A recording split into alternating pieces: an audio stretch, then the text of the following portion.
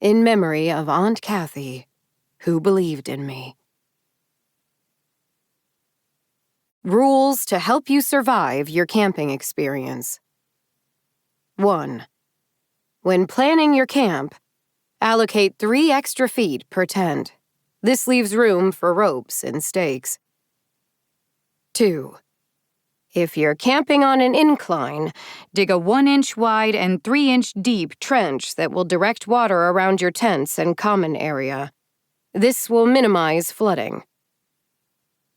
3. Don't follow the lights. I can't believe I even have to say this one. Don't follow the lights.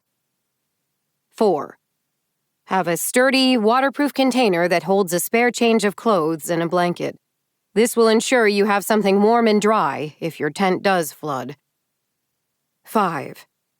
You can buy ice from the children who approach your camp only if they have a wagon. Those are the children of other campers trying to make some extra spending money. If a group of children approaches you without a wagon, do not buy ice from them. Act like they don't exist. The ice is not worth the consequences. 6. Place solar lights near your tent stakes. This will keep people from tripping over them or the ropes at night. 7. Keep track of what time the charge on the solar lights typically runs out. If the solars go out before then, if all the lights go out, keep your eyes shut. Get back in your tent and do not leave until sunup. Whatever you do, do not look outside. 8. Pack some heavy blankets. It can get cold at night. 9. If you see a group of people dancing in a circle around a fire, you may join them. If they welcome you in, dance with them until the music ends. Do not look at the musicians. If they do not welcome you, but instead stop and stare, back away slowly and then leave.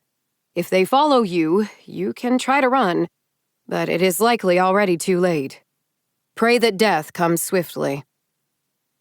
10. Be wary of a friendly man who may approach you in shaded areas. Try to convince him to move into the sunlight. If he casts a shadow, you can assume it's another camper. Otherwise, end the conversation immediately and leave as quickly as you can. Welcome to Goat Valley. I'm Kate, and I'm a campground manager. My family has owned Goat Valley Campground for generations, ever since we came to this area, and I inherited it during my final year of college. It's about 300 acres, most of that shaded by forest, and the rest is an open field. We occasionally host events like dog clubs, music festivals, and weddings, but our primary focus is camping. The summer is our busy season, as camping is a cheap and pleasant vacation. Hammocks get erected in the trees. Grills get unloaded from the backs of trucks. There are some pretty elaborate setups. Some people come back year after year. The return campers are smart. They know what they're doing. They unload efficiently, as a group. Tents start to spring up. Community areas and kitchens go in the same place every year, where they've found the land suits their layout best. Tent locations may move around, but every camper knows in advance exactly where their tent is going in their allotted land. It's a far cry from the disheveled masses that show up and simply expect everything to work out with no prior planning. By noon on setup day, the experienced campers are sitting under their sunshades, sipping beer, while the newbies are relocating tents because they didn't leave enough room for walkways. And that's not the worst thing they can face here. I try to help. I work with people organizing the big events. I have equipment to pull cars out of ditches, and the camp store carries essentials that people don't know they need. I even put together this guidebook. Everyone receives it in the mail once I have their registration info and payment. I wish people would take it more seriously. It's built off all the knowledge my family has passed down, along with a decade of my own experience running the campground. This is old land, after all. A parcel of land obtains a sort of significance when it's been passed down from heir to heir. It becomes an old place in the world, not yet an ancient place, which has its own set of issues, but old enough to have attracted the attention of certain things. Things that see humans as food. I try to minimize the risk to my campers. I train my staff in recognizing and containing the inhuman, and we set out traps for creatures stupid enough to fall into them, so that they can be dispatched. I do as much as I can, even if that puts me in considerable danger. It never feels like enough, though. So I wrote up easy-to-remember rules and began to distribute them. This is the part that the new campers don't take seriously. They think my rules are a prank, some little joke of the reclusive camp manager who perhaps doesn't spend much time around other people. The experienced campers try to tell them otherwise, but they don't always listen. Unfortunately, telling people what they need to do isn't an effective technique for changing behavior. You know what does help people change their behaviors? Storytelling. It's one of the best techniques, far better than just having a list of rules.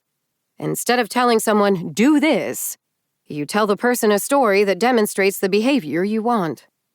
Preferably true, as that carries more weight. And the more personal it is, the more the individual will relate and subsequently accept what you are trying to instruct them to do. So, I'm telling you my story. I don't have a list of rules because I'm trying to ruin your fun. I have a list because I'm trying to keep you from coming back to camp and finding your tent collapsed and full of rainwater and having no dry clothes or place to sleep. I'm trying to keep you from spending half of your precious vacations setting up tents because you didn't plan where everything would go in advance. And I'm trying to keep you from doing small, simple things that could result in a horrific and most assuredly agonizing demise. But I can't do everything. I can't save people from themselves.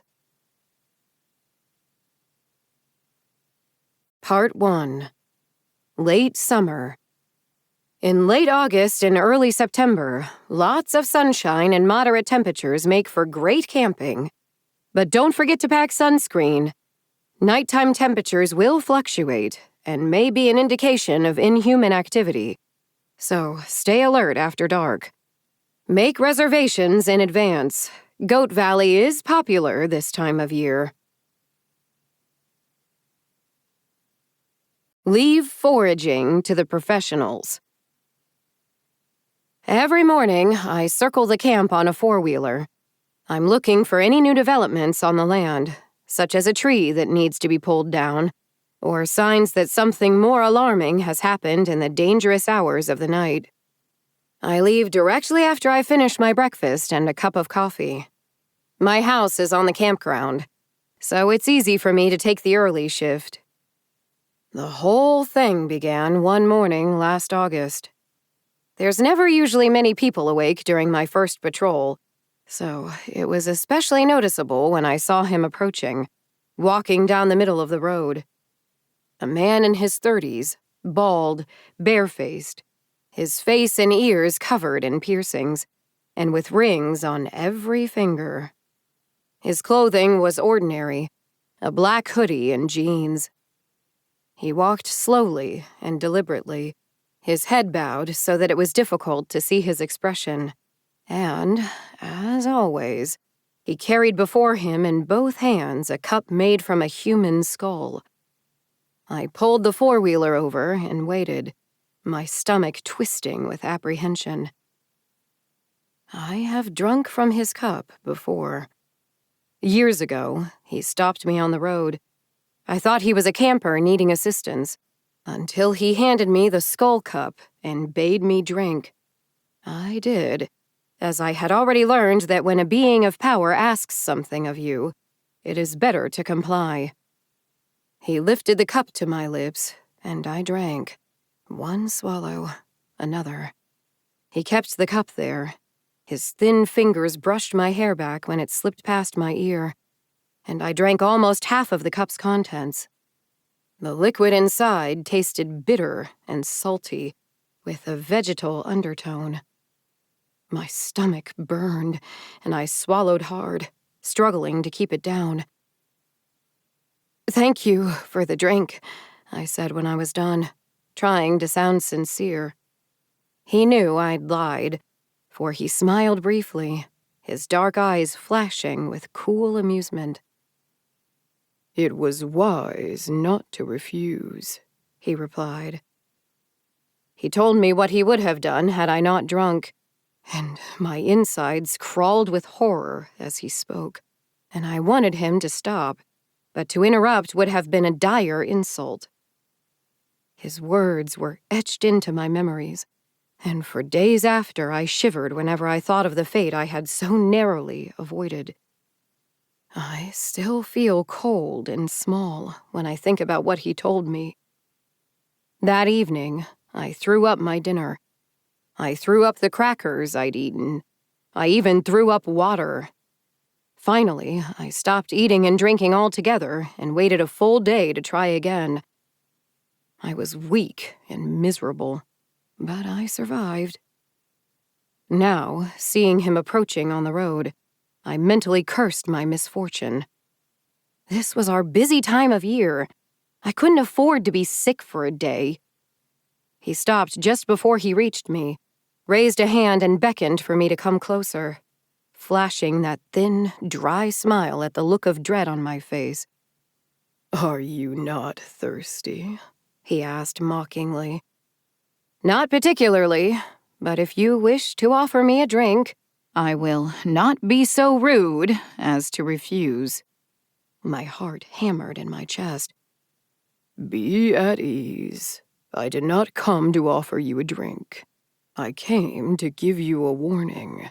Your campground is stirring. They seek the unwary, and one of your charges has conducted business with the children." I stood there, staring blankly at him. He sighed, almost imperceptibly, and even though his expression did not change, I felt the weight of his disapproval when he spoke next. These ancient beings do not enjoy having to explain themselves.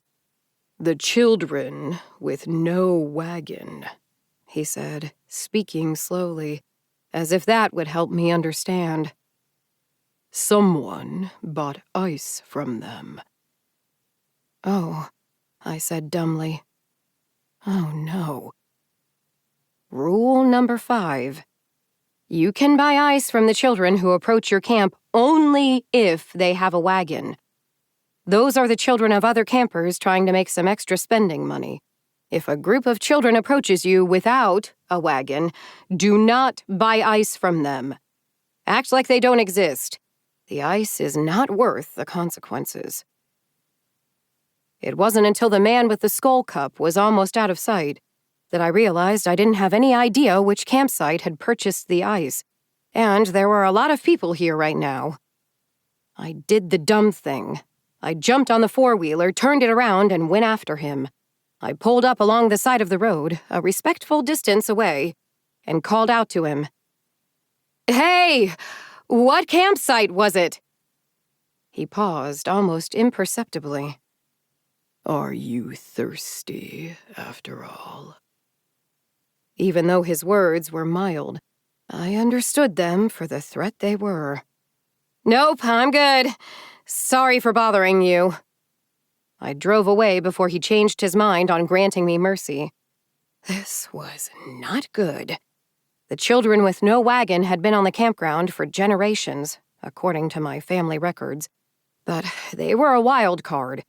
Just like human children, their behavior could be unpredictable and dangerous. There was, however, someone I could ask for help. I went to see my longest-running camp.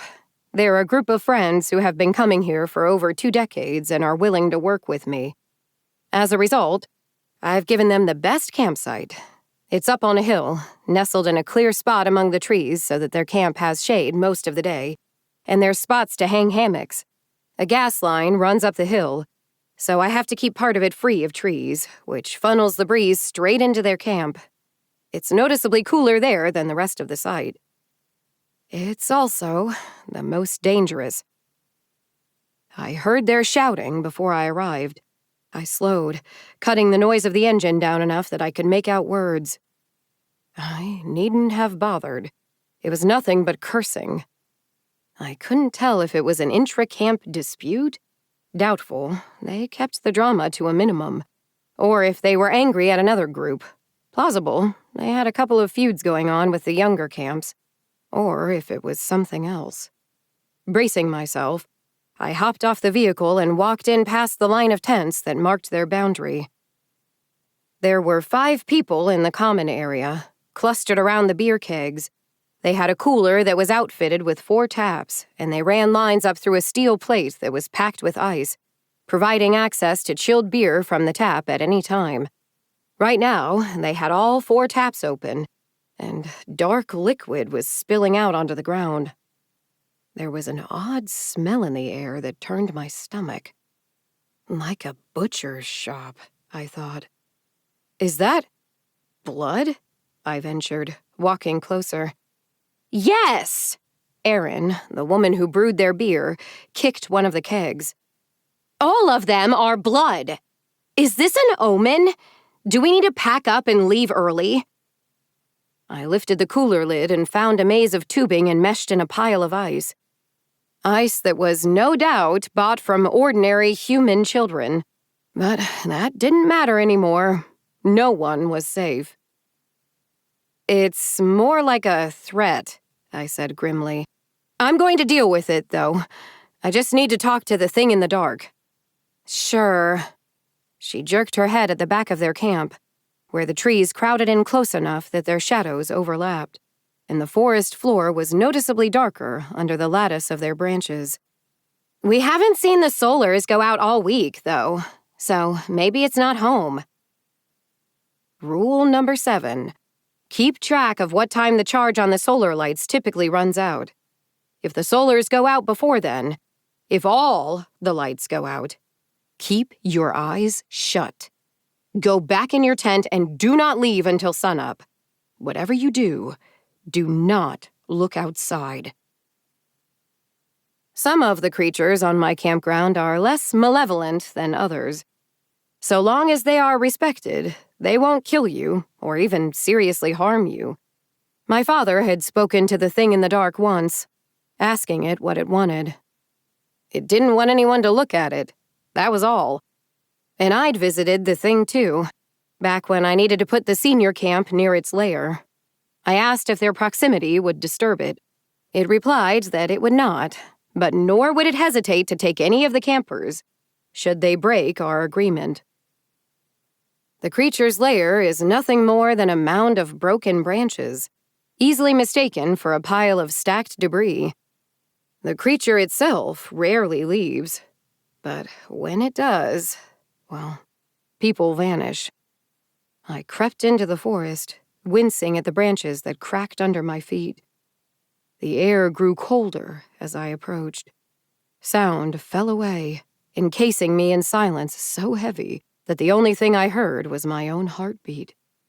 As I drew nearer, it felt like the darkness in between the piled branches was reaching out, gathering up all the light, and dragging it to its doom. I shut my eyes. "Excuse me?" I whispered, my voice cracking. I coughed and tried again. "Sorry to bother you, but I have a question." A long silence. Then it spoke. Its words were rough, like stones rolling against each other. I winced in pain, for it felt like my head was between those stones and my skull would crack under their weight. It asked me what I wished to know. I told it about the children, that someone had bought ice from them. "The children are displeased by their lack of prey," it finally replied. I pressed my fingers against the bones near my ear, as if that could help relieve the pressure. They rejoice at finally being given an opportunity. To do what? The pile of branches moved. The earth shifted, and I stumbled. Its shrug had nearly thrown me to the ground. This is just the start, it sighed. More will suffer. All will suffer. I felt cold inside. All of my campers were at risk. Goat Valley itself could be at risk. What can I do? Eliminate the one that started it. The ground bucked violently, and I was thrown to my hands and knees. Either they bear the consequences alone, or everyone else will in their stead. I stumbled to my feet, gibbering my apologies to the thing in the dark for disturbing it, and my gratitude for its advice. Then I fled, fighting the urge to look back the entire time. I called over the radio for my available staff to convene at the barn. If we were going to find out who bought the ice, we'd need to go from campsite to campsite talking to people. And I try to leave the whole socializing part of this job to employees with actual social skills. It's important to know your weaknesses when you're in a leadership position. Brian was the first to arrive. He brought his dogs because Brian always brings his dogs. The massive black hounds are a fixture on the campground. Part of the package when I hired Brian shortly after I took over. His family is from Ireland. They came over during the potato famine and have retained that Irish heritage fairly strongly in their bloodline. Most of the family are redheads, except for Brian and his dad, who have jet black hair. Brian is my most reliable employee. He always shows up on time and doesn't start drama. Mostly because he prefers the company of his dogs over that of the rest of the staff.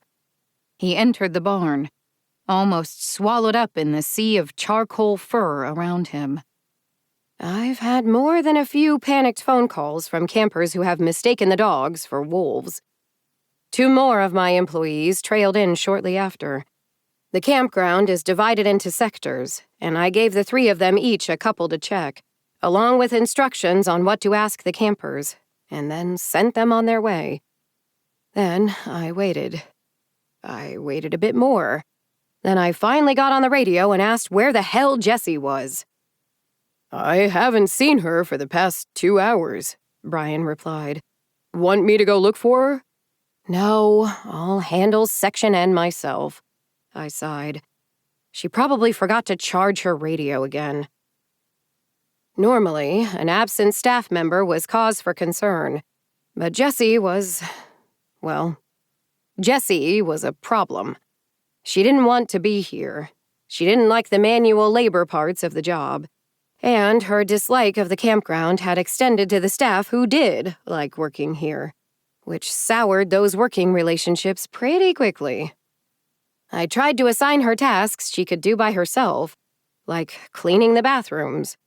The only reason she was still around was because she didn't have better job options in town, and the only reason I hadn't fired her was because her dad was the town's dentist. I had a strong interest in not making an enemy of the person poking around inside my mouth.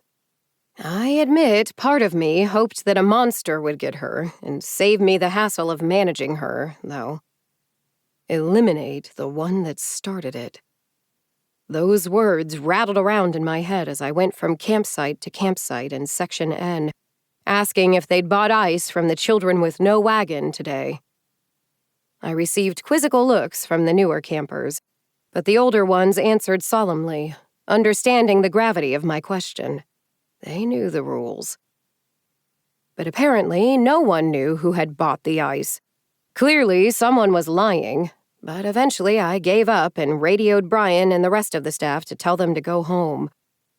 I spent the evening digging through my books of camp management and folklore, trying to find some sort of ritual or appeasement I could try. There wasn't much to go on. The children had shown up on the campground during my great-aunt Pearl's tenure, and while she'd given the family strict instructions to not play along with their games, the details of what would happen had been lost along the way. My family's philosophy has always been that if a creature isn't an active threat, leave it alone. Don't interact. Don't attempt to drive it off. Just be glad it's not trying to eat the campers. As a result, the children had never been a big concern of mine. Sure, when they started selling ice a few years back, that was a bit alarming, but they didn't seem to be trying very hard. But now, they'd succeeded. I stared at the notes arrayed before me until my eyes ached and the words swam meaningless in front of me. This was unprecedented, and I don't like unprecedented. At Goat Valley, unprecedented is dangerous. Night fell, and I reluctantly abandoned my efforts until the morning. I slept fitfully and awoke an hour before dawn. It was still dark when I threw on some clothing and headed to the garage for my four-wheeler. I even skipped making coffee. I needed to see what had happened overnight. The man with the skull cup stood on the road, staring off into the trees and calmly sipping the liquid inside his cup like he was taking his morning tea, and not something that had made me vomit for 24 hours straight. I pulled up close by and killed the engine so we could talk. "Skipped your coffee, did you?" he asked. "Want a drink?" I am quite satisfied, but I will gladly accept if you wish to share, I replied with gritted teeth. That thin smile again. Now he was just messing with me. I looked in the direction he was staring. In the distance was a line of people, 12 in all, dangling in midair. For one brief, horrifying moment, I could only think of the last time I'd found someone who hadn't heeded the rules, their gutted body dangling uncomfortably close to my house, like it was a warning. The bloody remains that I'd had to clean up, alone. Oh, no, I gasped, abandoning the four-wheeler to run toward them. They were alive. I almost wept with relief. Each person hung from the branches by their ankles, their bodies covered with bruises and scratches. It seemed they had been violently dragged across the ground before being strung up. But at least they were alive. "Next time, it'll be their flayed skins hoisted in the branches," the man with the skull cup said from behind me. "You should end this quickly." I'm surprised by your concern. I didn't take my eyes off the campers, calculating how I was going to safely get them down. "I need people to share a drink with," he murmured. "I can't do that if everyone dies. Speak with Camp H-34. Wow, thanks. You could have told me that yesterday, I muttered through clenched teeth. I called Brian to help get the terrified campers down. They didn't fight much while we were doing this, just hung there limply, crying or whimpering softly. It made the job a lot easier. Dead weight is predictable, and we could pull them toward the ladder, get a good hold on them, and then cut the ropes and pass them down to the ground. Eliminate the one that started it. As the abducted campers were taken off to the local hospital for treatment, I delegated the police paperwork to Brian and jumped on my four-wheeler. Camp H-34. People don't usually recognize me as the camp manager, and so they don't realize that when I show up in person to ask questions, it means that something has gone horribly wrong. The campers in H-34 were helpful, and it only took a few questions to identify the man who had bought the ice. "Did they have a wagon?" I demanded. "Did you read the rules? It was number 5. You don't buy ice unless they have a wagon." "Oh," he said bleakly, "that one. Well, there are a lot of rules." I took a breath, held it a moment, reminded myself that the majority of people are good-intentioned and don't do things simply to cause trouble. That it is my responsibility as both camp manager and a decent human being to be understanding and help people, because we have a common goal. I want them to have a safe and fun camping experience that they survive, and they probably also want to stay alive. This man didn't ignore my rules simply out of spite. It was an accident. An unfortunate accident. That's what I told myself. I really didn't want to do what the thing in the dark said I had to do. I asked him why he'd glossed over that rule. My tone was polite and friendly, without a hint of judgment. That's the important bit. People respond in kind. So long as I didn't accuse, he wouldn't become defensive, and we could have a productive conversation. I've done a lot of reading on conflict resolution and behavioral change. He hadn't taken them seriously, he'd admitted. He'd certainly read them, intently, in fact, because he'd thought it was a joke. But it was a clever joke, and he'd enjoyed it. But real? Nah. He pointed to his tent, showing how it had 3 feet of clearance between the other tents, and that they'd brought a watertight container in case of flooding. The will was there. My system was flawed. I swallowed some profanity. I thanked him for talking to me, and walked away. Then I went into the woods and gathered some mushrooms. They're called Destroying Angel. Amanita virosa. I crushed the mushrooms and took the resulting juice, careful not to touch it with my bare hands, back to his camp. When the campers were out having lunch in town, I snuck in and poured the juice into the man's reusable water bottle, swirled it around to coat the sides, and then left it to dry. At first, it seemed like mere food poisoning, but by the time his campmates took him to the ER, he was suffering from liver and kidney failure. They did their best, but I had put a generous dose in that bottle, and his body simply could not keep up, not even with medical intervention. He was dead within 36 hours. And that was the end of it.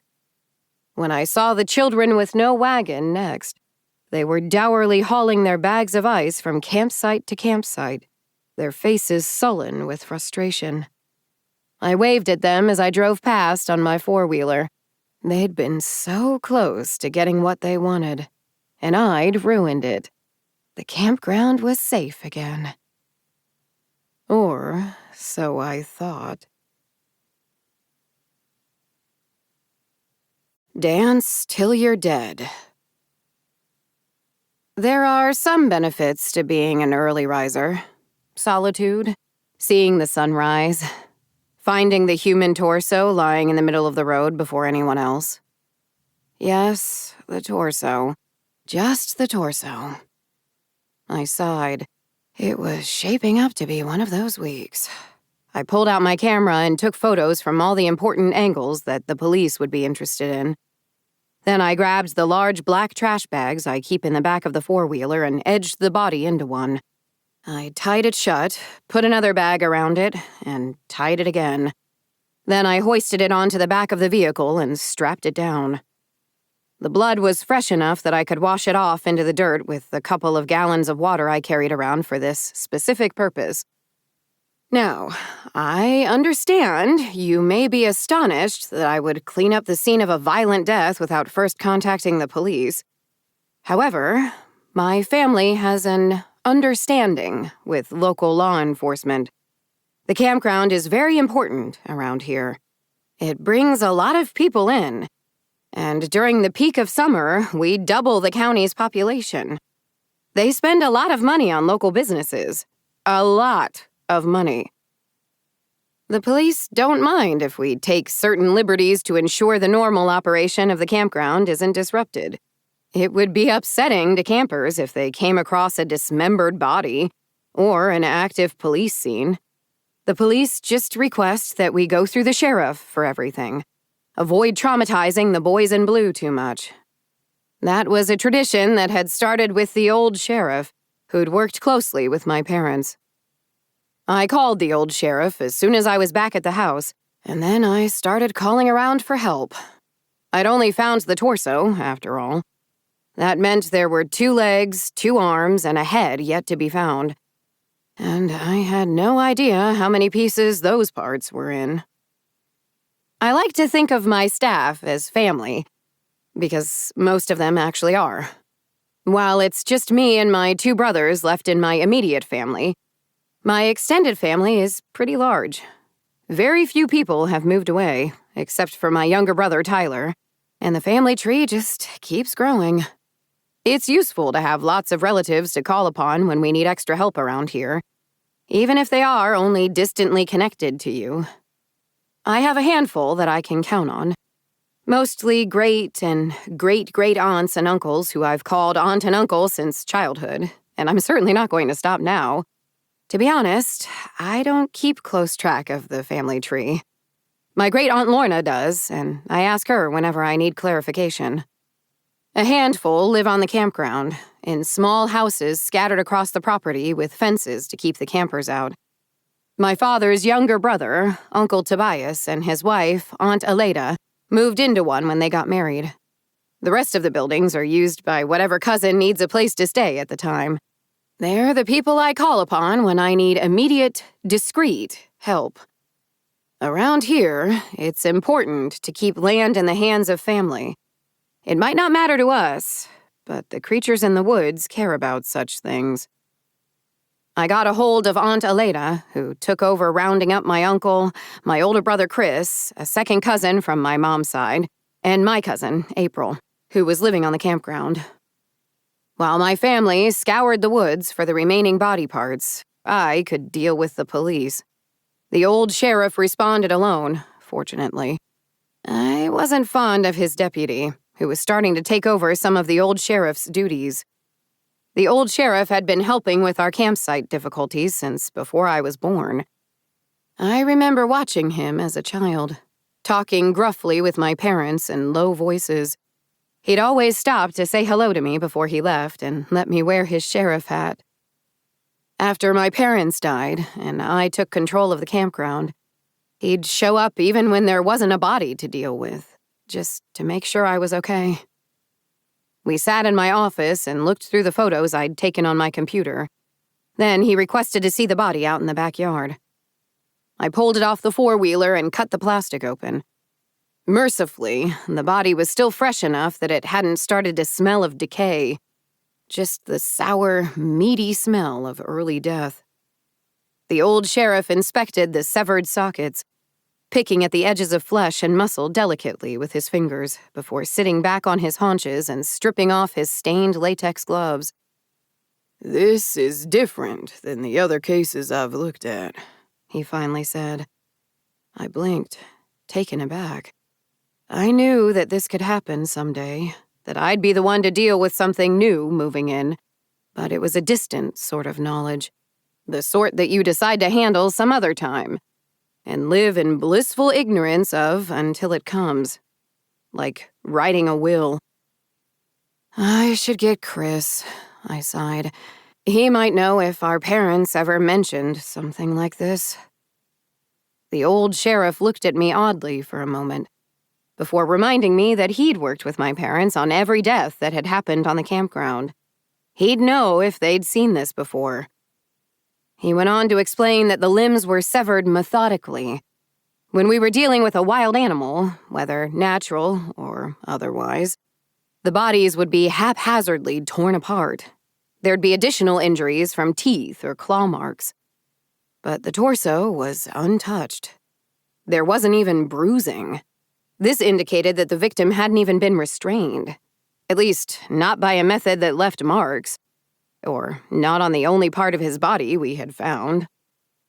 The police might not be able to tell us what we were dealing with, but they could help narrow the possibilities.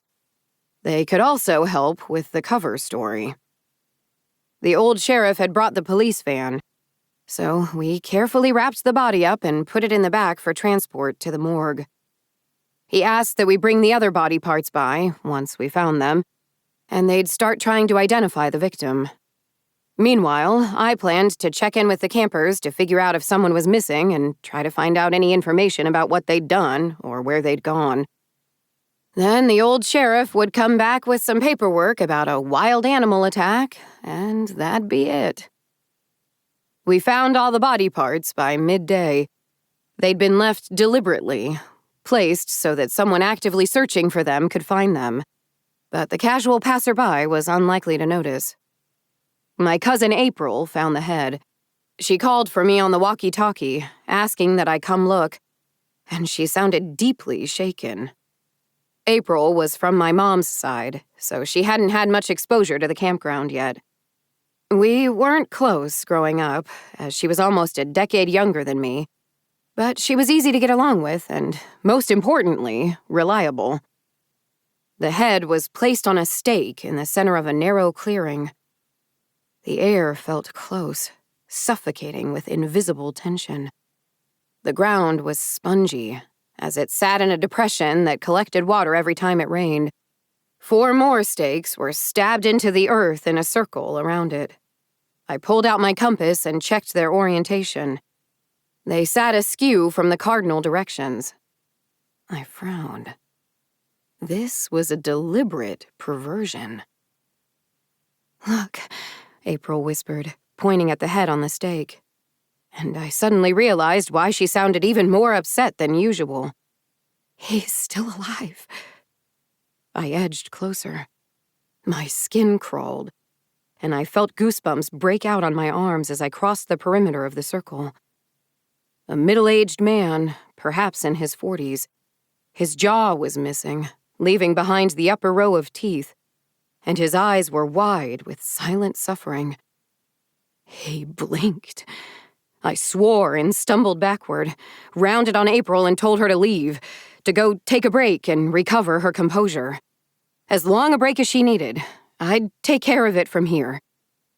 Perhaps watching my parents die, a silent observer in a dream that felt like reality, had prepared me to withstand this sort of horror.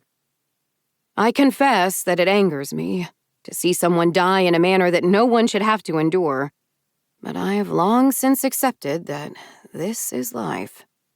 My world no longer has room for the blissful illusion that humanity has no predators. I told the head that it would be okay, that I could put an end to this, and that he'd finally, mercifully, die. A couple of tears ran down his cheeks, and I saw relief in his eyes. Then I went to the stakes and pulled them free from the ground. After I wrenched the last one from the earth, I stood and watched the man's face. His eyes remained open, long past when he should have blinked, and I was satisfied that whatever ritual had bound him here had been disrupted. The air felt different as well, lighter. I left the remaining detective work of identifying the victim to the police and Brian, because, of course, Jessie was conveniently absent again. No doubt she'd drag herself over once everything was wrapping up, which was particularly aggravating, as she actually had a few years of experience on the campground and knew how to handle these situations. She was better at this than Brian, in fact, because Brian doesn't like talking to the old sheriff or the police. He doesn't like talking to anyone, except his dogs. Then I locked myself in my office. It had taken almost the full decade after inheriting the campground for it to finally feel like my own. The marks of my parents were strewn everywhere, and I had moved in slowly, replacing their presence with my own. Their books on folklore and camp management were still on the bookshelves, worn, the bindings broken, the pages crumpled and smudged. I wondered how many times my father and mother had leafed through these, searching for answers. Folklore is not a tidy thing. Monsters and creatures of power don't fall neatly into categories. It is not so different from the natural world in this regard. We can look at a bird and know it is a bird, but what kind is it? Bird of prey, or water bird, or woodpecker, or pigeon, or any of the other many types? Similarly, Was I now dealing with a spirit, or a demon, or a fairy, or a god, or something that fell into that gray area in between? And even if I could narrow it down, there were still variations within a category. If we were dealing with an incubus, was it one in the classical sense, or was it the kind with chicken legs from the knee down? Yes, chicken-footed incubi exist. I decided to try a couple of things. The use of ritual made me suspect fairies, but the perversion of it also made me think spirits. I gathered up some deterrents from the shed. Iron stakes, hawthorn branches, stones with holes in them, and other assorted folk charms. Then I went about the campground and left them in strategic areas, mostly at crossroads and along the edge of the designated camping areas. I erred. When something new moved into the campground, it was usually a brute creature that could be driven off, captured, or killed. Beasts that could be outsmarted. Certainly not ones that would retaliate. That night, I was woken by the sound of a voice outside my bedroom window. I didn't catch the words, for I came to awareness at the end of the conversation. Someone was talking to the little girl who cries outside my window every night. That made me sit up straight in my bed. Who, or what, would talk to the little girl? "Don't worry," an amused voice said to her. "I promise we won't kill her." Her weeping stopped. There was the soft sound of her feet running in the grass, away from the house. Someone, or something, had sent the girl away. My heart began to hammer in my chest, and I quietly slipped out of bed, thinking of the shotgun I keep in the closet, wondering if it'd do anything at all. Then my house shook as something slammed against the front and back doors in unison. A pause, another impact that rattled the doors in their frames. A third, final impact, and the crack and crash of both doors being torn off their hinges. I stumbled to the closet, blind with fear, thinking of how my father had died. How he'd clawed with his bare hands at the beast's face, as if he could fight it off even as its teeth severed his body in two. My hands closed over the shotgun stock as footsteps echoed down the hallway. I stood, turned, and there was a hand against the shotgun's barrel, pushing it up and away, and then another palm against my cheek. "That's enough," a female voice said. I couldn't see her face in the darkness of my bedroom. "How about you go for a walk with us?" I don't remember much after that. I left the house with them. I'm not sure how many others there were. Only the woman spoke to me. We walked into the forest, and I'm not certain of the route we took, for it comes and goes as if I were slipping in and out of sleep. When my awareness returned, I found myself standing beside a lit campfire, in among a ring of people. The ground around me was packed earth. The woman moved from person to person, a ceramic pitcher in her arms. She slipped a cupped hand inside and came up with a handful of water, which she dribbled on the brow of the person before her. Something felt wrong about this ritual, unsettling.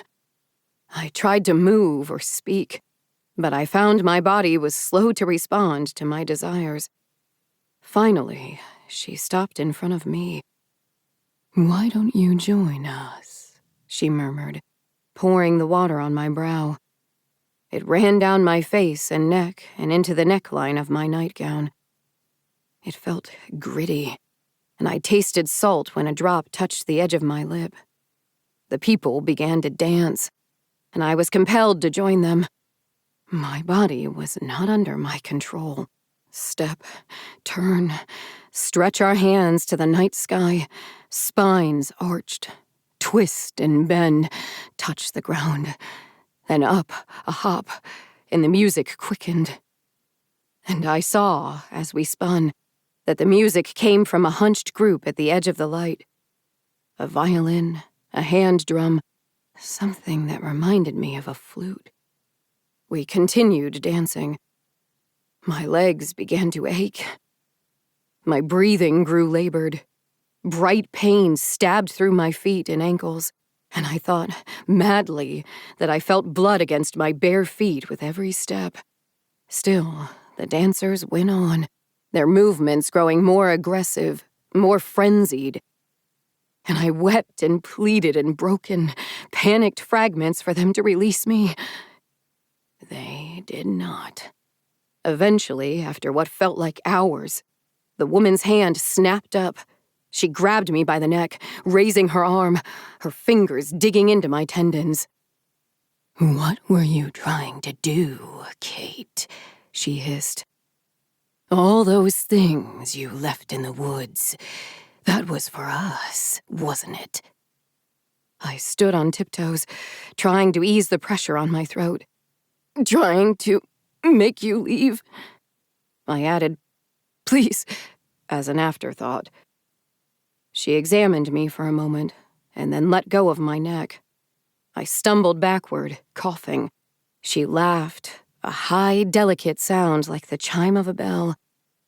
The fire was to her back, and I could only see her chin and lips in the flickering light. "The little girl and the beast have laid claim to your life," she said, and she grinned savagely, her white teeth shining in the darkness. "None of us will contest their right. However, there is still so much we can do to you before you succumb." She was toying with me. But I hadn't gotten this far along in my camp manager career by being intimidated. "Did you kill that man?" I gritted my teeth. "Why?" Her eyes went wide, and she stared at me incredulously. "You take advantage of your immunity from death," she said in amusement. "I like your boldness. I will tell you. It's not like you can keep anyone from the temptation of joining in our dance." She glanced around the clearing, and even in my exhaustion and with the erratic light of the bonfire, I recognized where we were. Campsite N21, flat, open, and prone to flooding when it rained. Great location for large parties. "And we will be staying," she continued. "This is an interesting place. Exciting things are happening on this land. I want to see where it ends." My campers had to be welcomed in, she explained, permitted to join their dance. She refused to elaborate on what sort of person they would welcome and who they would reject. There wasn't any sort of criteria, she said with a shrug. They just knew who they liked and didn't like. And then there were some they hated. Nothing they did would matter. It would be too late, far too late, from the instant they laid eyes on them. Like the dismembered camper we'd found. She leaned in close, and I felt her breath against my ear. Her body smelled of earth and plants. "Don't try to drive us off again," she whispered. Then she directed me to look at the musicians. I did. They raised their heads and looked back at me. My next memory is of being on my knees, my fingernails stained with blood, the skin around my eyes and down my cheeks burning from where I'd clawed it raw. My chest heaved in gasps, racking my entire body with convulsions as it instinctively tried to bring in more oxygen to my battered lungs. Pain shot up my legs with every beat of my heart, and my feet burned. I lay there, writhing in the dirt, whimpering and openly weeping. The dancers were gone, and mercifully they'd taken the musicians as well. I'm not sure how long I lay there shuddering on the ground. It was Brian who found me. I heard his footsteps approaching at a run, and then he hit the ground next to me, turning me over onto my back. A flashlight shone in my face, and I squeezed my eyes shut tight. "Oh, thank God," he breathed. "You're alive." He took me home and deposited me on the sofa in my living room, asking me what had happened. "The dancers," I said weakly. "The dancers found me." His attention focused on that, and he asked a few questions. Very specific questions. "Weird," he finally said, convinced we'd encountered the same people. "I danced with them a few weeks ago. I don't think I've ever felt so happy in my life." "You did what?" "Well, the dogs didn't seem bothered by them," he replied defensively. Even in my exhausted state, his words triggered a memory of something I'd read. Dancing is sometimes used as a cure for supernatural afflictions. The sick individual is sat down in the middle of a circle, and the dancers move around them, thereby banishing their illness. Yet, something felt wrong about their ritual. From the off-center placement of the stakes to the mockery of anointment. Were they a group of dancers who had been cursed? Were they demons enacting their own abhorrent version of the very same ritual that was supposed to heal people? Did it really matter? They were dangerous, and I wasn't going to try to drive them off again. They might not be so polite about not killing me next time. Sometimes I take risks, and sometimes I suffer for them. But I don't want to die in the process. I had to warn people. They intended to entice my campers to join them, and if I couldn't drive them off, then I was going to thwart them by other means. Rule number 9. If you see a group of people dancing in a circle around a fire, you may join them. If they welcome you in, dance with them until the music ends. Do not look at the musicians. If they do not welcome you, but instead stop and stare, back away slowly and then leave. If they follow you, you can try to run, but it is likely already too late. Pray that death comes swiftly. I thought it was simple. I'd killed the one who'd bought the ice. Yet here I was with a dead camper. My cousin April was probably traumatized, and I was writing a new rule for the first time in years. The thing in the dark had tried to warn me, but I'd assumed it was talking only about the children. Yet here I was, bloodied and suffering. All will suffer, it had said. Something bigger was coming. I could feel it. Some local history. If the truth be told, my side of the family was never meant to inherit the campground. Back then, it wasn't a campground yet. The land belonged to my great-aunt Pearl, and she intended to pass it down to her children. But about 60 years ago, there was a terrible scandal, and the town council was looking for any reason to take it away from her. It started when great-aunt Pearl showed up with a baby. She tried to keep it quiet, but word got out and rumors started churning, as rumors always do in a small town. Having a child out of wedlock was one, of course, but there was another, more dangerous rumor that began to spread. They said the child was a changeling. The town was a little nervous at that time, after Brian's great-grandfather had come home with a wife who wasn't as human as she appeared. But my great-aunt was smart. She decided to turn her enemies into her allies. She went around to the most prominent families with the child and let them inspect the baby. Let them see how normal she was. But she always refused to reveal the identity of the father. Great-aunt Pearl took that secret to the grave. I don't think there was anything unnatural about the baby's father. I think she refused to say who it was because of local politics. Someone influential. Possibly an affair. My great-aunt must have liked him quite a bit not to drag him down with her. That soured relationships with the town, though, and Pearl couldn't weather both that and the council learning that our land was old. There have always been strange things in this world, and our town was not without its troubles. But some enterprising soul started keeping track of the creatures attacking the locals and realized they were coming from our land, that it had been in our family for too long, and now it had a history, lore, and thus could shelter the inhuman. We were the light that drew in the moths. Assuming the moths had a penchant for human flesh, that is. The town demanded we break up our property and sell it, destroy the accumulated history and scatter the monsters.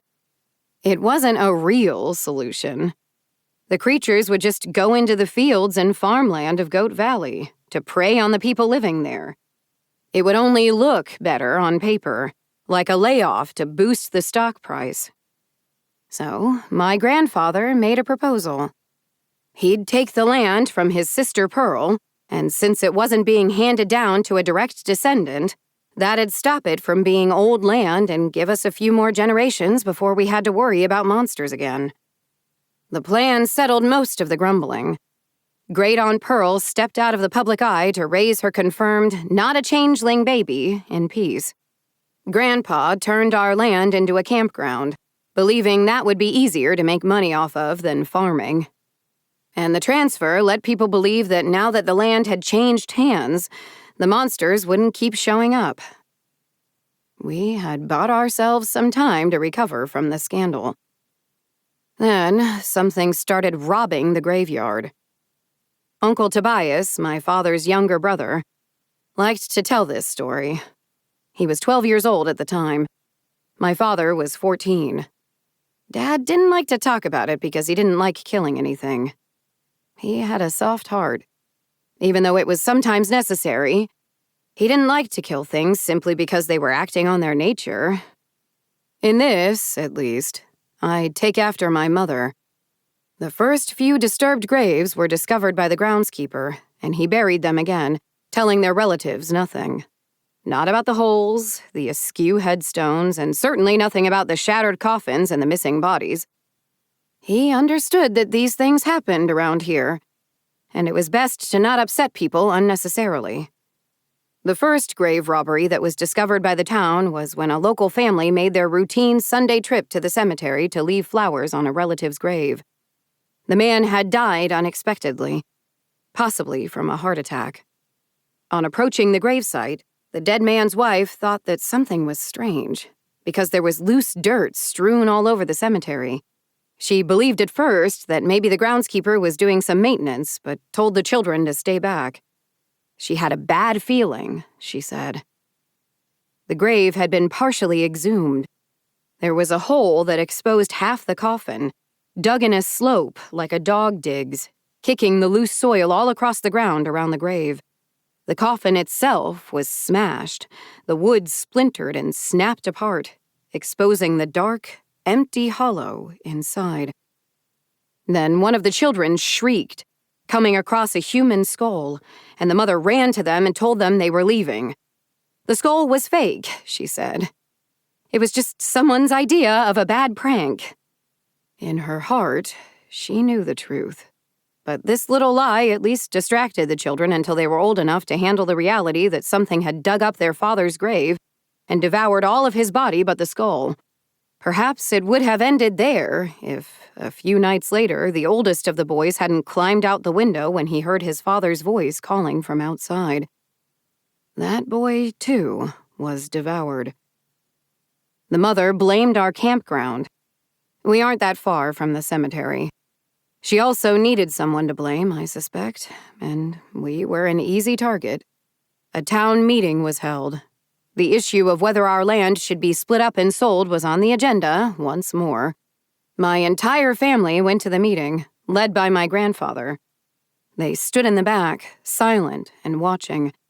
And perhaps this was deliberate. To remind the town of just how long my family had been around, and how many of us there actually were. To remind them of the hardness of our eyes, the grim set of our stares, the strength of our will. Grandpa told the council that our family would take care of this creature, regardless of whether it came from our land or not. We weren't the only ones whose land harbored strange things, he said. They all knew someone who suffered dead livestock, strange claw marks on doors, apparitions, and visions without explanation. We were, however, the only ones who had the resolve to deal with those things. "And let them come to Goat Valley Campground," he continued. "We, none of them, could keep the monsters out. We would protect them from all this, and more, if they at least had the courtesy to treat us with respect." Then he walked out without even giving them a chance to respond. My grandmother set to the work of expanding the campground. The more campers we brought in, they reasoned, the more money they'd spend in the town, and the more amenable the locals would be. Certain goods wouldn't be available on site. Food, for instance. The general store's supplies were kept deliberately lean, and maps of local shopping facilities were printed for the main office. My grandfather dealt with the more immediate problem of the monster stalking the cemetery. It was a simple plan for a simple creature. He and his sons, all carrying a rifle, stood watch in the graveyard each night, waiting for the beast to return for another body. Uncle Tobias was scared. He'd never hunted anything more dangerous than rabbits, and could only think about how the boy who had been eaten was just a few years younger than him. Fear tightened around his neck like a noose, and the shadows took on life, hunkered under the thin moonlight like malevolent beings, waiting for him to turn his back.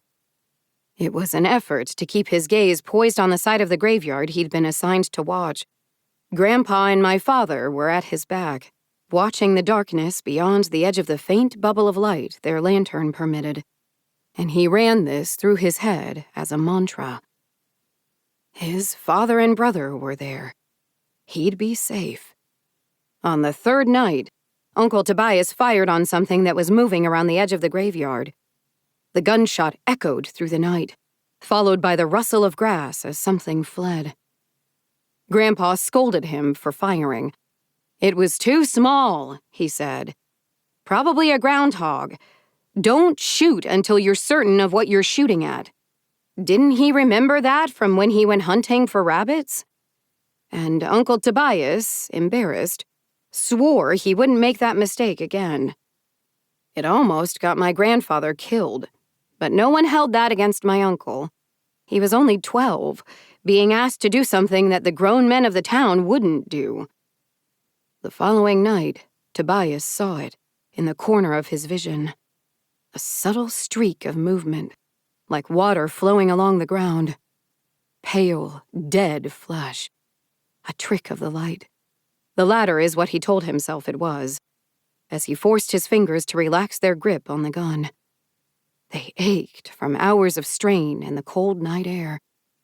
It came up just at the edge of his vision, sliding between the tombstones, in a blind spot where no one could see it clearly. It moved like a dog, belly to the ground, the yellowed flesh draped loosely on its bones. Uncle Tobias, so determined to not shoot at shadows again, kept his gaze fixed on the darkness at the edge of the graveyard, searching for something real, and he missed the faint impression of movement at the edge of his eyesight. Missed it until it was almost upon him. Luckily, Grandpa saw the ghoul before it could lunge at my uncle. He stepped between them, raising his shotgun, but the creature was in mid-leap, and it hit him squarely in the chest. My grandfather fell to the ground hard, the air knocked out of him in a rush, and the creature landed on his chest. It clawed at his shoulders and his neck until Grandpa got the barrel of the shotgun interposed between them. The ghoul threw its full weight against the gun, stretching out broken fingernails toward Grandpa's eyes. My dad was standing by in agony, unable to find an opening in which to shoot the creature. He didn't trust his aim, not with the two twisting and thrashing on the ground. The ghoul bobbed like a bird, kicking and clawing, trying to land its teeth in something vital enough to put an end to my grandfather's resistance. Then, in a flash of inspiration, my father ran around to the side of the combatants and stuck the rifle down and angled the barrel back up into the ribcage of the monster. It froze for a second, but it was too late, and my father pulled the trigger. The bullet ripped through the ghoul's chest and exited up and out. The force of the gunshot threw it off my grandpa, and it landed just a few feet away, directly at my uncle's feet. Tobias stood frozen, clutching his rifle to his chest. It seemed pathetic, rolling on the torn grass in front of him, its skin rippling as it convulsed in pain from its injuries. Its cries were like that of a cat, whimpering and mewling. The thing raised its head and stared up at my uncle. Its lips were peeled back from a row of perfect white teeth. Its eyes were bright, and its face was familiar. He'd met this man before, in the grocery store when my grandma took him on her errands. While he was still alive, before he died of a heart attack and was buried, and before the ghoul dug him up and ate what scraps of flesh remained on his bones. Uncle Tobias couldn't move. He couldn't think. He couldn't breathe. The human face staring up at him with mindless hate in its eyes robbed him of all reason. Then Grandpa got to his feet and limped over. He caved its skull in with the stock of the gun. He didn't stop until its head was a mess of battered tissue, a gelatinous heap the consistency of cold oatmeal. Uncle Tobias said that he didn't hesitate after that. These things were monsters, he realized, regardless of whose face they wore. After the ghoul was dispatched, my grandfather went back to the town hall and told them the problem was dealt with. If we had the cooperation of the town, he said, and especially the sheriff, then we could continue to handle these things. He'd renovate the campground, fund some roads being built along the wooded sides, and put in a fence around the fields. Establish a border, because boundaries are significant to the inhuman. Once a creature had entrenched themselves into the campground, they could no longer escape it. He'd turn the land into a prison for the monsters, and everyone else would be safe. This is the arrangement we have with the town, 35 years later. We keep the inhuman trapped on the campground, and they look the other way. But if we fail at this, if something slips our borders and the town suffers as a result, then, as they did with Great Aunt Pearl, the town will start asking if it's time to find a new campground manager. Staff benefits include hazard pay. Our world is a dangerous place. The books in my office are filled with sticky notes marking the pages for everything from invasive beetles to the causes and cures for werewolves. Even simple things can be dangerous, such as the rain. A week after the dancers, just as my wounds were starting to heal, Brian showed up at the office with a rather shaken camper in tow. It had rained overnight. The hot, dry days of summer were done with, and autumn was just over the horizon. Brian told me that he'd been clearing out some of the underbrush when he'd heard some shrieking. He'd gone to investigate and found this young man on the ground, pinned by a woman. A naked young woman with green hair. They're called rusalki, singular rusalka. I've also heard them referred to as water spirits or mermaids, but with legs instead of a tail. They originated in Russia. They don't need the ocean to appear. Any body of water will do. Even something as small as a puddle left behind after a rainstorm. The rusalka was in the process of tickling him to death. If you laughed just now, stop and think about it for a moment. Imagine what it's really like being tickled to the point where you feel you can hardly breathe and your stomach and chest ache with exhaustion. Now imagine that it doesn't stop. It keeps going and the pain just gets worse and worse until your lungs seize up and you pray that darkness sweeps you away just so it'll stop. Imagine how long it would take to die in such a way.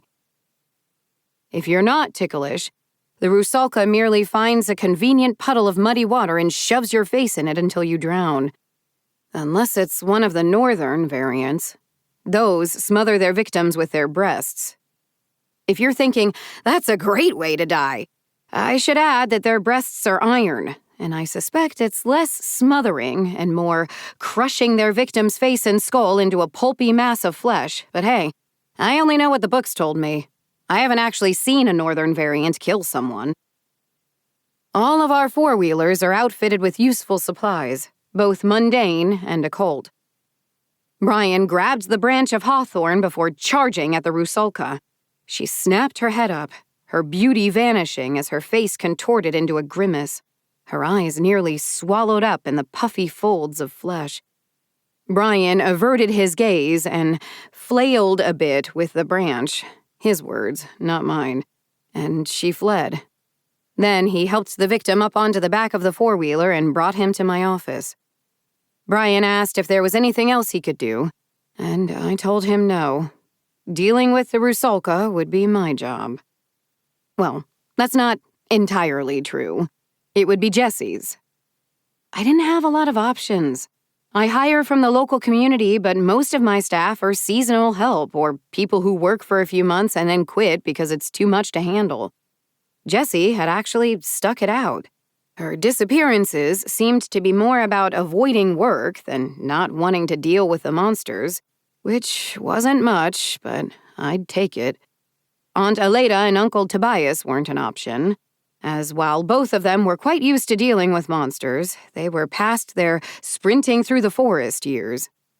April wasn't available, as she was taking some time off while coming to terms with the whole finding the severed head the dancers left behind incident. Seemed unfair. It's not like I was the one who left it there. And neither of my brothers could help because I needed a maiden.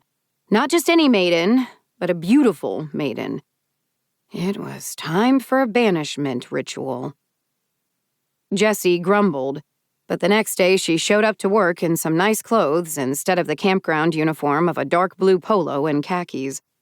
The ritual required a maiden to be dressed up. It is the symbolism that matters. Clothing that is reserved for special occasions would signify that this is a matter of elevated importance, thereby conveying ritual status to what we were going to try. Jessie also made sure to wear layers, because as a last resort, she could throw them at the Rusalka. Generally, when a boss tells a female employee that they should be ready to throw their clothing at a murderous mermaid in case things go horribly wrong, that's going to merit a sexual harassment lawsuit. However, this is an old land, and things are a little different here. The locals understand, mostly. As with any supernatural creature, there are multiple ways to banish a Rusalka. We were going to try a fairly simple ritual, in which a young lady is dressed up and sent out into the woods. She is the avatar of the Rusalka, and her symbolic banishment from the village, in this case, the employee lodge, would transfer onto the Rusalka and banish her from my campground. If something went wrong, Jessie could buy herself time to escape by throwing her clothes at the Rusalka. They're obsessed with clothing. They desire it more than anything, and will stop to pick up and put on any article of clothing thrown their way. I showed her the route to take on a map. She'd start at the lodge. All of the staff would be present to see her off. She'd walk through the woods, all the way to the opposite property line, about a half-mile away. I'd be waiting there with the four-wheeler to take her back. "And if something bad happens?" she asked miserably. "Just be ready to throw your clothing behind you to slow her down," I said. "I don't recommend throwing your shoes. The road turns to dirt at the base of the hill, and there's a lot of rocks. You'll want your shoes." She nodded and plucked at her mint dress with a lace overlay. A neat white cardigan and running shoes completed the outfit. At least she'd prepared intelligently. I left her with the rest of the staff, reassuring her that this would be fine, that I'd be there waiting for her at the edge of camp. Then I got on my vehicle and headed out. My older brother Ian relayed what was happening via radio. Ian told me that Jessie had left the lodge and he'd seen her off, that the Rusalka had been lying in a ditch near the edge of the field. wallowing in the remaining rainwater, perhaps, and snapped to attention as Jessie walked by. She had then slipped off into the woods after her. "Well, that's not good," I said. "She's got a cardigan," Ian offered hopefully. There wasn't much I could do except wait. I kept track of the time. I had a rough idea of how long it would take someone to walk this far, and then I added another 5 minutes as a buffer. After Jessie failed to appear, it became apparent that something had gone horribly wrong, and she wasn't making the rendezvous. I started the engine on my four-wheeler and began driving slowly down the dirt road, listening intently for the frantic laugh of someone being tickled to death. Instead, I heard a bird call. Okay, it wasn't a bird call. It was a human voice yelling, "Caw-caw!" at me in an attempt to subtly get my attention. It wasn't really that subtle. "Jessie?" I asked hesitantly. "Yes," she hissed back. She was hiding behind a sizable tree. I watched as she poked her head out from behind it. "I don't think it worked. The Rusalka started chasing me. I did what you said and threw my clothes at her." "Are you at least wearing—" "No! I had to throw all my clothing away before she stopped." With that question answered, I grabbed something from my four-wheeler. While not ideal, it would at least let me get her back to the employee locker room. It's not in the rules, but I'm thinking of adding it. Always carry a spare tarp. They come in handy if the rain does something unexpected, your tent fails in some way, or you need an emergency cover-up for a naked employee. I dropped Jessie off at the employee lodge, and once she was dressed, we reconvened in my office to discuss what had gone wrong. The Rusalka had come at her as soon as she'd entered the woods, Jessie related. There'd been a gleeful, almost childlike expression on her face, but Jessie wasn't going to take chances. She'd thrown her cardigan, and the mermaid had stopped to pick it up and put it on. Jessie had increased her pace for a bit, trying to put distance between them, but she was quickly out of breath and had to slow down again. From behind her, she heard someone humming, growing closer, and when she turned, the Rusalka was only a few yards behind. There was an unnerving intensity to her gaze. Jessie kept walking, unzipping the back of her dress as she did, and then she stripped that up over her head and tossed it back to the Rusalka. Inside out, which probably bought her a handful more precious minutes as the mermaid struggled to turn it right side out again. Monsters can be particular about the strangest things. And so it went. Jessie would gain some ground, the Rusalka would catch up, humming the entire time, and my employee would discard another item of her dwindling wardrobe. "I should have worn more layers," Jessie sighed. It was like the worst game of strip poker, where the loser dies at the end. Finally, the Rusalka had seemed content with the clothing she'd put on, or perhaps she'd got bored or distracted, for the humming had ceased, and when Jessie had turned around that last time, she'd discovered she was alone.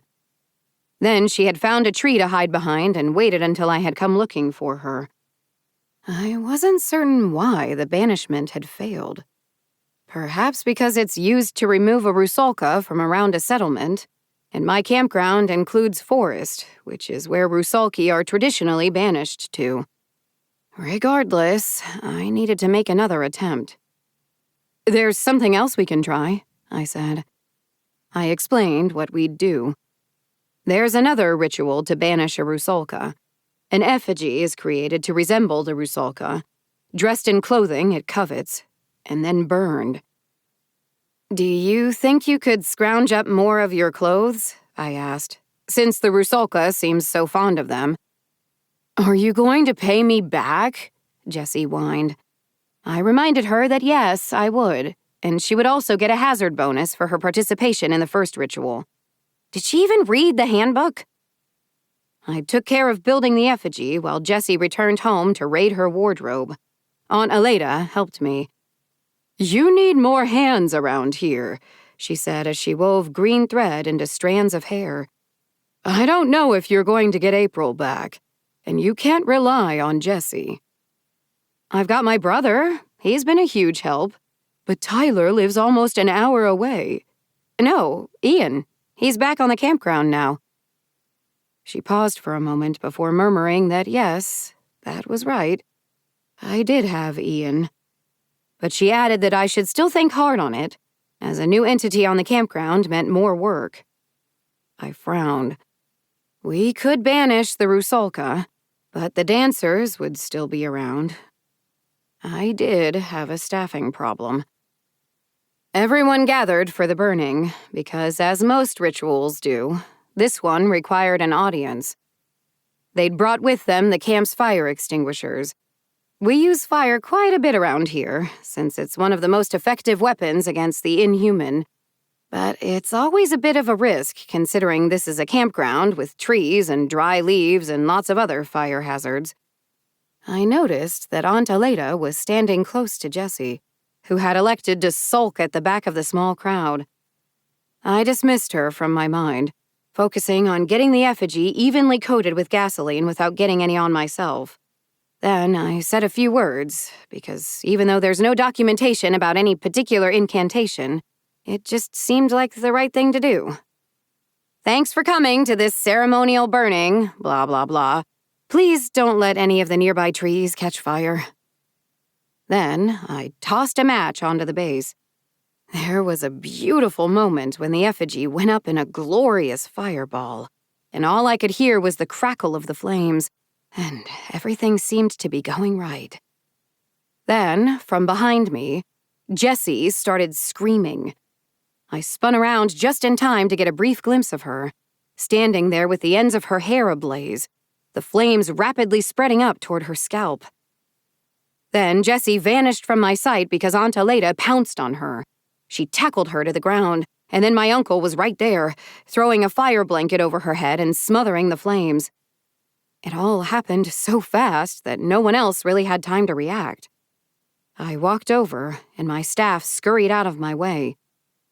Jessie was sitting on the ground, sobbing, and the smell of charred hair hung heavy around her. The skin on the back of her neck was reddened, as if with a sunburn, but she didn't seem to have suffered any serious injury. I forced myself to snap out of my shock. Luckily, I had heard the sound of a second scream, coming from somewhere off in the woods. An echo of Jessie's. That same helpless, desperate cry. The Rusalka. Not dead, but banished. But now I had another problem. I needed to get control of the situation. I was already having staffing issues.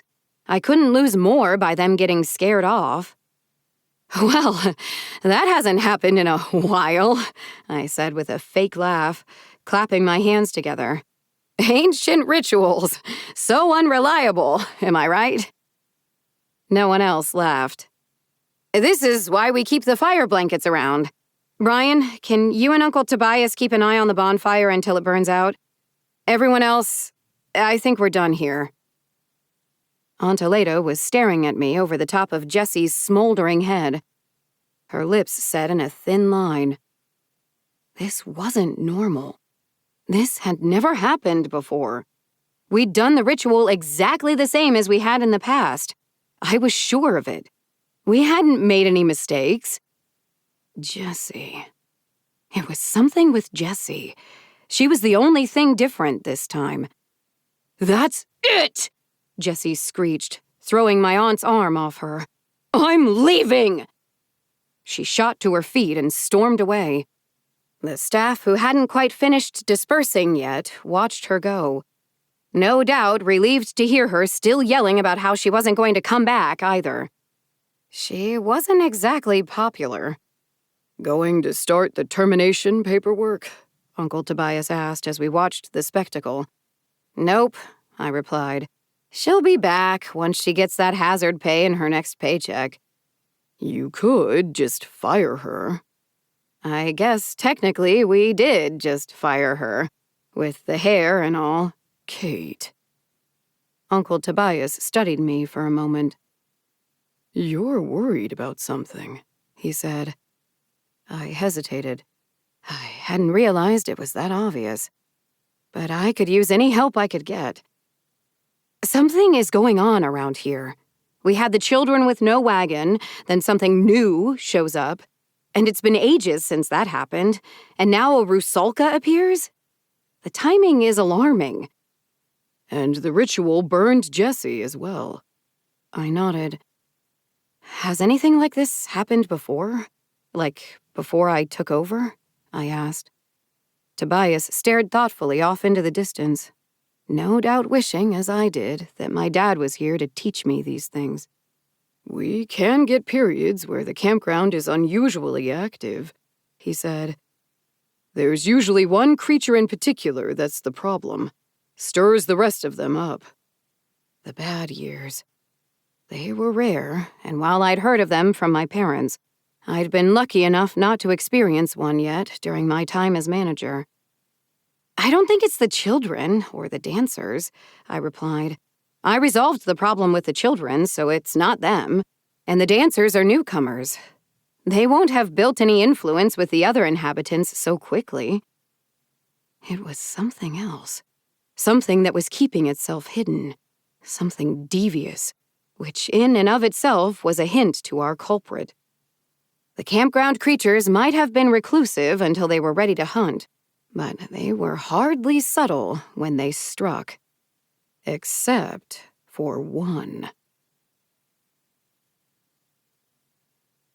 The man with no shadow.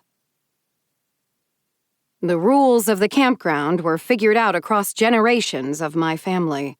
There was a system to these creatures, rules that must be followed, and consequences for breaking them. You didn't follow the lights into the woods. You didn't refuse the man with the skull cup.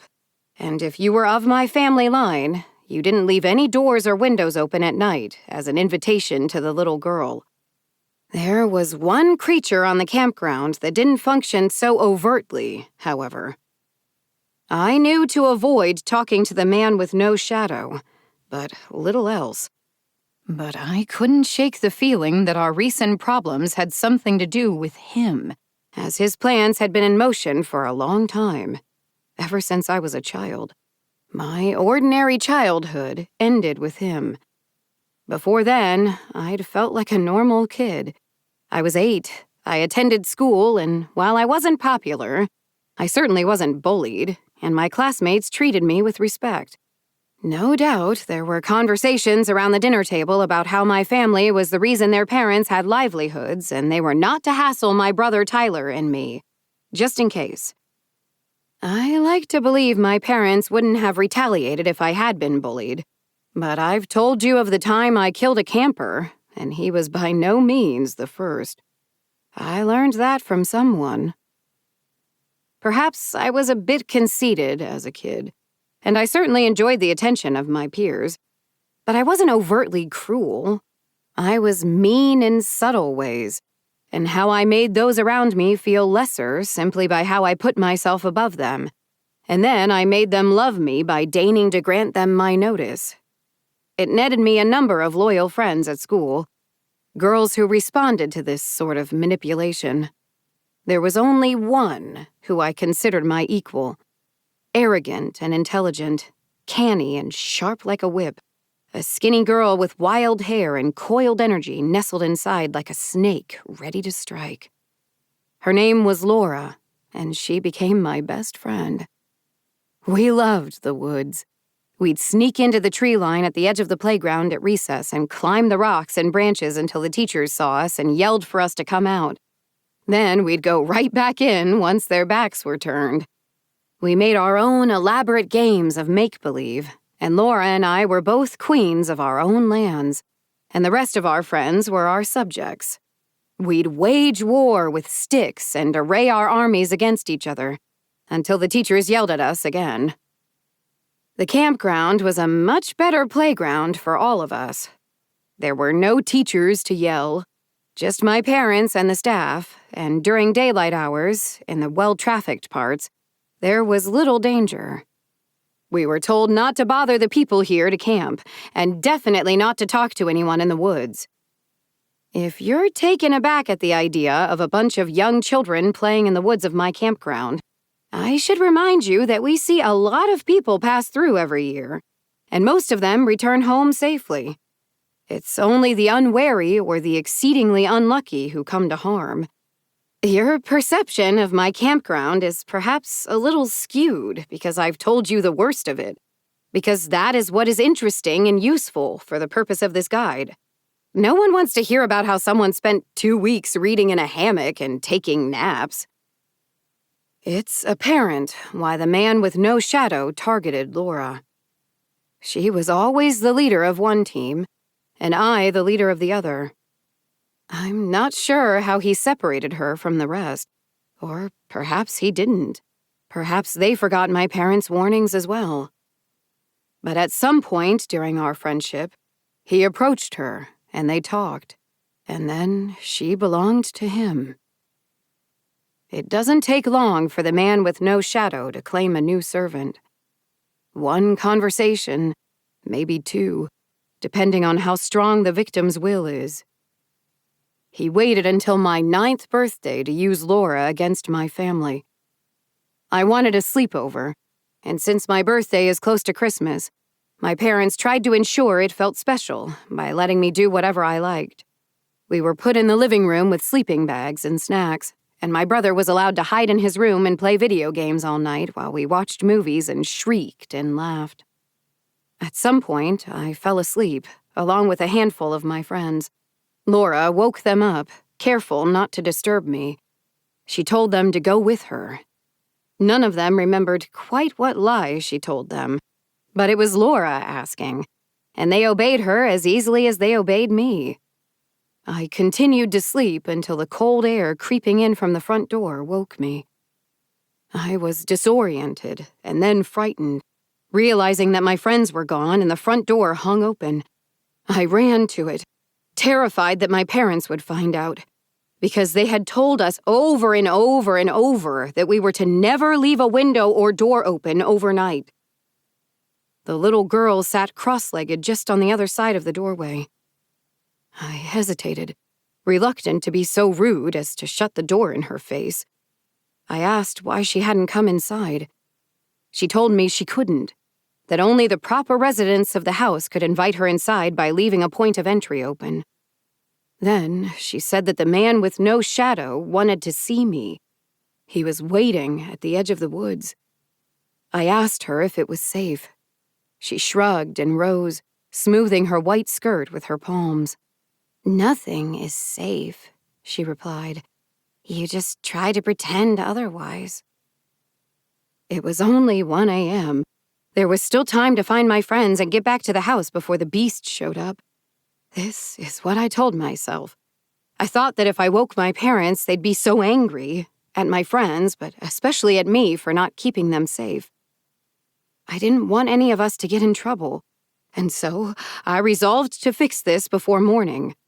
I left, shutting the front door behind me. I found the man with no shadow out by the trees, just as the little girl had said. He changes his appearance periodically. At that time, he was dark-haired, tanned, tall, and muscular. He crouched as I approached, so that I didn't have to stare up at him so much. "Hello, Kate," he said.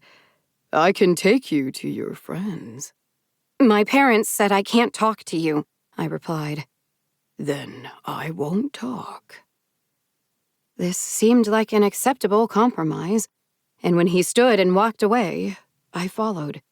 I was afraid, but not nearly as afraid as I should have been. Not enough to turn back. The things in the woods treat children differently. Some are mindless beasts that make no distinction and view all humans as mere meat. But the ones that do understand. There are conditions that have to be met first before they will harm a child. A trial, a rite of passage, a failure to grow.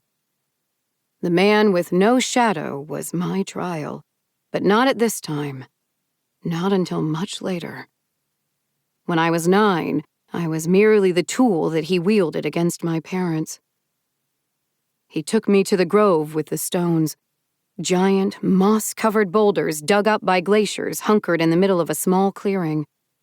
This was where the man with no shadow could be typically found. He stepped aside and let me enter the clearing. My eyes had adjusted to the dim moonlight by that point, and I could just about see the outline of bodies. 7 girls, sitting with their backs against a boulder and their chins drooping to their chests. I went up to Maria and put a hand against her chest to feel that she was still breathing.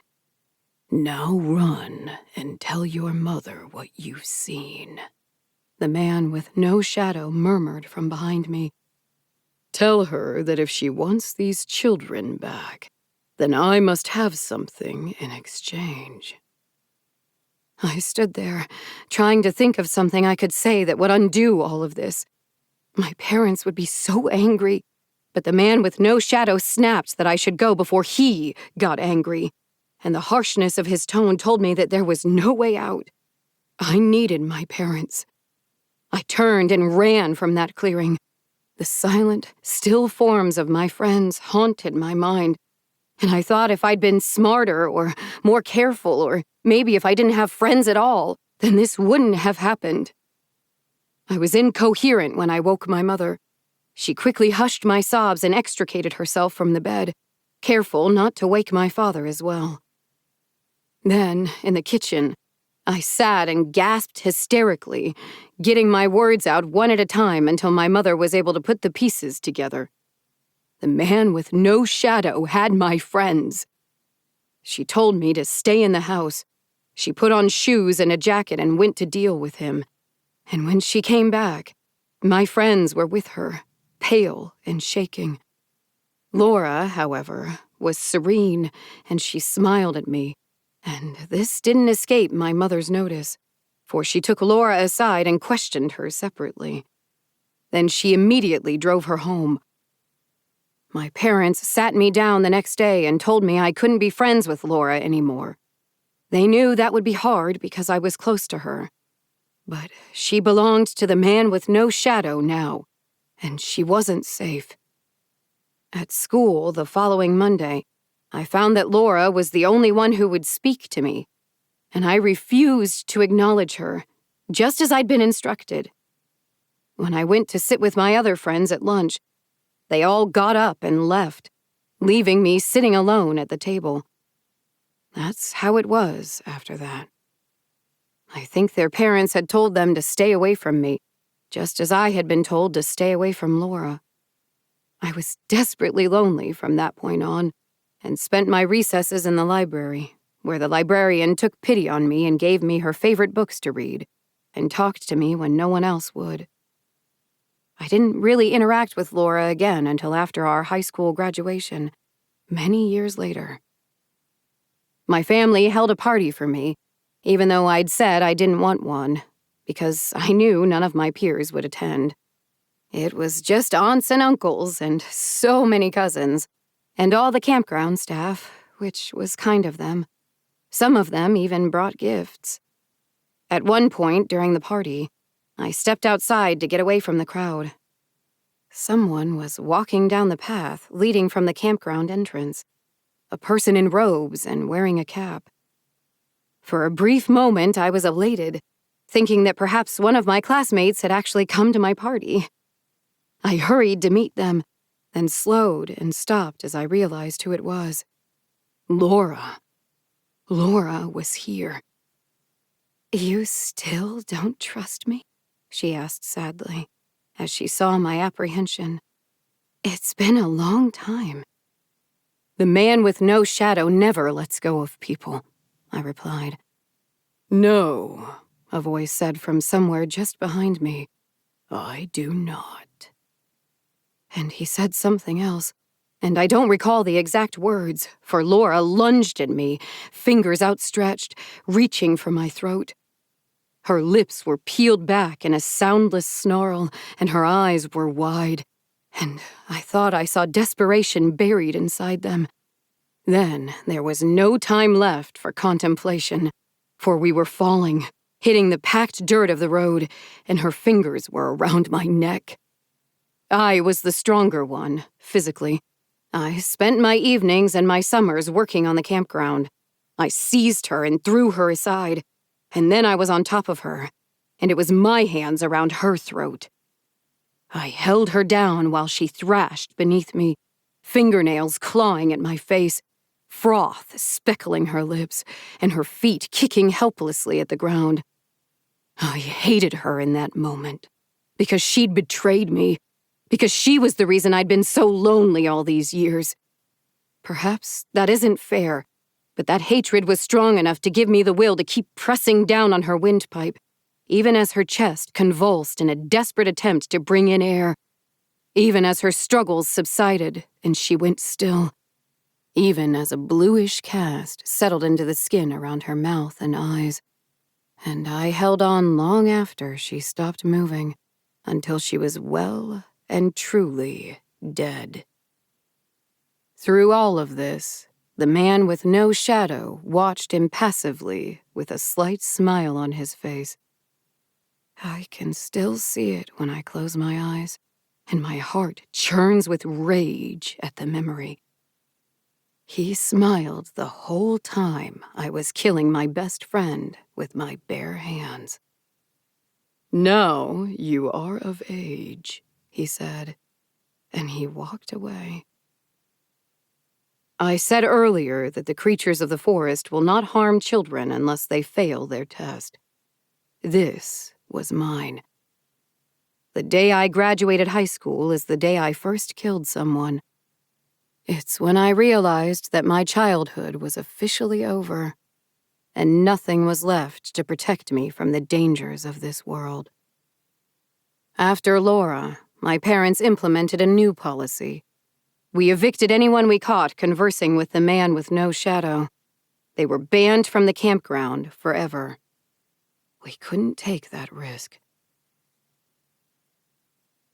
My family had been keeping an eye on Jessie since the Rusalka incident, and it had paid off. She had been spotted conversing with the same person over the course of a few weeks, which explained a bit why she'd been slacking off.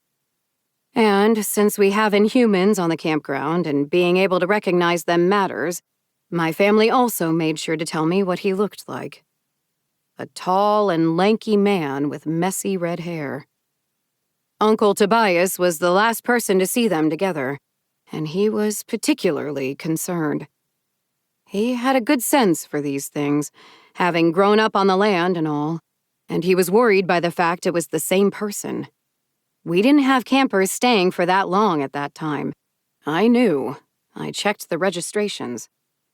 I thought it could have been something that already lived here, or it could have been just a random, ordinary person who had overstayed to flirt with the locals.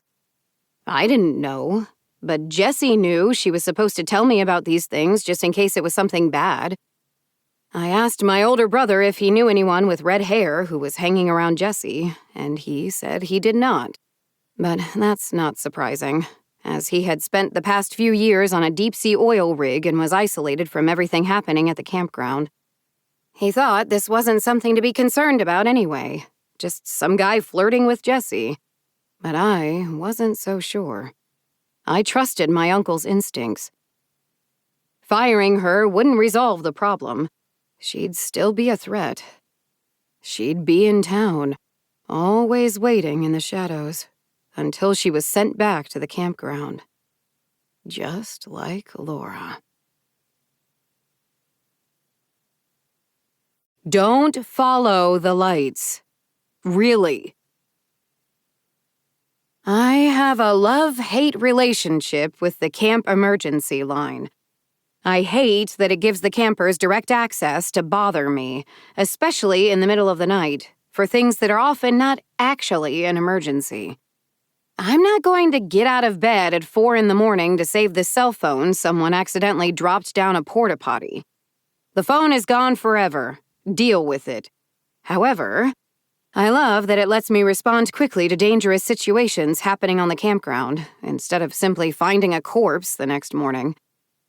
Unfortunately, most of the time, they call me once things are well past the point of being an emergency, and saving them is now extra difficult.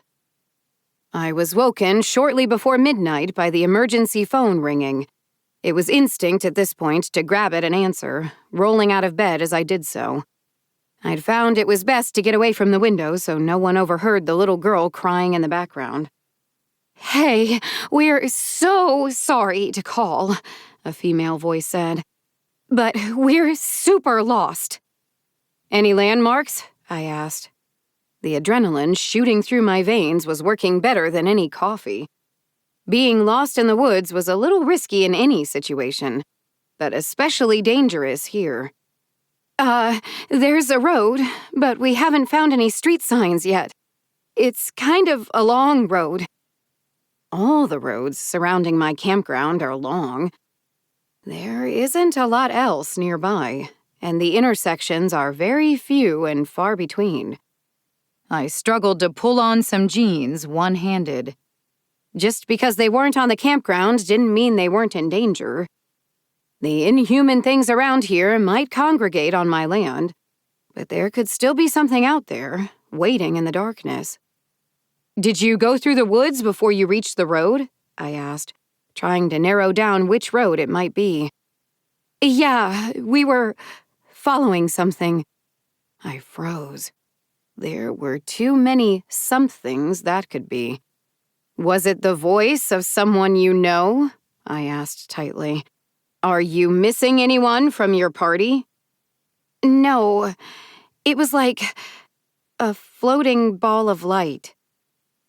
At least she had the decency to sound embarrassed. I took a deep breath in an effort to remain calm. Yes. Rule number 3. Don't follow the lights. I can't believe I even have to say this one. Don't follow the lights. "Someone told us they were safe," she continued nervously. "He told us we could take photos of them if we got close enough." I asked what he looked like. "Red hair," she said. The person who my staff had seen Jesse talking to. Unease was gnawing at my belly. "I'm going to come get you," I said. "Stay where you are and don't leave the road." I'd make a lap around the campground and pick them up, and hopefully that would be all. I told them what my car looked like and the license plate and sternly added that under no circumstances should they accept rides from anyone else. Then I put on a coat and my shoes and got my car keys. Dawn was a long way off, so I estimated that I'd be able to find them and return them to their campsite and still have time to get back to the house before the beast arrived. The little girl skipped alongside the car as I eased it out of the garage and down the driveway, but she was also still sobbing while skipping, so it was a bit unnerving. It started raining as I was pulling through the gate and onto the road that led out of the campground. Inwardly, I groaned. The forecast had said only a 40% chance, but it seemed we'd gotten unlucky, for the rain quickly escalated into a downpour, covering my windshield in a sheet of water as I turned onto the road that wound along the west side of the campsite. I was almost to the south road when the lost campers called me back. They were taking shelter on the front porch of a house, they said. There weren't any lights on inside, and no one answered when they'd knocked on the door. So they were just going to stay there until they saw my car. I drove slowly, across the south side and then up the east, and then I was at the northern border. They were still on the phone with me, and they said they hadn't seen my headlights when I asked. I thought about it a moment, trying to place where they were. I asked if they could see anything like a fence or a pond, so I could figure out which of my neighbors they were bothering. "No," they said. "Nothing. Just the house." Then it occurred to me. The campground borders a major road to the south and some fields and houses to the east and west. The north is just empty land. They'd come out the north. They were on the ass end of nowhere, and there shouldn't be any houses out there. I didn't know whose front porch they were standing on. I opened my mouth to say that I had a bad feeling about this and I'd like them to stay beside the road, please, when the phone call abruptly disconnected. I called the old sheriff for backup. He'd want to be involved if this was an entity outside my campground borders. Then I turned onto the North Road and drove slowly, peering through the dark and the rain, straining to see a house among the trees.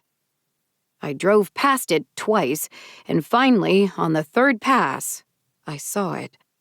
A small wood building was nestled not far from the road, at the base of a slight slope. I had never seen it before. The porch covered half the front of the house, and the windows were vacant and dark. No one stood outside. No flashlight beams illuminated the interior.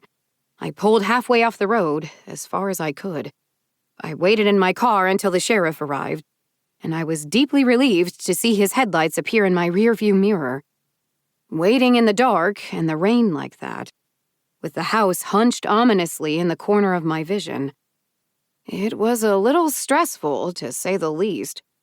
At one point, a dead branch had fallen from a tree, and it felt like my heart was still hammering in my chest, even as I got out of the car to greet the sheriff.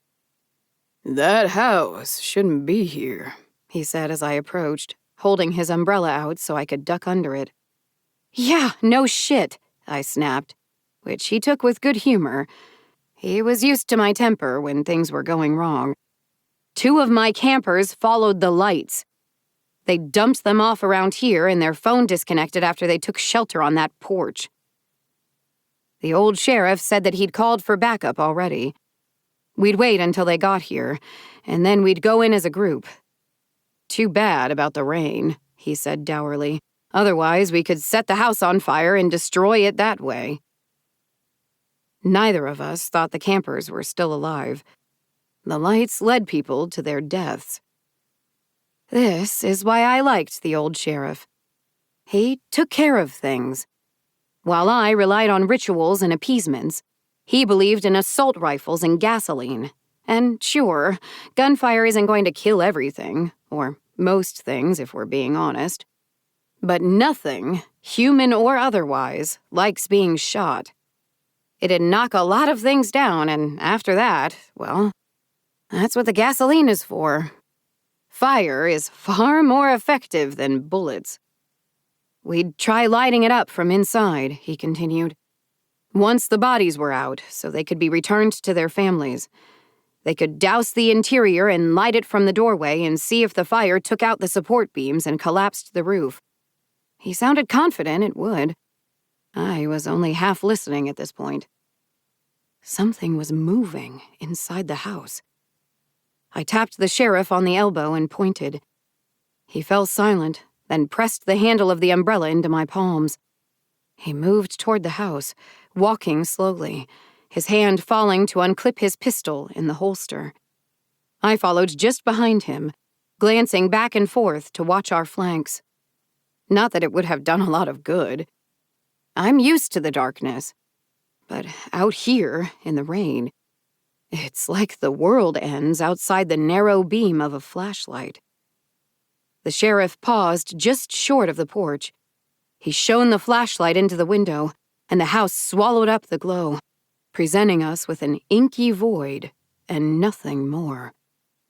A body slammed against the window. I screamed and fell backward, slipping on the mud and landing hard on my ass in a puddle. The umbrella bounced away, and the cold rain shocked the panic out of me, and I stared up at the house in naked horror as a young man stared back at me. His eyes were wide, the whites vivid in the light of the sheriff's flashlight. His skin pale where his palms pressed against the glass. His mouth was open. He was screaming something, desperately yelling at us, but I couldn't hear anything except for the roar of the rain. Something jerked him backward. He flew away from us, hands outstretched toward the window, his mouth open in a shriek. His eyes still fixed on me in mindless desperation. The darkness inside devoured him, like he'd vanished behind a cloud, and the interior was an empty void once more. The old sheriff didn't hesitate. He stripped off his rain jacket, wrapped it around his fist a couple of times, and then punched the fucking window in. He knocked the glass away and fumbled with the window frame, unlocking it and sliding it up. I scrambled to my feet, yelling at him to stop, to wait, that the backup hadn't arrived yet. He glanced back at me, one hand on the gun at his waist. "They're not going to get here in time," he said calmly. "It never works out that way. We're always too late." Then he put a leg through and eased the rest of his body into that house, and the darkness swallowed him whole. I fretted. There was no way in hell I was following the sheriff inside. I can't even claim that I was doing the sensible thing and waiting to tell the backup what the situation was. Because I knew in my heart that the sheriff was right. These entities, all of them, the things on our campground and the things that hunt elsewhere, never let numbers get the better of them. They slip away well before help arrives. And yes, this was a house we're talking about. But it had somehow gotten here where there had been no house before, and I did not doubt that whatever was inside would whisk its lair away before it could be stormed by angry people with guns and cans of gasoline. These things only yielded up the dead, and only on their terms. So, if I'm being honest, I didn't go after the sheriff because I was afraid. I contend with monsters and demons, but I don't think that's made me particularly brave. I think I'm only violent and decisive when it's easy. When my anger can take control and I just follow where it leads. The rest of the time, I'm afraid. I'm so very afraid. I'm still that scared young woman crying in my dorm room on the night my parents died. Knowing I wasn't ready for this. Knowing I was the only one who could take over the campground. This next part is hard to talk about. The front door was flung open. I saw the sheriff, and he seemed larger. His eyes shone like an animal's in the light of my flashlight, and his frame filled the doorway. I think this is just my imagination, remembering him as something powerful, something indomitable. I wish it were so. He was just a man caught in the teeth of something terrible. Yet despite the odds, he had the young man with him. One fist was gripped tight on the back of the man's jacket, and he was hauling him along, the poor boy almost too terrified to move. Then he shoved him forward. The man stumbled on the steps of the porch, and he fell into the mud, and I moved to help him. And the sheriff went back inside for the woman. I dragged the man away from the house.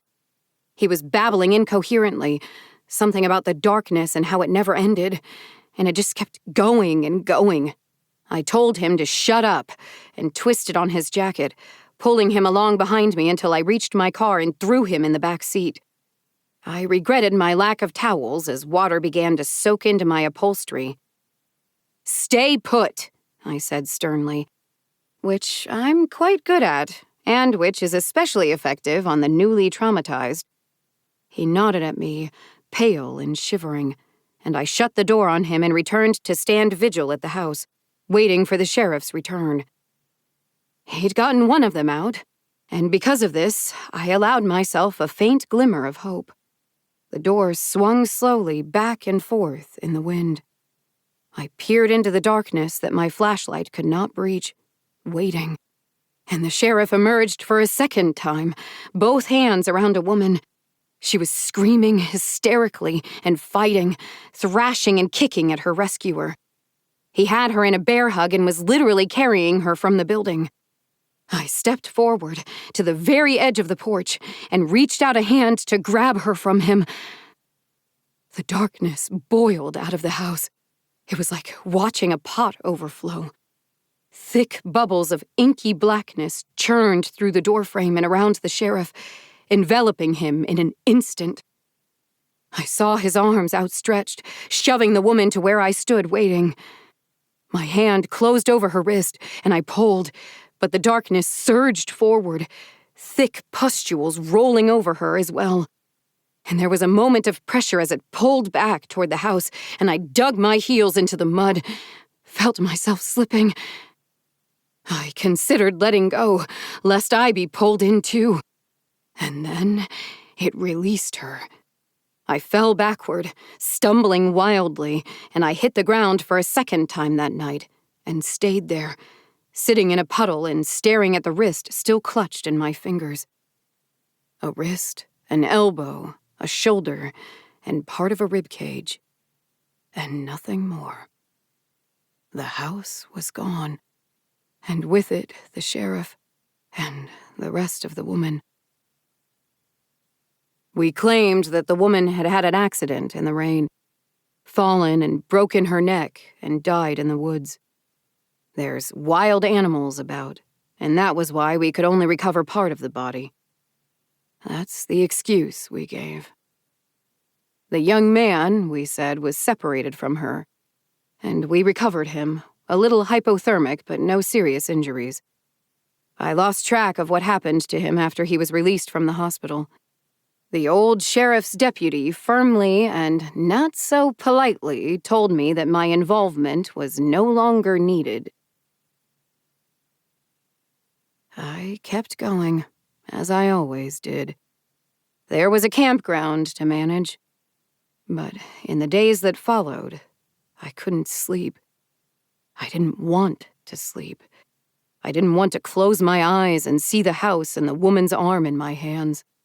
I didn't want to remember how my mom was dead and my dad was dead, and now so was the old sheriff. So one night, when it all became too much, I got drunk and destroyed my office. I threw books onto the floor. I kicked filing boxes over. And when it was done and everything was on the floor and there were holes in the walls, I sat down in the middle of it all and tried to cry. But the sound just came out as dry, shuddering sobs that stuck deep in my chest. Then I started putting everything back where it belonged. I lingered on my mother's journal when I came to it. I thumbed through the pages, not searching for anything in particular, as there was no organization to it.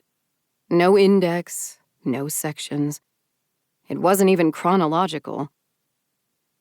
I paused on the page that included a map of the campground, though, perhaps remembering something in the back of my mind, because I'd read through this journal many, many times before. There were small dots, done in red ink, all along the northern part of the campground. Frantic, I reread the pages it had been inserted between. Names and dates and a few brief phrases. The names were all locals, no doubt contacting my mother with this information that, until now, had made no sense to me. Wooden house, black windows, door open. Over and over. My mother had been tracking the vanishing house. Then she died. And the campground and all the things she'd left undone were now mine. Cognitive dissonance is a hell of a drug. The tough part about my job is that most of the time, the monsters are insurmountable, and all I can do is clean up the pieces they leave behind. Except now the house had taken the old sheriff, and it hurt. It hurt like when my parents died, and then it vanished and left me with nothing to hate. So I picked something else to be angry at. A few days later, I stormed into the dentist's office. I took a good look around before I sat down, giving Jesse's father a moment to compose himself. Dr. Henry's office had too many mementos from Jesse's childhood for my liking. I hastily looked away. This town has an unofficial motto. We don't make bargains with evil things. But that's not really true. This town is no more upright than the rest of the world. It's got plenty of selfish and stupid people in it, and depending on how bad a week I've had, I might argue it is nothing but selfish and stupid people. There's plenty of folks around here who think they're clever enough to bargain with the devil and get away with it. Or perhaps their greed overrides their fear. The motto, then, is more of a warning. We don't tolerate bargaining with evil things, and if you do, we're going to do something about it. Did Jessie tell you about her hair catching on fire? I asked as soon as the door shut behind me. He startled, almost standing up. So that was a no. He hadn't been told. Interesting. She's a grown adult. I don't keep track of her. Maybe you should. I'm starting to think her slacking off is cause for concern. She's been seen conversing with an entity, and now she was affected by a banishing ritual, of all things. Jessie wouldn't get mixed up with anything evil, Henry immediately said. I explained that yes, of course she wouldn't be so foolish, but it was possible that entity had played a part in the old sheriff's disappearance into the house. I had concerns. Did he notice any changes in her personality? Was there anything that stood out to him? Bullshit. You're here asking if you can murder my daughter. Wow. Rude. Fine then. I was tired of making the effort to plaster a fake smile on my face and adopt my nice managerial voice anyway. Besides, Jessie knew the dangers when she took this job. I explained them very clearly during orientation, complete with a presentation and photos of what happens to people who don't follow the rules, just to drive the point home that it could be them lying in multiple pieces on the forest floor if they're not careful. If she'd done something beyond repair, then she only had herself to blame. I'm here as a courtesy, I snapped, because if I'm right, and if she is associating with or under the influence of something on my campground, then I'm going to handle it. If it's what I think it is, then there's no fixing it in a nice, civil way. This creature doesn't let go of his pawns. And when I'm done, you can get up in front of the town and scream and cry all you want. But you know they're all going to look the other way. There won't be a damn thing you can do about it. He hunched his shoulders and refused to look at me. He refused to speak as well. So I told him I'd take that as a, yes, Kate, you make a very good point and I understand, and saw myself out. The townsfolk don't like what we do. They don't like us. But they keep us around because we do the things that have to be done. The things they don't want to do themselves. Let me tell you a story. I don't think it'll make any of you more sympathetic toward them, but maybe you'll understand my situation better. I'll tell you about the bridge and how my parents got to know each other. The town has seen its share of troubles over the years. My campground is hardly the only danger that we've dealt with around here, and the locals have their own share of the blame. You'd think they'd learn, but these are not stories they tell to their children, and so each generation has to start over and make the same mistakes. Do you know the Bible verse about how the children will be punished for the sins of their parents? Down to the 3rd and 4th generation? I think this is what it means. They condemn us to repeat their mistakes through our ignorance. Perhaps the town is ashamed. There are bones in the surrounding fields, unmarked graves that they have tried to forget about. Oh, there was justification for everything they did. It's hard to keep your hands clean when you're dealing with monsters. But it doesn't change the fact that horrible things were done and blood was spilled, all in the name of keeping the town safe. My family knows everything that's happened. My parents told me some of the local legends when I was a child and thought they were nothing more than ghost stories. Then one day, when the stories were starting to feel real, I went to the landmarks. There are a handful. The bridge is one of them. It is a mere overpass. The road is narrow, with barely any shoulder. The bridge is for trains. Small plants grow on the metal crossbeams underneath the tracks. It is wholly unremarkable, save for it being the closest bridge to the nursing home. The bloodstains have long since worn away, Or perhaps they merely faded to the same color as the rust, and the asphalt has been repaved. Sometimes our mistakes hide themselves. The story goes like this. I'll tell you like my mother told me. Something ancient came to our town. It happens on occasion. Old gods and goddesses, devils of some variety, eternal beings whose names have been repeated across generations. Perhaps they are drawn to my campground, or perhaps they pass through all of our towns more often than we realize. And the locals here just know how to recognize the signs, while the rest of the world remains ignorant. I think it is the latter, personally. Normal people might laugh off the primal terror that a sudden strong wind invokes. But my town looks at the sky, looks to the birds, and looks for the other signs that might mark the arrival of something new. This is important.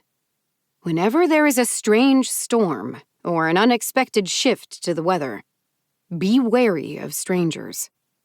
Someone in your town or city may be approached by an ancient being and not recognize it for what it is. It could be you that it comes to. For my mother, the first sign that an ancient was present was the deer stuck in the fence around the nursing home. She volunteered there in high school.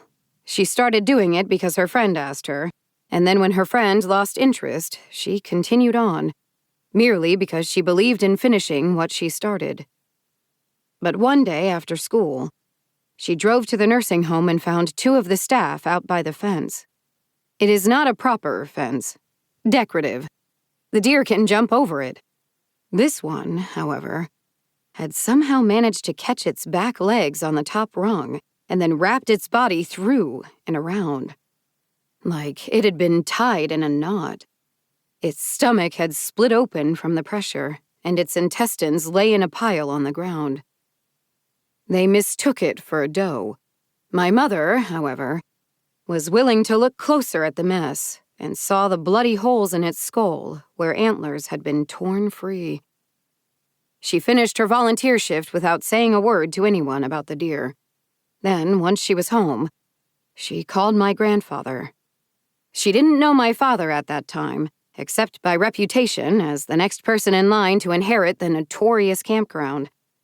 That was the first time they talked, when he picked up the campground's office phone, and the only thing she said to him was that she would like to speak to his father, please, because he would know what to do.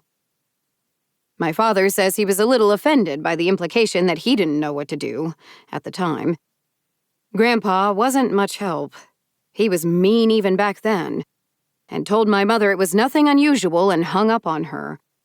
Then he went into the woods and hung wards all around the border to stave off whatever had arrived in our town. He only cared about protecting the campground. He didn't really give a shit about the town. My father, however, had listened in on the conversation. He found my mother the next day and told her what she should watch for. Not dangerous on its own, he said. It would pass by peacefully, so long as no one invited it indoors. There are many ancient beings like this. They're less of a threat these days because we as a society no longer practice hospitality. A stranger in the evening can simply find a hotel like everyone else and does not need to even have the door opened for them, much less be invited inside. I would not be telling you this story if the ancient had simply passed through the town. But someone knew the stranger at their door wasn't human and invited them in regardless. He wanted something. A bargain was made. The residents of the nursing home began to die. This was not unexpected. It was a nursing home, after all. However, my mother was watching for more signs, as my father had warned her to do. And she found them. A resident complained about hearing a bird hitting the window, and so she went to check and found that it had not hit the window after all. It had been sitting peacefully on the windowsill when the open window fell down in its frame and crushed it. Fortunately, the occupant of the room was elsewhere at the time, and my mother could remove its broken body without alarming anyone. The next day, however, the resident was gone. Died in his sleep, the staff told her when she asked. A month passed. Things felt off around town. Small things. Little accidents. A fall that twisted an ankle, or a shelf in a store collapsing and destroying everything that was on it. People were uneasy and could not explain why. Some would cry for no reason and be bewildered for days at their outburst. We know when an ancient thing is nearby.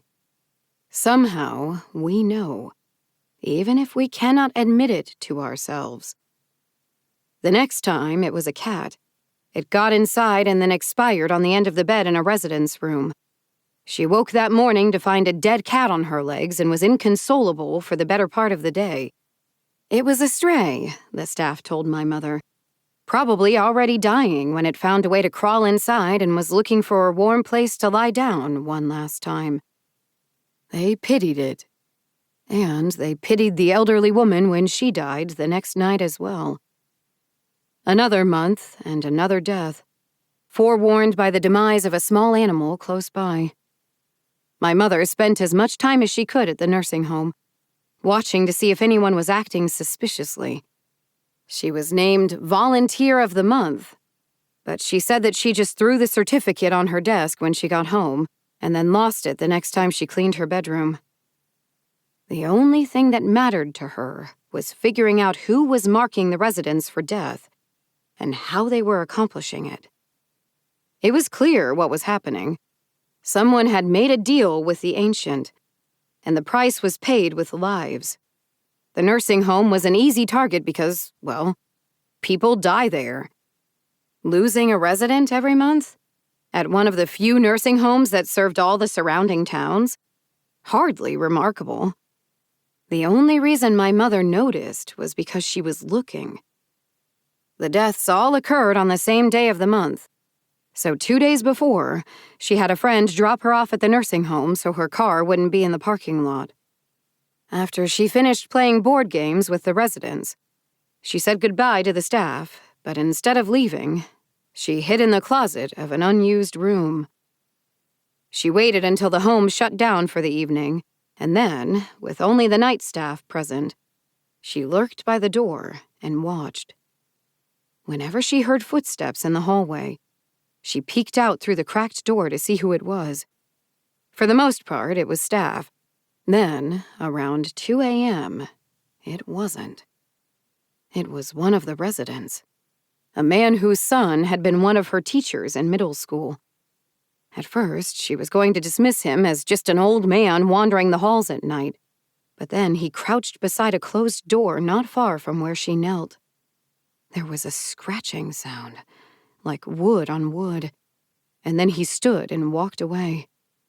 In his hand was the antler of a young deer. At the bottom of the doorframe was a tiny mark, almost indistinguishable in the darkness. My mother scratched it out with her house key before she slipped out a back door and called a friend to pick her up nearby. It didn't matter. The signal had been given.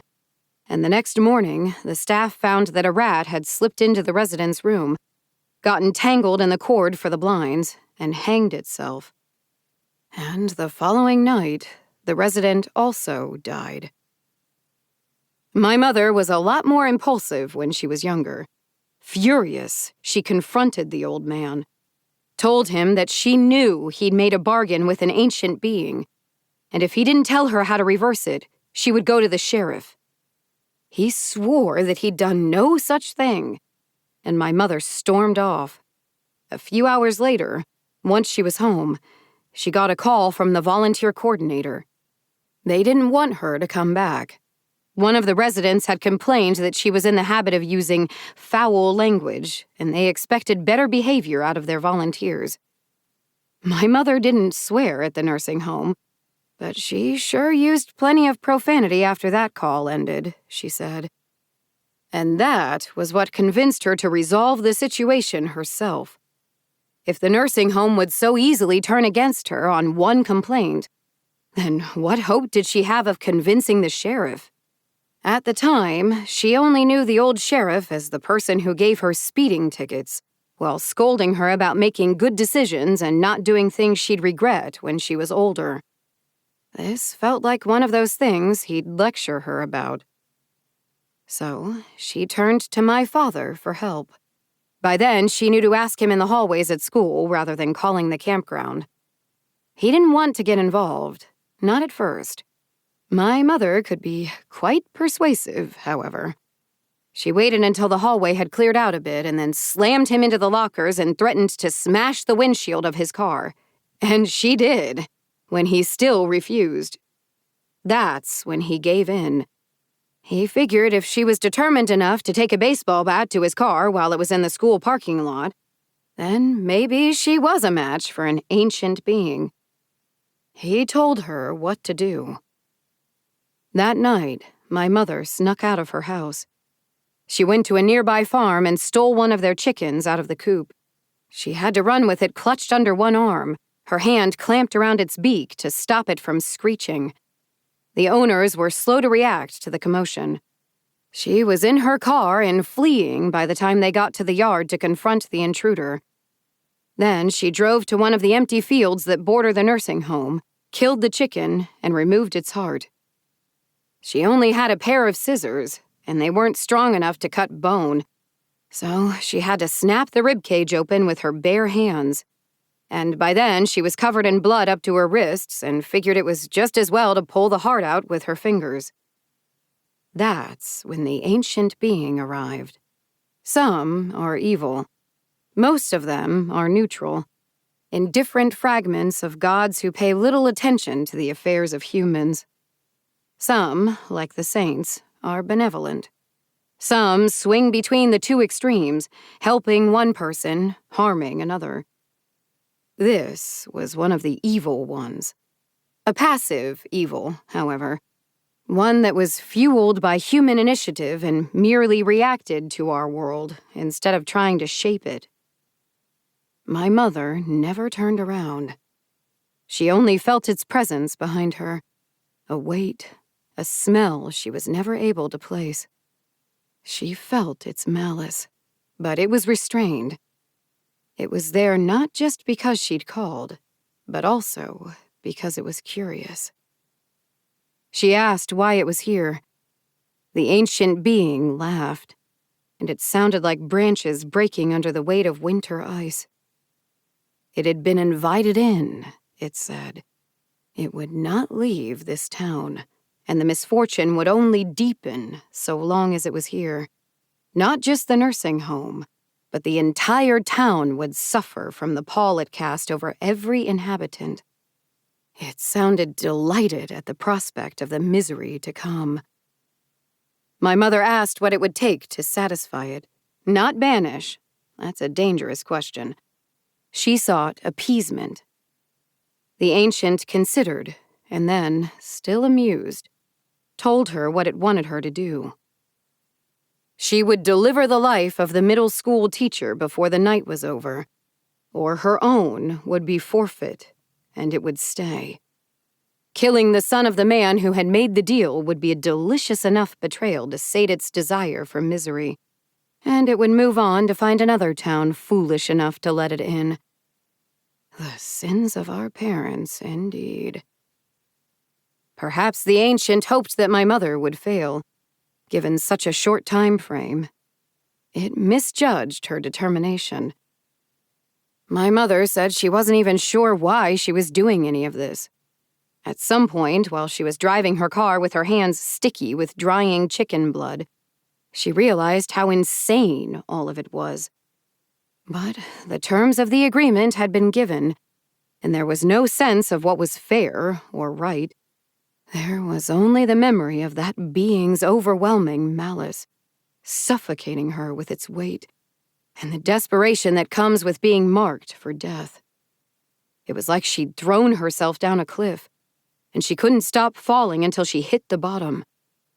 She drove to the teacher's house and broke in through a window. She had no plan. She was acting on impulse and adrenaline. She picked up a lamp on her way to the bedroom. and when the man came stumbling out, she smashed it on his head and he dropped. Then she tied him up with some rope she found in the garage and loaded him, and a bunch of other supplies from the garage, into the back of her car. She took him to the bridge. The ancient had been specific in how it wanted its offering presented. And the teacher, conscious now, begged her to spare his life as she hoisted him up by his ankles from the bridge's beams, and then he could only scream as she drove nails into his eyes and cut out his tongue. The ancient came to claim what was left of him after that. My mother didn't see any of it. She was off to the side of the road, vomiting. She was not raised with violence, as I was. She made it her own. Perhaps this explains a little of why I am, as some have said, a borderline psychopath. Yes, it is very uncomfortable to write that word out. They found the teacher's body the next day and cut it down from the bridge. The skin around his neck was blackened in places and flaked like ash to reveal cooked meat underneath. It almost looked like the mark of hands, like something had wrapped its fingers around his throat. If you're thinking, what about the broken window from my mother's hurried kidnapping? Surely there was an investigation. How did she not get caught by the police? Well, while my mother's prints were all over the house, the police didn't have them on record to match them to. There were also no connections between my mother and her former teacher. She hadn't interacted with him since middle school, after all. A seemingly random break-in and ritualistic murder committed by someone with no record whatsoever is quite hard to track down. Honestly, she might have gotten away with it if not for the stolen chicken. She hadn't quite been quick enough getting back to her car, and the owners had reported her license plate to the police. A stolen chicken is enough to connect someone to a bizarre death around here, especially when the events occur on the same night. My mother had a reputation for being a troublemaker, but murder? The police were astonished and stalled on arresting her, and then my father got word of it, because the police gossiped with my family, and he went to the station. He lied about being there on behalf of his father and told them it was campground business. Someone had made a deal with an ancient being, and my mother had elected to deal with it personally, in order to convince his family that she was capable. They were dating, you see. But of course his father didn't approve of it, because he didn't approve of anything. The old sheriff had already recognized the signs that an ancient being was lingering in town. He stopped the investigation right there and let it remain unsolved. A handful of deaths at the nursing home and the loss of one person in town is actually a pretty good outcome when dealing with ancient things. But then my parents had to actually go out on dates for a while to make the lie believable, and that's how they eventually got together. And the old man who'd struck the bargain? He was dragged screaming through the center of town by his ribcage late one night as the ancient departed. The people living nearby heard his shrieks, and some of them looked and saw a huge figure, indistinguishable in the darkness, dragging one long arm behind it with a single claw hooked through the chest of a writhing man. He left behind a long, thin trail of blood that ended abruptly at the first field at the edge of town. There is often collateral damage with these creatures. Never forget that. The purity of your intentions or your love will not save you or those around you. The only things that can are your strength and your will to fight. Or, just not making bargains with ancient creatures to begin with. Cognitive dissonance is an unpleasant state to be in. It happens when something you believe, we don't make bargains with evil things, is inconsistent with reality. Jesse's hair caught on fire during a banishment ritual. It can be resolved by abandoning the erroneous beliefs, or by getting everyone around you to also believe them, thereby making you feel like you're right. And for Jesse to be innocent, Someone else needed to be the villain. Me. A rumor was starting in town. They whispered that Kate was losing control of her campground. They blamed me for the old sheriff's disappearance. I couldn't just get rid of Jesse without good reason. If I was to do anything about Jesse, I needed to be very certain of what I was dealing with. She needed to have a proverbial knife to my neck that I could point to and say, "See? See how right I am?" Only then would they look the other way like they do for all my campers. And then I'd kill her. Part 2. Fall. In October, beautiful foliage creates a scenic environment to camp in. Temperatures can drop below freezing at night, so pack an appropriately rated sleeping bag and extra blankets. As Halloween approaches, be extra vigilant of our inhuman inhabitants. Make sure to pack s'mores fixings for the kids. A new sheriff in town. I hadn't thought much of it when the new sheriff had first begun running for the sheriff's office. He was never going to win. The old sheriff was respected and had too much experience dealing with the spillover from my campground. However, because he had been the only person to try running in the last couple of decades, the old sheriff had made him a deputy. He'd figured he could probably use a successor, given the danger of the job. He'd been right. And now the old sheriff was gone. And one special election later, we had a new sheriff in town. And he didn't like me. At all. Sometimes I wonder if I shoved his face in his lunch during grade school. Seems like something I would have done. About a week after he was formally elected, just as the leaves were beginning to turn, the new sheriff finally deigned to show up at the campground. There was no particular reason other than he felt obligated to introduce himself, again, but this time as the sheriff and not the sheriff's deputy. I was in the dining room, in the middle of dinner, when his truck rolled into my driveway. I hastily went out to greet him. The only reasons I could think of for him to show up this late into the evening were all bad ones. "Is everything okay in town?" I hollered at him from the front porch as he got out of the truck. I hadn't gotten news about anything bad happening on the campground, after all. He slammed the car door, hard, and I winced at the noise. "Oh, everything is just fine," he snapped. "Couldn't be better. What with the old sheriff being dead and all." "He might not be dead," I replied quietly. I had to keep a cool head.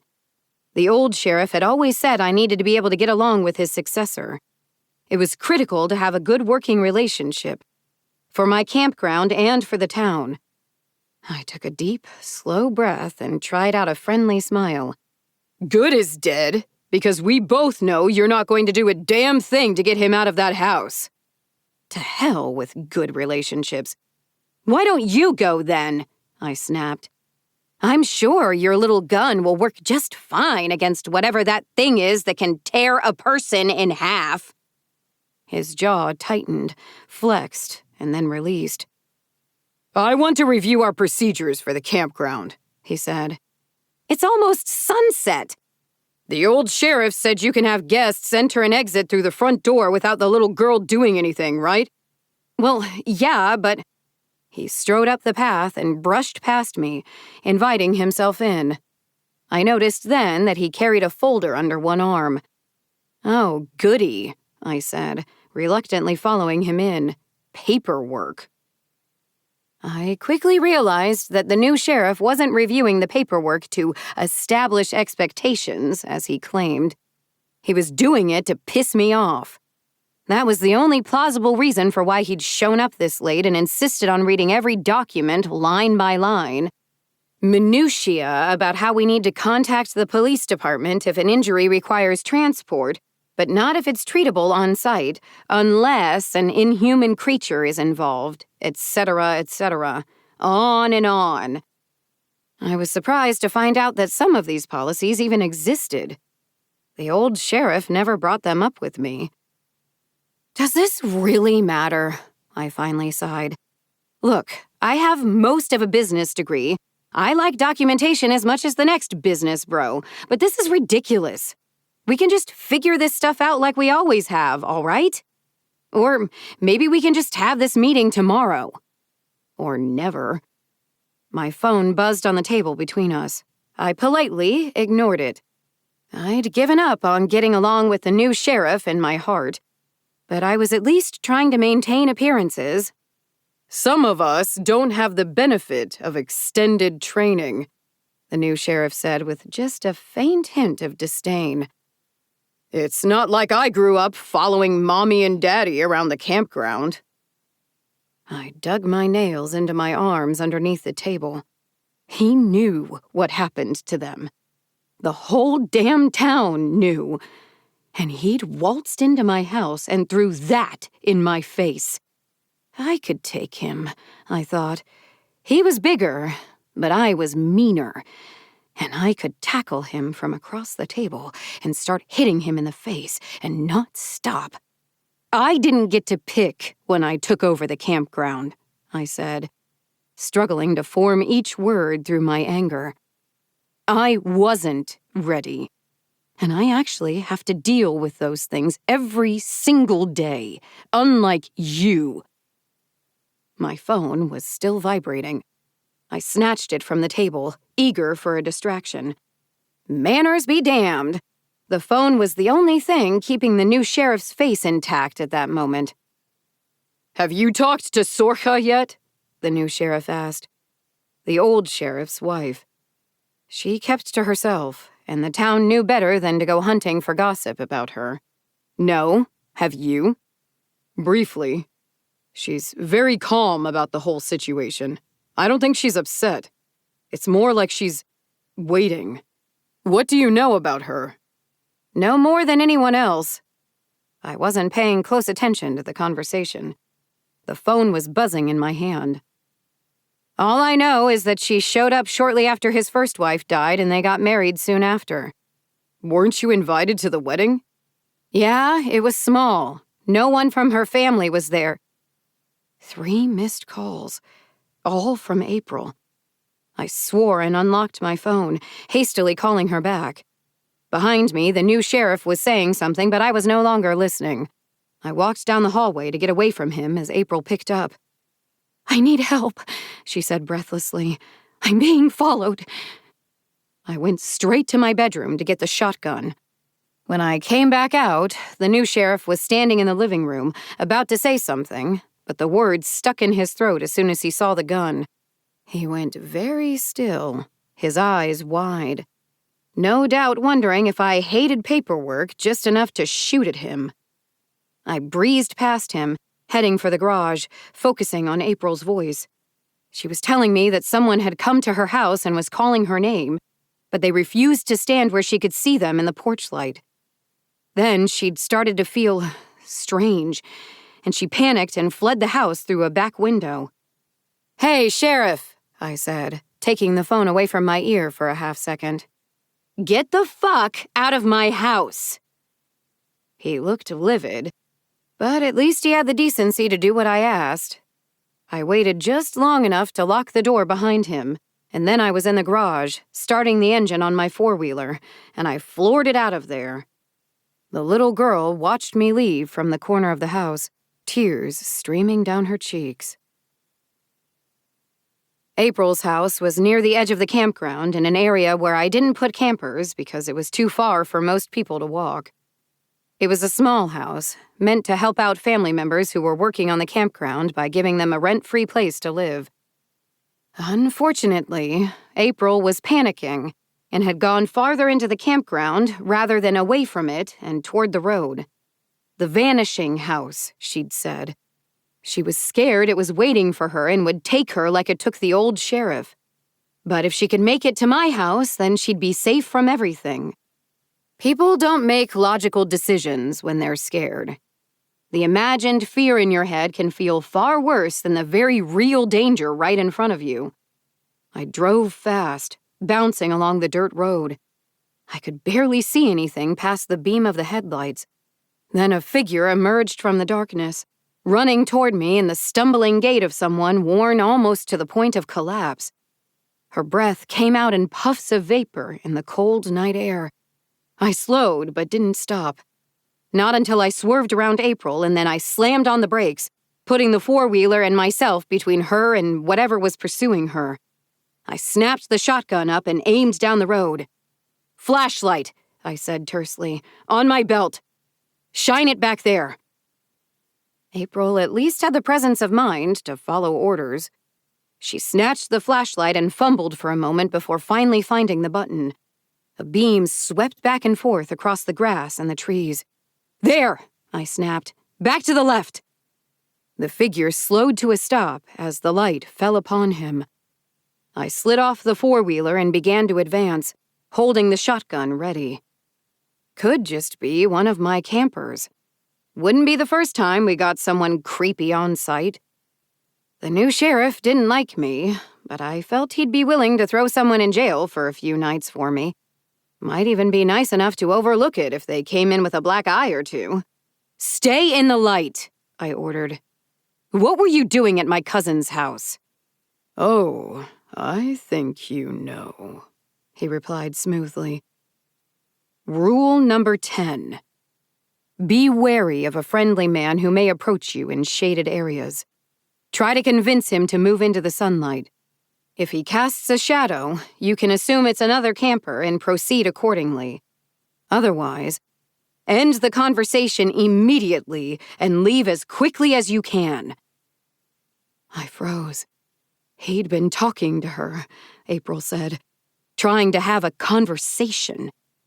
I glanced down at his legs, trying to see past them, trying to see if there was a shadow falling directly behind him.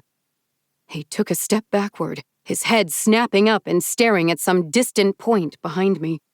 His smug expression vanished, replaced by a tight alarm. Then the flashlight went out. "April!" I called, not daring to lower the shotgun. I listened intently, because my night vision was gone and I couldn't see anything. I listened for the sound of him running at me, ready to shoot. But I couldn't hear anything over April's panicked whisper saying that the light wasn't working. None of the lights were working. And the stars were dimming. The distant glow of April's porch lights was gone, and the darkness was consuming even the shadows. I dropped to the ground, placing the shotgun on the road. I squeezed my eyes shut and covered my face with both hands for good measure. I yelled at April to close her eyes. The thing in the dark had left its lair. I felt its presence now, rolling toward us like the edge of a storm. The trees groaned and creaked underneath the pressure, shuddering in the still air. I felt it against my back, pressing me into the dirt and fallen leaves, flattening my lungs and squeezing the breath from them. And I heard April, struggling to yell, calling my name in desperation. Blind, fearful desperation because something was stalking her. She'd been hunted, and now there was this. Like I said, people do stupid things when they're panicking. She looked at it. She kept her eyes open, because she was scared that the man with no shadow was still coming for her, and I wasn't able to stop her. I wasn't right there next to her to grab her and hold her down, face into the dirt until it had passed us by. She was mere feet away, but alone. So very alone. And so afraid. Wind swirled around me like an anguished cry, high, keening, and small pieces of wood and leaves cut across my arms and the back of my neck. A stone struck my ankle. I cowered, trying to press myself into the dirt, covering my head with my arms. I heard April's scream. The roar of the wind swallowed it up. And then it was gone. Debris showered onto my back, falling from the sky as the creature's presence abruptly vanished. I waited until I heard crickets chirping again. Only then did I open my eyes. Behind me shone the headlights of the four-wheeler. Beside it lay a flashlight, the beam pointing off into the woods. April was gone. My brother is not my brother. There were always things that had to be done on the campground, even more so in October, as we had to prepare for Halloween.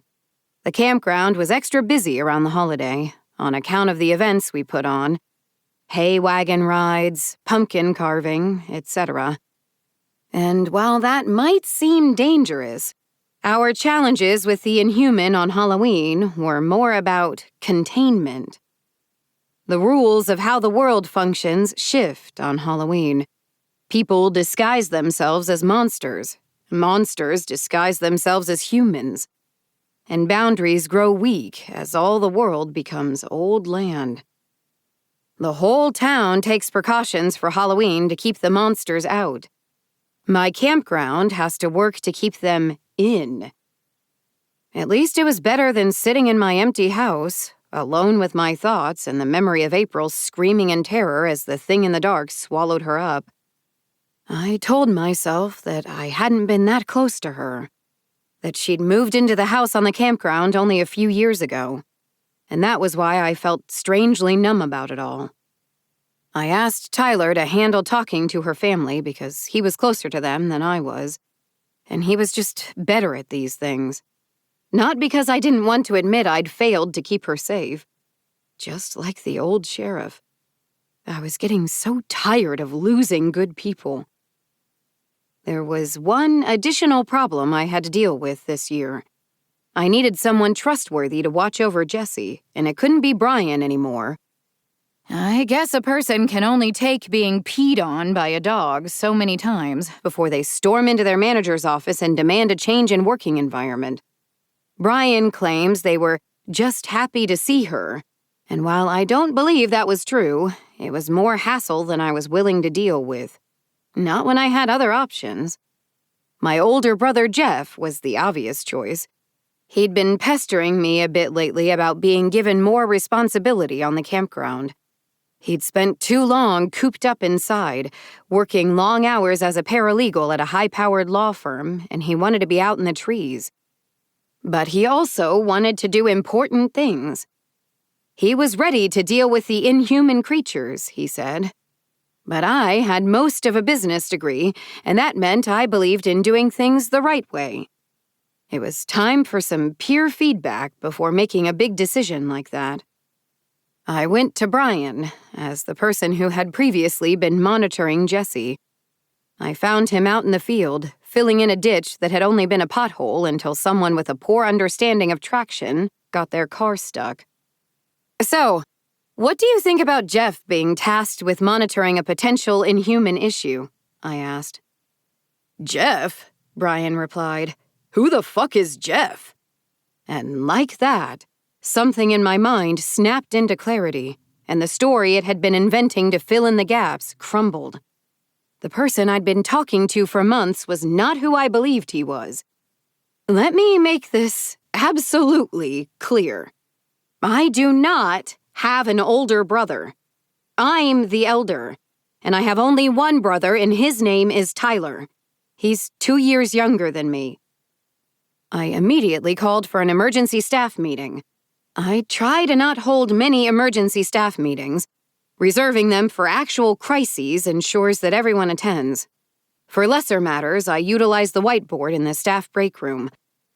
I did the trendy thing and bought whiteboard paint and painted an entire wall. It's popular for leaving notes like, I brought in cupcakes. They have pink frosting. Don't eat the ones with green frosting. I don't know what left them. Or, the lady with extra eyes says she's out of chamomile. Or, can anyone cover my shift this Friday? Sometimes there are pictures or a game of hangman. I reserve the upper right corner for my announcements, and that's how I convey non-urgent information to my staff. That way, when I call an impromptu meeting, they know it's something important. Then I called up Tyler and asked him to drive the hour to the campground and to pick up the family tree from Great Aunt Lorna on his way in. He complained a bit about not just being able to take off like that, but I pulled out my big sister voice and he reluctantly agreed. The employee lodge is a barn-like structure with a corrugated steel roof and thin metal walls. There's the break room with a fridge, sink, stove, and countertop space. A couple of general-purpose rooms, including 2 at the entrance that we open up during our larger events for volunteer usage, and the meeting room. The cupcakes with the green frosting were on the conference table when I entered. Subtle, real subtle. I took them outside and left them on the ground. Hopefully, whatever left them would get bored and take them back. My staff trickled in, nervous at there being an emergency meeting and disgruntled at being interrupted in their Halloween preparations. The timing of this was less than ideal. Everyone was already on edge from it being October. And this year, I was losing the most useful staff member I currently had because they might not actually be human. "Everyone knows my elder brother," I said. "He got back from hiking the Appalachian Trail and started working on the campground in August, right?" The words flowed from my mouth so easily that for a moment I forgot why I was having this meeting. Everything was fine. There was no emergency. Then I glanced down at the framed picture sitting on the table before me, and the illusion my brain was cooking up quickly fell apart once more. I looked up to see my staff all staring back at me, smiling happily and nodding. Of course, they knew him as Stephen, who spent the past year by the ocean finishing his novel, or James, who had come back from California where he was a firefighter, or whatever else their minds were plugging the gaps with. If you found all these different stories about my older brother confusing, you can imagine how I felt. I held up the picture. "See this?" I told them. "Since this is old land, we take our family history very seriously. This is our family tree. I borrowed it from my great-aunt Lorna, the one that plays piano for church on Sunday. You know her, right?" Vague nodding from the staff.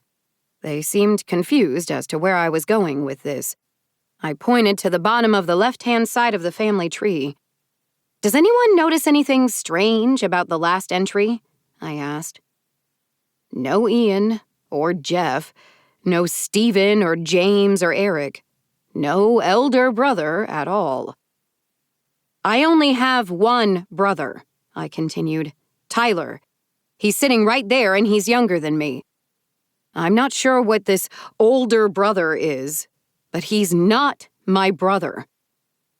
They all sat in stunned silence while I told them that I didn't have answers, but that I was going to work at finding them. While this was certainly unsettling to hear, that the boss doesn't know what's going on, I believe in being honest with my staff. In the meantime, I wanted them to act like nothing was wrong, but to take extra caution around this interloper. Don't go anywhere with him alone. Work in pairs. This was the standard procedure for October, anyway, but it especially needed repeating now. And I told them all to get out their cell phones and set a reminder for every 15 minutes that I only have one brother, a younger one. If we couldn't trust our brains not to lie to us, then we'd use technology to keep us straight. And I got out my phone as well, and we all sat there quietly for a few minutes while people tapped on their screens. Then I asked Uncle Tobias to come with me. We were going to go on a visit. We took one of the four-wheelers down through the camp road to the eastern edge. I haven't done much development to the eastern side of my land. It is still thick forest that drops into a depression along the southern side. It floods every year, and the groups that camp in this area have developed a multitude of ingenious methods for dealing with the mud. I didn't build this area out because I didn't have to. These campers roll in, unload, and do all the construction themselves. It's frankly impressive. The lack of human structures also means that it's easy to hide things among the trees. The forest crowds in around things that don't want to be found. I shut my vehicle down and took my grocery bag and told Uncle Tobias to wait for me at the road, to come find me if I wasn't back in 2 hours. Then I started off into the woods, hoping that the person I was looking for was in the mood to receive visitors. The lady with extra eyes has been around for as long as the land has been old. She was regarded as the witch in the woods by the earliest generations of my family and shunned appropriately. That didn't last long. As the land grew wilder and more dangerous, my ancestors realized they needed all the help they could get, even if it was from something inhuman. Unfortunately, a lot of what the previous generations knew of her was lost when the relationship soured. My grandfather had been a cruel man, and she'd vanished for years, refusing to associate with him. He'd despised her in turn. She had reappeared once Grandpa died, and I have a lot of childhood memories of heading into the woods to play in the little yard around her house. Mostly, she just lets people talk and drink her tea.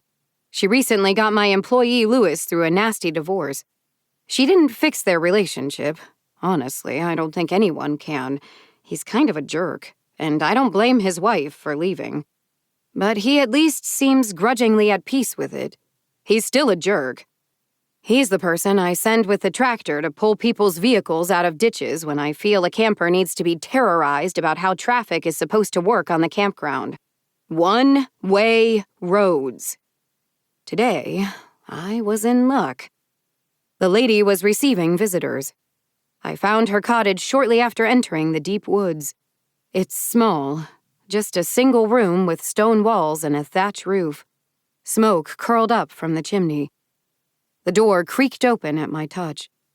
Inside, the woman was busy with the tea kettle hanging over the stove. "I brought you chamomile," I said, holding up the grocery bag. "Lovely, lovely. Put it on the shelf." The floor of her cabin is packed dirt.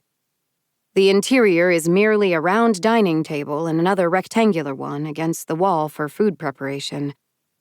I'm not sure where she sleeps. I'm not sure if she sleeps. The lady herself is rather plain, appearing in her early 30s with long, dark brown hair that is almost black, like the bark of a tree just after sundown. Her eyes are a shade lighter. She has a lot of them. They cover her forehead and her cheeks. The trick to holding a conversation with her is to pick a pair and stick with it. She brought the hot water over along with 2 cups and threw some leaves into each before filling them with water.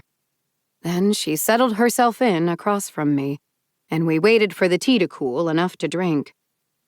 I told her about my brother who wasn't my brother, and she listened. "How long has this been going on?" she asked quietly. "Since August. It felt like he'd been around my whole life, though. Like my mind was making things up to explain his presence and why I trusted him. And examining the memories for an instant was all it took for it all to fall apart." "Human minds are rather gullible," she murmured. "You convince yourselves of things that aren't true so easily. But I can't get rid of him for you, if that's what you're here hoping for." It was. It would be rude to say so, however, and I remained silent. "There's more on your mind than just this not brother," she continued. "You've lost people. You're trying to ignore your grief. But who are you angry with?" "I'm not angry." She waited, and under the scrutiny of all those eyes, I felt compelled to talk, if only to break the silence. "I'm angry with those campers. They read the rules." An easy target to be angry at. I slammed the teacup down and stalked away from the table. I couldn't stand her staring at me. And that sat uneasily at the back of my mind, for her eyes had never bothered me before. "I'm angry at April. She panicked. She would still be here if she'd just trusted me." "The anger hurts less than the grief, doesn't it? Coming here had been a mistake. but it was like the dam inside me had started to crack, and if I didn't bleed off the pressure, I'd collapse entirely. I'd thought that if I kept myself busy, I wouldn't have to think about anything, and I could push past my losses. But the lady with extra eyes had nothing but time, and she was waiting for me to fill the silence. I'm angry the old sheriff went back in there. No, I'm angry that I didn't go with him, and I took a deep breath. I'm angry that my mother isn't here to tell me what she knew about that house, and that I have to do all this alone. I stood there for what felt like a very long time, my back to her and my hands balled into fists. Finally, the lady came over, and she touched me on the shoulder. I turned around and found that she was holding a candle out, balanced on her palm. The flames stood perfectly straight on the wick, not even moving from our breath. Take this, she said. When it burns out, you'll know that the old sheriff is dead. I took it with shaking hands. He was alive. The old sheriff was alive. I felt the weight of my guilt when I stared at the flame, pressing on my shoulders. And I heard the rain and saw that darkness bubbling out of the house, and the sheriff's outstretched hands, shoving the woman to safety in a last, futile gesture. He shouldn't have gone back in. One would have been enough. Or perhaps I shouldn't have been so frightened. Perhaps I should have stepped up on that porch, been closer, had better footing, and been able to wrench her free before it was too late. And then his sacrifice wouldn't have been in vain. I think it is more likely that I would have been swallowed up by the house as well. The lady with extra eyes wasn't done, though. I've helped your family from time to time, she said, returning to the table and tracing the rim of her teacup with one long finger. She had thin and delicate hands. I stopped because, well, I think you know why. Grandpa, I said. Humans can be monsters too. You're just able to choose that for yourselves. I shifted uncomfortably. I wasn't here to talk philosophy. I was here because I had something impersonating a brother I didn't actually have. I can give you some assistance, she sighed. You will have to deal with the rest of this problem yourself. She would give me the gift of sight, to see the not brother for what he truly was, and in doing so, no longer believe the illusion he cast. You'll need to visit an optometrist to get this back out, she added, and she took up a minuscule splinter from the table, rolled it between her fingers, and stabbed it into the sclera of my right eye. I stumbled around her tiny one-room house for a minute or so, clutching at my face and bumping into the tables. I trusted the lady with extra eyes, and so when she'd stepped up close to me, I hadn't thought to react until it was too late. She busied herself with cleaning up the teacups, while telling me that the splinter would work if it was in the only eye open. One last thing, she said as I stared up at the ceiling, blinking rapidly as my eye filled with tears. Keep both eyes open until you're out of the woods. There are things out here that aren't safe for a mortal to see clearly. Now, I'm sure you're desperately curious as to what I could have seen in the forest with that splinter lodged in my eye. However, I have spent so much time and effort trying to convince other people to follow a set of rules that are designed to keep them from suffering a horrific fate, and I wasn't about to do the stupid thing and go ignoring the lady with extra eyes' warning. Uncle Tobias took charge of getting us back so that I could carry the candle. Are you sure you want to do this at your house? He asked as we trundled through the woods at a sedate 5 miles per hour. Neither of us wanted the candle to blow out. It makes the most sense, I replied. He was quiet for a moment. I was the second person in the house that morning, he said softly. I saw your mother. I dreamed about it. I know what happened. I couldn't keep the annoyance out of my voice. I didn't want to talk about this. It had happened a decade ago. I'd learned to live with it. There's a big difference between a nightmare and actually seeing your dead mother, Kate. We don't know that's what I'll see. I wanted this conversation to be over. It'll be fine. I'll deal with it like I do everything else. He sighed softly and continued driving to my house in silence. My uncle dropped me off on the front porch. I hesitated a moment before walking inside. Then I closed my good eye. The light from the windows was brighter. There was a gold sheen across every piece of furniture, like it glowed with light from within. I went to the office, and the books on the shelves, the ones my father had collected, and the ones passed down through the generations. They sparkled like stars. I cried, but not because of the splinter in my eye. I think I understand a little better what it means to be an old land. It isn't all bad. It isn't all dangerous. Some of it is beautiful, radiant with the life of those who came before us. I didn't go into the bedroom, the master bedroom that I now claimed as my own, the one my mother died in. I wasn't certain what I would see, and I was afraid to know.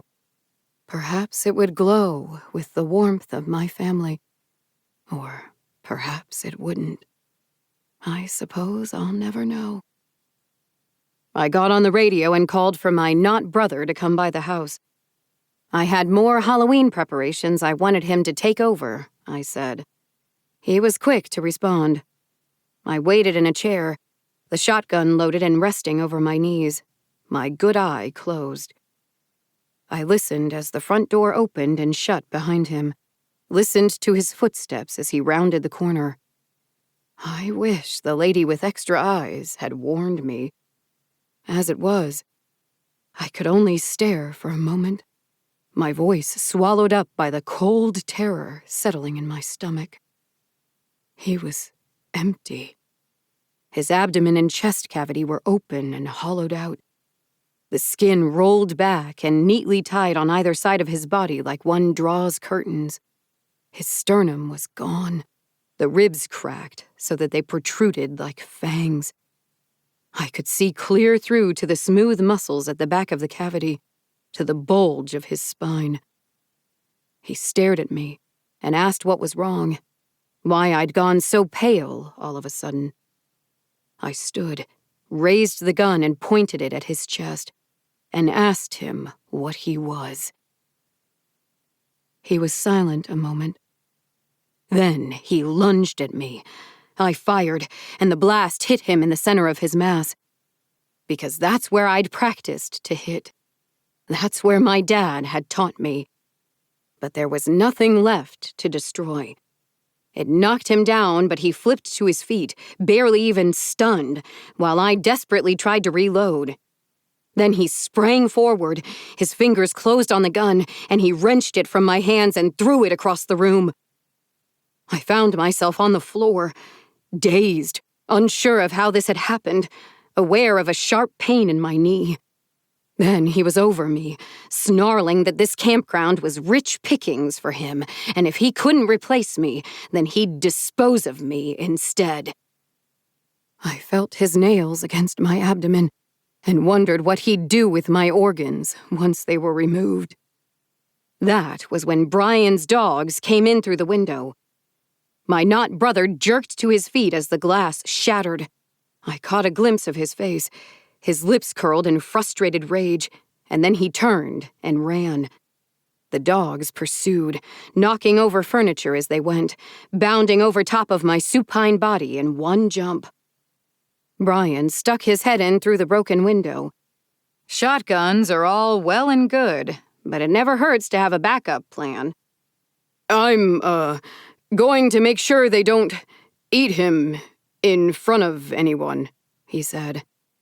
Good plan, I said, picking myself up off the floor, my ears still ringing from firing a gun indoors.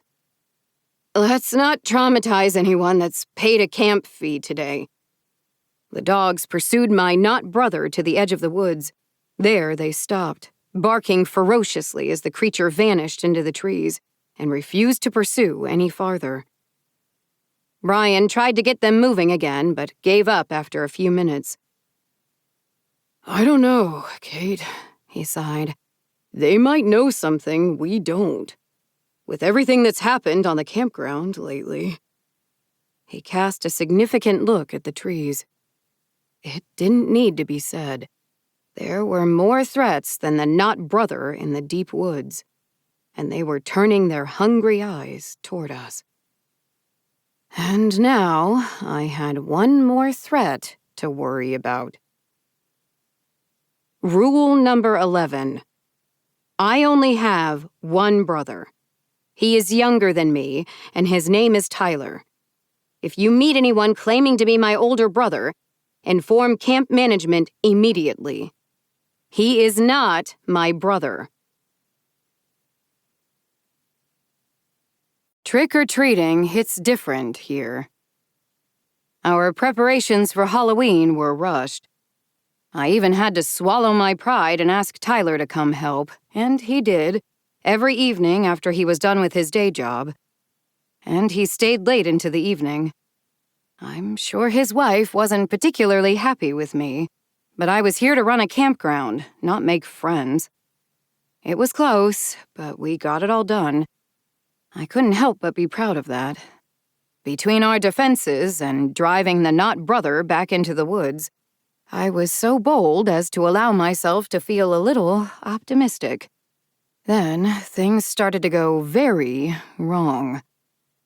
Lewis came to me with an idea to put together a haunted house. Think of how much money we'd make, he said, which was certainly tempting. Then he said the second part of his idea, which was to staff it with our other campground inhabitants. And if a couple of people went missing to sate their hunger, then oh well. I immediately put him on a less people-oriented job, because apparently being a cashier in the camp store was damaging his perception of humanity. Then, a day later, I had someone leave a 1-star review on Google for my campground because, get this, the solar showers were cold during their visit earlier in the week. It was late October, and it was overcast. Solar showers. What did they expect? Lewis's idea about the haunted house felt a little more appealing after that. And on the day before Halloween, the new sheriff dropped by to see if we were all finished up with our preparations. I heard him out in the driveway berating Brian, who was getting the second box of liquor out of the trunk while I put away the first. Look, I don't drink that much. A lot of that was going to be gifts for staff. Anyway, Brian was doing his job by trying to find out the reason for the sheriff's visit instead of just letting him blunder into my house. We've all been a little on edge about that since the not brother incident. And the next thing I heard was the sheriff biting his head off because didn't Brian know who he was? It takes more than that to rattle Brian. I'm sure he was about to calmly explain that yes, he knew exactly who the sheriff was, and that it is campground policy to find out the reason for his visit prior to allowing him inside my office. His dogs, however, had raised their heads off the front porch and were growling low in their throats, like the rumble of a semi-truck's engine right outside my windows. As much fun as it would have been to see the new sheriff chased off by a pack of gigantic Irish wolfhounds, I figured I should do the responsible thing and defuse the situation. I stuck my head out the front door and told Brian to go sweep the hay out of the barn, which is code for GTFO, and then invited the new sheriff in. He sprawled authoritatively in the chair opposite me and rested his hand on his gun, which I suppose was meant to be intimidating.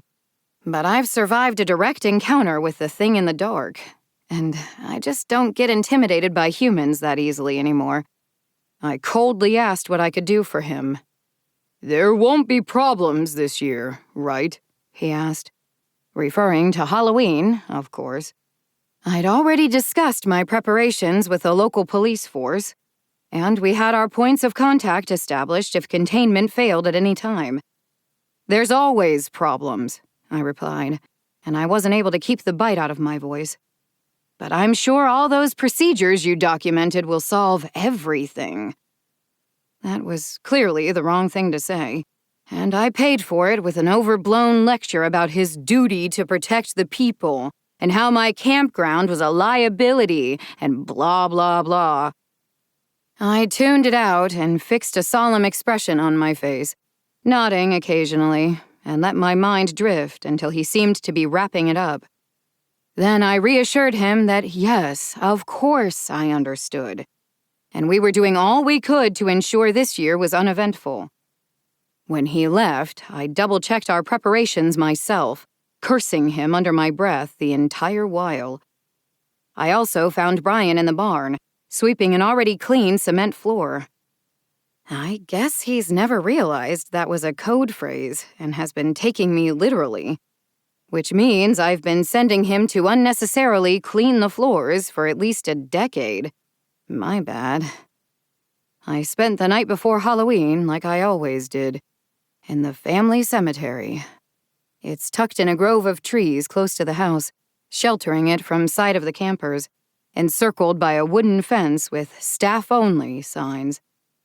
I lit candles and left them on each of the grave mounds and sat there in front of my parents' shared grave. I keep hoping that someday, when the barriers between worlds are thin, I'll see them, my parents. But no one visited me. I stayed until the distant screams of the little girl signified that the beast had come and gone, and it was dawn. I wish I could say the rest of the day was uneventful. None of my staff were harmed, despite the dancers deciding that they'd collect half my staff for their Halloween party.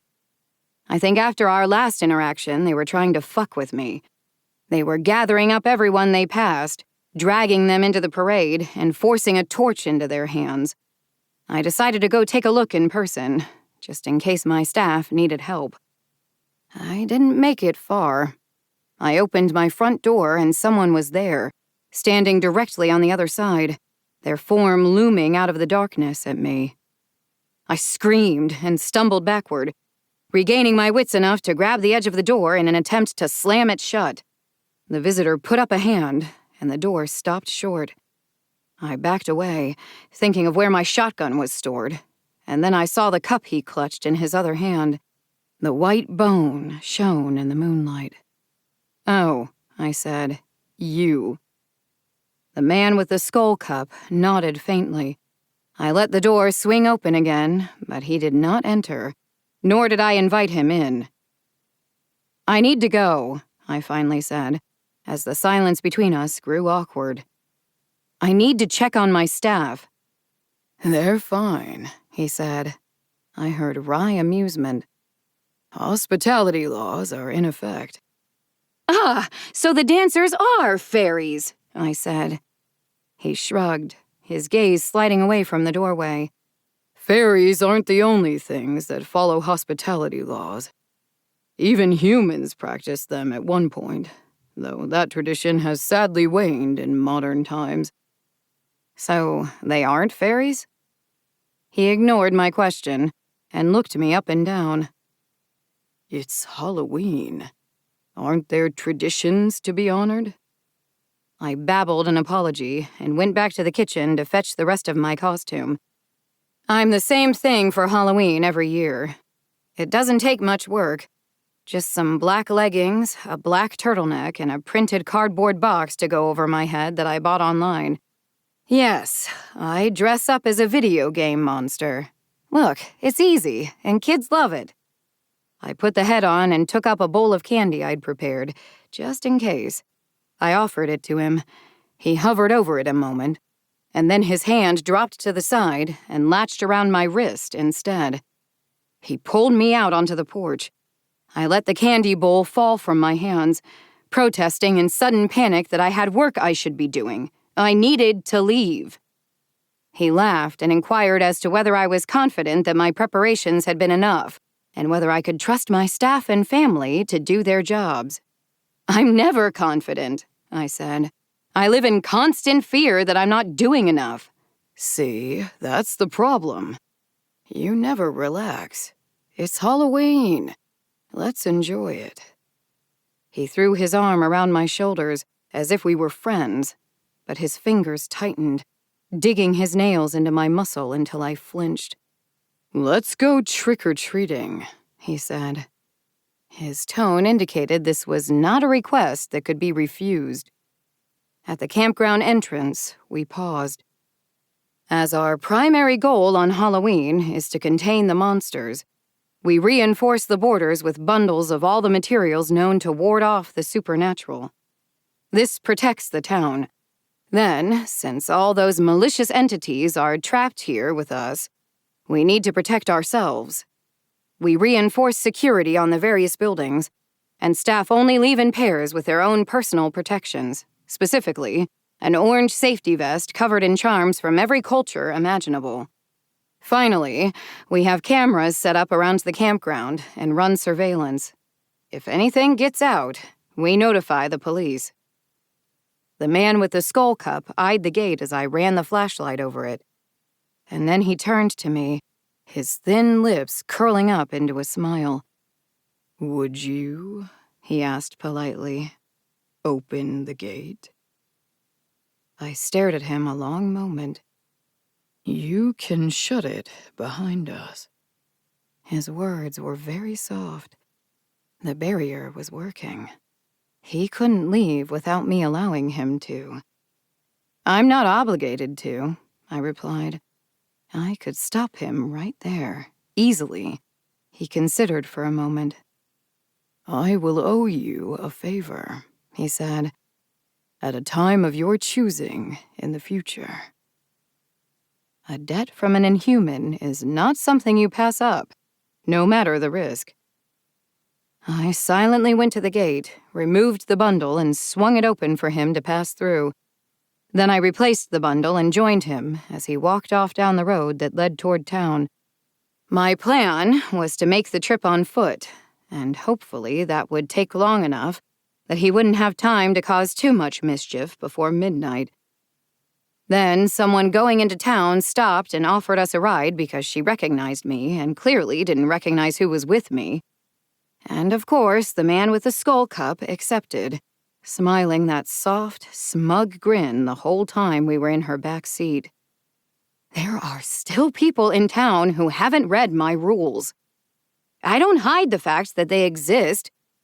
I'm not sure what I'm doing wrong here. The woman dropped us off at the center of town, where the houses sit side by side for a few blocks. Old houses with wooden shingles and gnarled trees in their yards. This was the only place to trick-or-treat in town. Everywhere else had acres of land sitting between them and the next driveway. Kids ran past us, oblivious to the inhumanity of my companion. Their parents were a little more observant. Everyone we encountered realized who I was, even with a cardboard box over my head.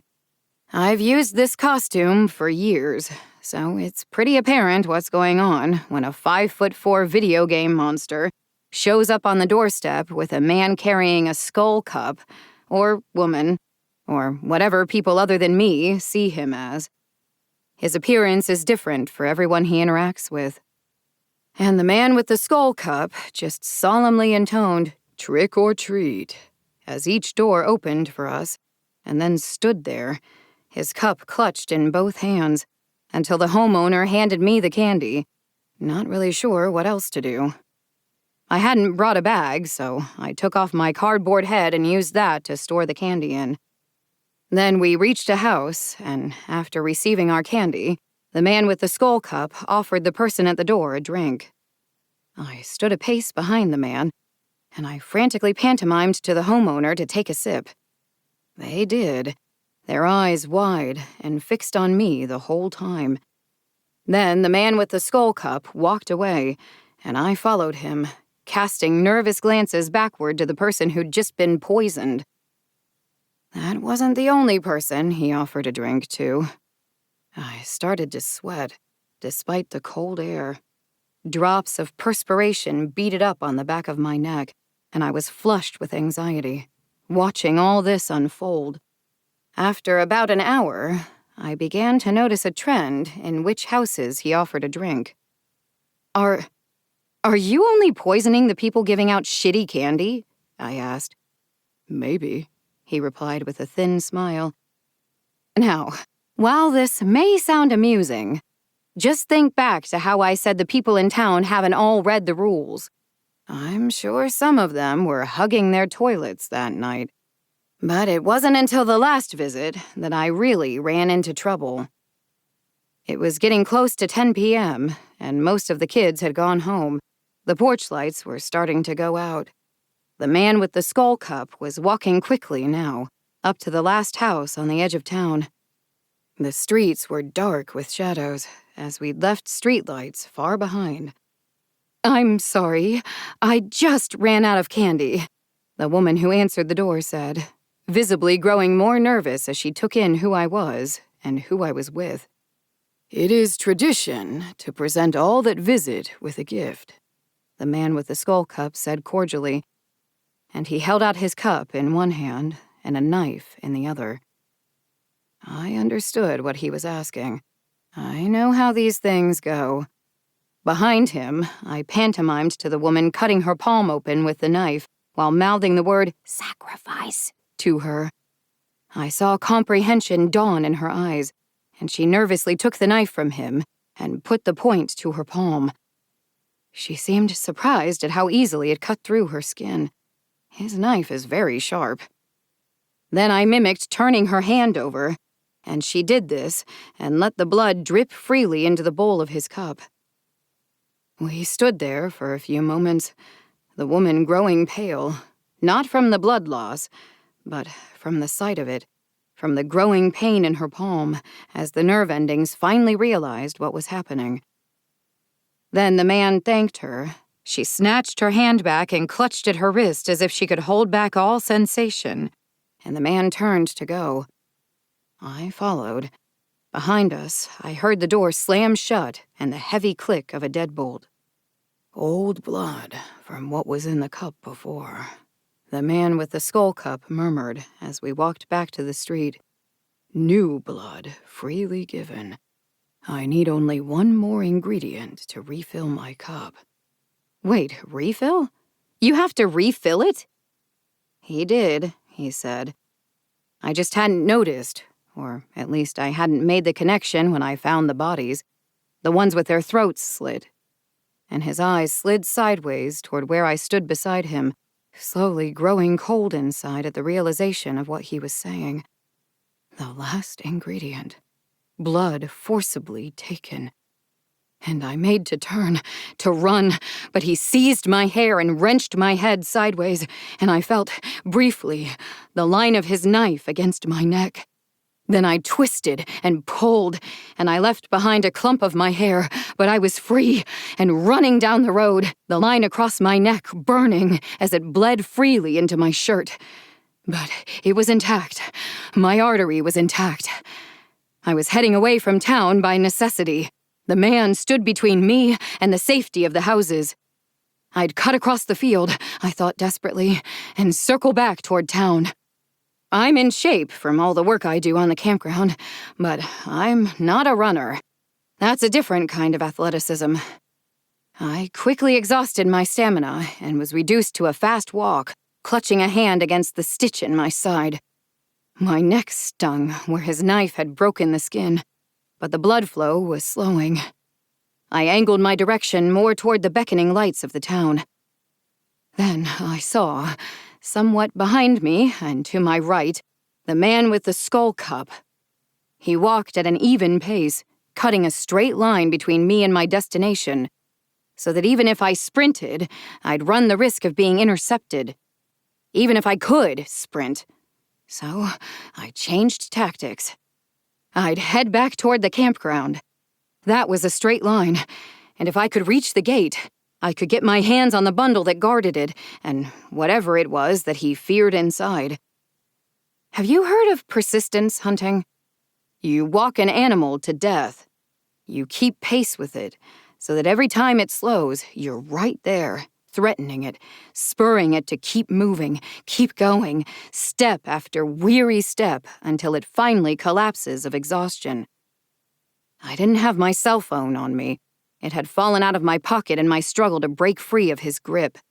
This is why women need real pockets on our clothing. My pants barely fit my cell phone in the best of circumstances. Worse, it was late enough at night that the road was deserted, and so, without any hope of rescue, I had no choice but to keep going. And each time I looked back, the man with the skull cup was there. I collapsed long before I reached the campground. My thoughts were hazy at that point, worn thin by exhaustion and blood loss. And I remember thinking that all this was futile, that I was dealing with creatures far more powerful than me, and my time was simply up, that it'd be easier to give in than to keep going for a minute longer. That resignation broke as soon as I heard the gravel crunch under his approaching feet. I struggled to stand, my legs burning with pain, and I staggered blindly forward, driven only by an instinct to survive, pushed well beyond the limits of my endurance. His hand closed on my hair, right at the roots, and he jerked backward. I stumbled, fell, and then he was straddling my legs, pinning them in place, and he twisted his wrist to force my head back and expose my throat. His body felt cool against my back. Not cold, just not as warm as a human should feel. I clawed at his wrist as he raised the knife. I'm surprised at how clear my thoughts were, that I was going to die. And I wondered if this was how my father had felt as he walked out to meet the beast. Like floating, like the world didn't exist anymore, and it was just myself, alone, with the beat of my own heart. And here I always thought it would be the beast that killed me. The knife point slipped along the line of my throat, and there was no pain, and I waited for my body to catch up, waited for the hot blood to soak my shirt. And then his wrist shifted again, and there was a flash of pain along my jaw.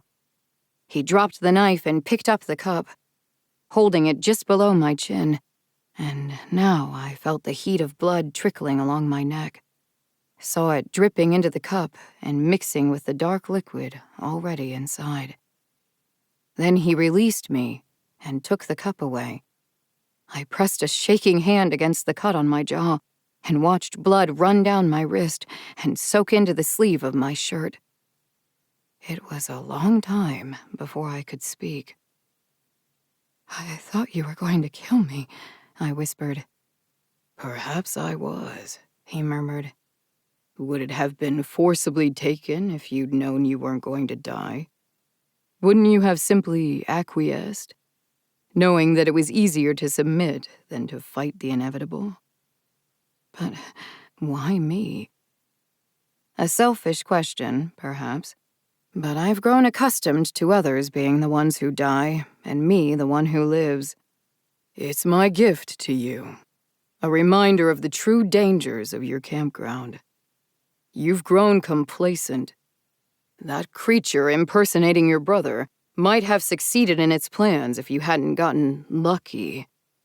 Think of how your mother died. I'd prefer you lasted a little while longer yet. He walked away. I watched him go, dizzy with pain, shaking with exhaustion. When he was no longer within eyeshot, I simply lay down there on the shoulder of the road until my uncle came looking for me and took me back home. Uncle Tobias had bad news on top of what had already happened to me, he said. They had found a break in the fence. While not all of my land is fenced, there are still distinct boundaries, and the fence is part of what marks that. A break in the fence isn't just an annoying hole to fix. It's also a symbolic breach of our border, and inhuman things can take advantage of that. The fact it happened on Halloween was even more alarming. While the man with the skull cup had taken a more direct route to being let off the campground, some other creature apparently had decided to be more covert about it. The question was who had cut the fencing, and after hours of reviewing footage, my uncle had an answer. He showed me the video clip of someone walking along the fence, stopping and snipping out an opening big enough for a human to crawl through. They took the segment they'd cut out with them, leaving the hole behind to weaken the boundaries of the campground, I guess? Because it doesn't take much to release creatures from the campground, especially when that is done by one of my staff. The camera got a clear picture of their face when they turned around. Jessie. It was Jessie. And with her was a tall, lanky man with messy red hair and freckles. He pointed at where to cut the fence and then walked off with her, back into the campground. I didn't recognize him, but I recognized his lack of a shadow and that smug, confident smile he wore. The man with no shadow and Jessie. I felt my chest tighten. This was it. This was the evidence I needed to prove to the town that Jessie was cooperating with an evil thing. Not willingly, but it didn't matter. Just like it hadn't mattered when I'd killed Laura. And I was going to need the evidence, too, because after the man with the skull cup poisoned people, the town was in an outrage. The new sheriff called for a town meeting. My presence was required. Small-town politics. My family had stood before the town many times, and now it was my turn. It was a lovely day. The white wood siding of the town hall stood in stark contrast against the clear blue sky and the reds and yellows of the trees framing it. Inside, the atmosphere was decidedly less picturesque. The meeting started with the lady who had had to give blood to the man with the skull cup talking about cutting her palm open, and how it hurt so much more than the movies made it seem. Then it was a string of people complaining about spending all night puking after drinking from the skull cup. Finally, it was my turn. My strategy was to avoid talking about the man with the skull cup at all. Instead, I told them what I knew about Jessie. I even put the video of her cutting the fence on the projector and pointed out the man with no shadow's presence. Yeah, so? Someone said from the back. Aren't you supposed to keep us safe from creatures like that?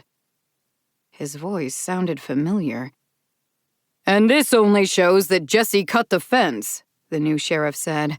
The person who actually let something out is you. Maybe we'd be better off dealing with the monsters ourselves instead of counting on you. Fine. I had tried to be diplomatic, like my father. It was time to be like my mother. You want to deal with these monsters? I snapped. You really think you're ready for it? Why don't we get Uncle Tobias in here to tell you about that ghoul my family dealt with? Or let's talk about how the vanishing house that took the old sheriff has been around for decades, but my mother was the only one trying to figure out what it was. My family has protected this town for generations, and what thanks do we get? The doors to the town hall creaked open. I stumbled to a halt, the words falling from my mind. Jessie walked in through the doorway. A hush fell over the room. Her footsteps lilted, one landing more heavily than the other, and it was like listening to a bell toll as each step landed, the dragging foot whispering on the wooden floor like a trailing rope. Her expression was distant, her eyes cast toward the heavens, and her mouth hung slightly agape. I knew, even before I saw what she carried, that this wasn't going to be good. That the man with no shadow had made use of his pawn far earlier than I'd anticipated, and whatever he'd done, it was going to be very bad for me, the campground, and everyone in town. Jessie's arms swung loosely at her sides, and one hand clutched the hair of my Uncle Tobias's severed head. She threw it when she was halfway down the aisle, and it rolled across the floor and came to a stop at my feet. Then she fell face down onto the floor and lost consciousness. The town hall erupted into pandemonium. There were people screaming, shouting, and Jesse's dad was somewhere in that mess, no doubt defending his daughter from the crowd that was slowly swinging toward anger. I didn't register anything. It was just distant noise, like the static of an old TV screen. I stood there, silent and still, staring down at my uncle's face, which was frozen into an expression of mute surprise. I thought about why now? Why my uncle? I thought on this for a long time, even while the new sheriff, who for once had nothing to say to me, took me by the arm and led me away and took me back to the campground. I remembered something else, Jessie's shadow as I walked past her prone body, how the edges were tattered, fraying like an old scrap of cloth. I'm not sure anyone else noticed. I didn't sleep at all that night. Instead, I sat on my sofa staring at the wall as the little girl cried through my window. All I could think about was that I was too late. Always too late. Very little felt like it mattered. I was struggling to understand when I was at any given moment. This was shock, I suppose. The new sheriff showed up at the campground the next morning with a couple of police officers in tow. They wanted to talk to me, to Aunt Aleda, to my staff, to everyone they could. It was an investigation, the new sheriff said. They were doing their due diligence. What the fuck are you bothering to investigate? I snapped. We all know what happened. Brian found Uncle Tobias in the camp office with a gunshot wound in his chest. Obviously, Jessie shot him and then took his head because she's been associating with a monster and because you've been getting in the way of me doing my job. Isn't your job to keep this sort of thing from happening? He asked stiffly. I can't save people when they insist on not following the campground rules. Whatever. I'm not playing along with your stupid investigation. And if you hassle Aunt Aleda while she's grieving, I'll kill you. But he didn't leave. The town is out of patience, Kate, he said. We need proof that you can do this job. Because right now, it looks like you're just sitting back making a profit off the campground while monsters get out left and right to prey on innocent folks. I know the secrets of this town. Few of us are innocent. Look at what happened to your uncle, he continued softly. Shut up! I shrieked. Hatred boiled inside me, and I could no longer contain it. It coursed through my veins like molten iron. How dare he use my uncle's death against me? I was on my feet, and my fist was in motion before I even realized what I was doing. The new sheriff jerked back in surprise, and my swing went past his face, and I staggered and almost fell over, stumbling sideways and finally hitting the wall of my office. I was probably lucky I missed. The sheriff might not have let that slide. I could have wound up in jail for once. Instead, he tersely told me the town's expectations. No more incidents. Control the monsters. It was not possible to do as they requested. Winter was coming. Christmas was coming. The powers of this world converge in the winter, and ancients walk the land and they go where they will and they do as they want. The long nights hide a multitude of evil. Besides, I had no intention of following the sheriff's demands.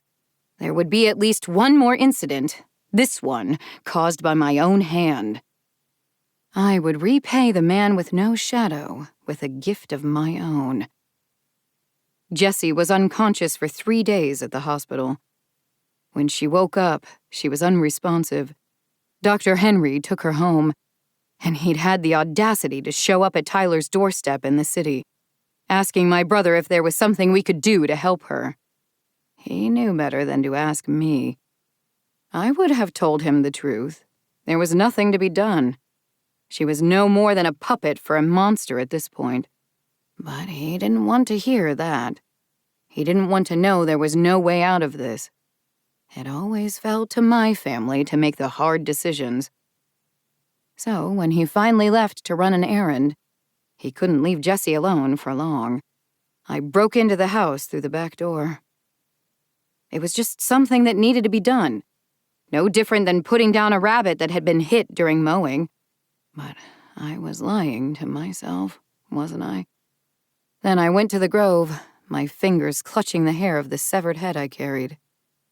The man with no shadow came to me, stopping just short of the grove's boundary. I hadn't got a good look at him when I was trying to save April. He looked just like I'd seen on the camera. Lanky, freckled, messy red hair. His appearance was different from when I was a child, but his smile had not changed. A thin half-smile, smug, condescending. My heart raced upon seeing it. He dipped his head at me in greeting. He spoke sparsely when dealing with people who knew what he was. At his feet, the sunlight pooled, unbroken. "This is for you," I said, and I threw Jessie's head onto the ground in front of him. His gaze flickered down to it, and then just as quickly returned to stare at me. "I don't care," he said softly. "I have more. This vengeance was for you, wasn't it? Do you feel better now?" No, I didn't. "You got April killed," I spat. "You told those campers to follow the lights to the vanishing house where the old sheriff never got out, and now you've murdered my uncle. What the hell do you have against my family?" The clock was ticking. I had to end this conversation soon, before I fell under his control. "What do I have against you?" he gently corrected. "I'm going to take everything away from you, Kate." "Why?" "I, like the town, would prefer new management." "Over my dead body," I snapped. "Seems more like it's over the bodies of the people you love." His matter-of-fact tone was like being struck in the face. "At this rate," he murmured, glancing down to the head at his feet again, "you'll turn out worse than your mother. She at least tried to save people from me, even went so far as to strike a bargain. Good thing the town never found out about that, eh?" Something went cold inside of me. "What bargain?" I whispered, knowing, but not wanting to hear it confirmed. "Don't play dumb. You remember it quite well, don't you? The agreement she made to save your friends all those years ago. Did she not tell you about it?" I was silent, and he laughed. "Of course not. She died before she could tell you everything. This is what she promised me. It isn't much dissimilar from the bargain you recently made." He smiled, and my hand twitched, aching to cross the distance between us and punch him right in the mouth. "Your mother would let me leave the campground 3 times of my choosing," he said. "Sadly, she died before she could fulfill my 3rd request." I said nothing more. The exchange had dragged on too long, and this was dangerous now. I walked away. I heard him laughing as I left. The man with no shadow had left the campground twice. This is a dark thought, but it came to mind unbidden, and I could not put it aside. What if my mother had left the window open deliberately to deny the man his 3rd request? And what had he accomplished the first 2 times? Part 3. The Holidays. In November and December, camping is discouraged for everyone except people with extensive experience with cold weather. Plan for day hikes instead, to enjoy the snowy scenery. Campground closed around Christmas on account of high level of inhuman activity during the holidays. Drowning in Christmas spirit. I spent a lot of time before Thanksgiving holed up in my office, ostensibly trying to figure out a way to counter the bigger creatures of winter. Realistically, I didn't want to talk to anyone. No one accused me directly, but the town knew I was responsible for what had happened to Jesse. I felt their eyes on me every time I went to the grocery store, heard how conversations ended abruptly when I walked past. I wanted to scream at them that it wasn't my fault, that Jessie knew the rules, she knew to be careful who she talked to. And wasn't I hurting too? My uncle, my cousin, the old sheriff. Before that, my parents. Haven't I lost more than any of them? It didn't help that the new sheriff was making a show of investigating Jesse's death either, as if he'd actually dare to hold me responsible. So I tried to stay away from it all. But nope, I got a phone call from my neighbor, Kyle. He owns quite a bit of land, and over the years I've toyed with the idea of making an offer on it to extend the campground. He's willing to sell the lake and some surrounding acres. But the lake gives me pause. I'm not sure I want to deal with absorbing a lake into old land. I keep thinking of how many rules I'd have to add, and I reconsider. Anyway, he called me up and asked for help containing the Christmas demons that live in it. They're called Shulikun and are from northern Russia. Good luck finding info on them online. I haven't had much success, and the only reason I even know how to spell it is because in my parents' files is a typed handout with brief summaries of all the various Slavic creatures. Shulikun show up around Christmas by breaking out of frozen lakes using their pointy metal hats, and then they ambush Christmas revelers. Mostly, they just play pranks. Sometimes they shove people into snowbanks or frozen lakes to freeze to death. They're banished by the celebrations leading up to Lent. Needless to say, they're not a threat in late November or even early December. They're not much of a threat the rest of the Christmas season either, as we don't get deep snowbanks and people don't walk home, generally. Honestly, they were more of a joke around the town than a real danger. I thought that perhaps a distraction was warranted, however, as I had spent the last few days in my office alone. My staff had been coming around with bullshit things they needed from me as an excuse to check on how I was doing, and I was suspicious as to who had orchestrated that plan. I'm sure it was Brian. He doesn't talk much, but he's damn perceptive. I gathered some supplies and went over to my neighbor's property. It's becoming old land as well. The family timer got reset at some point through some shady business that caused it to change hands for a few years and then change back. I took the car over and parked in his driveway. He came out to meet me while I popped the back and started unloading my gear. Thanked me for coming over. Told me that he was sorry about Tobias and that the whole business had him frightened. And he wanted to try to contain the Shulikun to the lake this year, instead of letting them wander all over town. He was nervous, kept tripping over his words.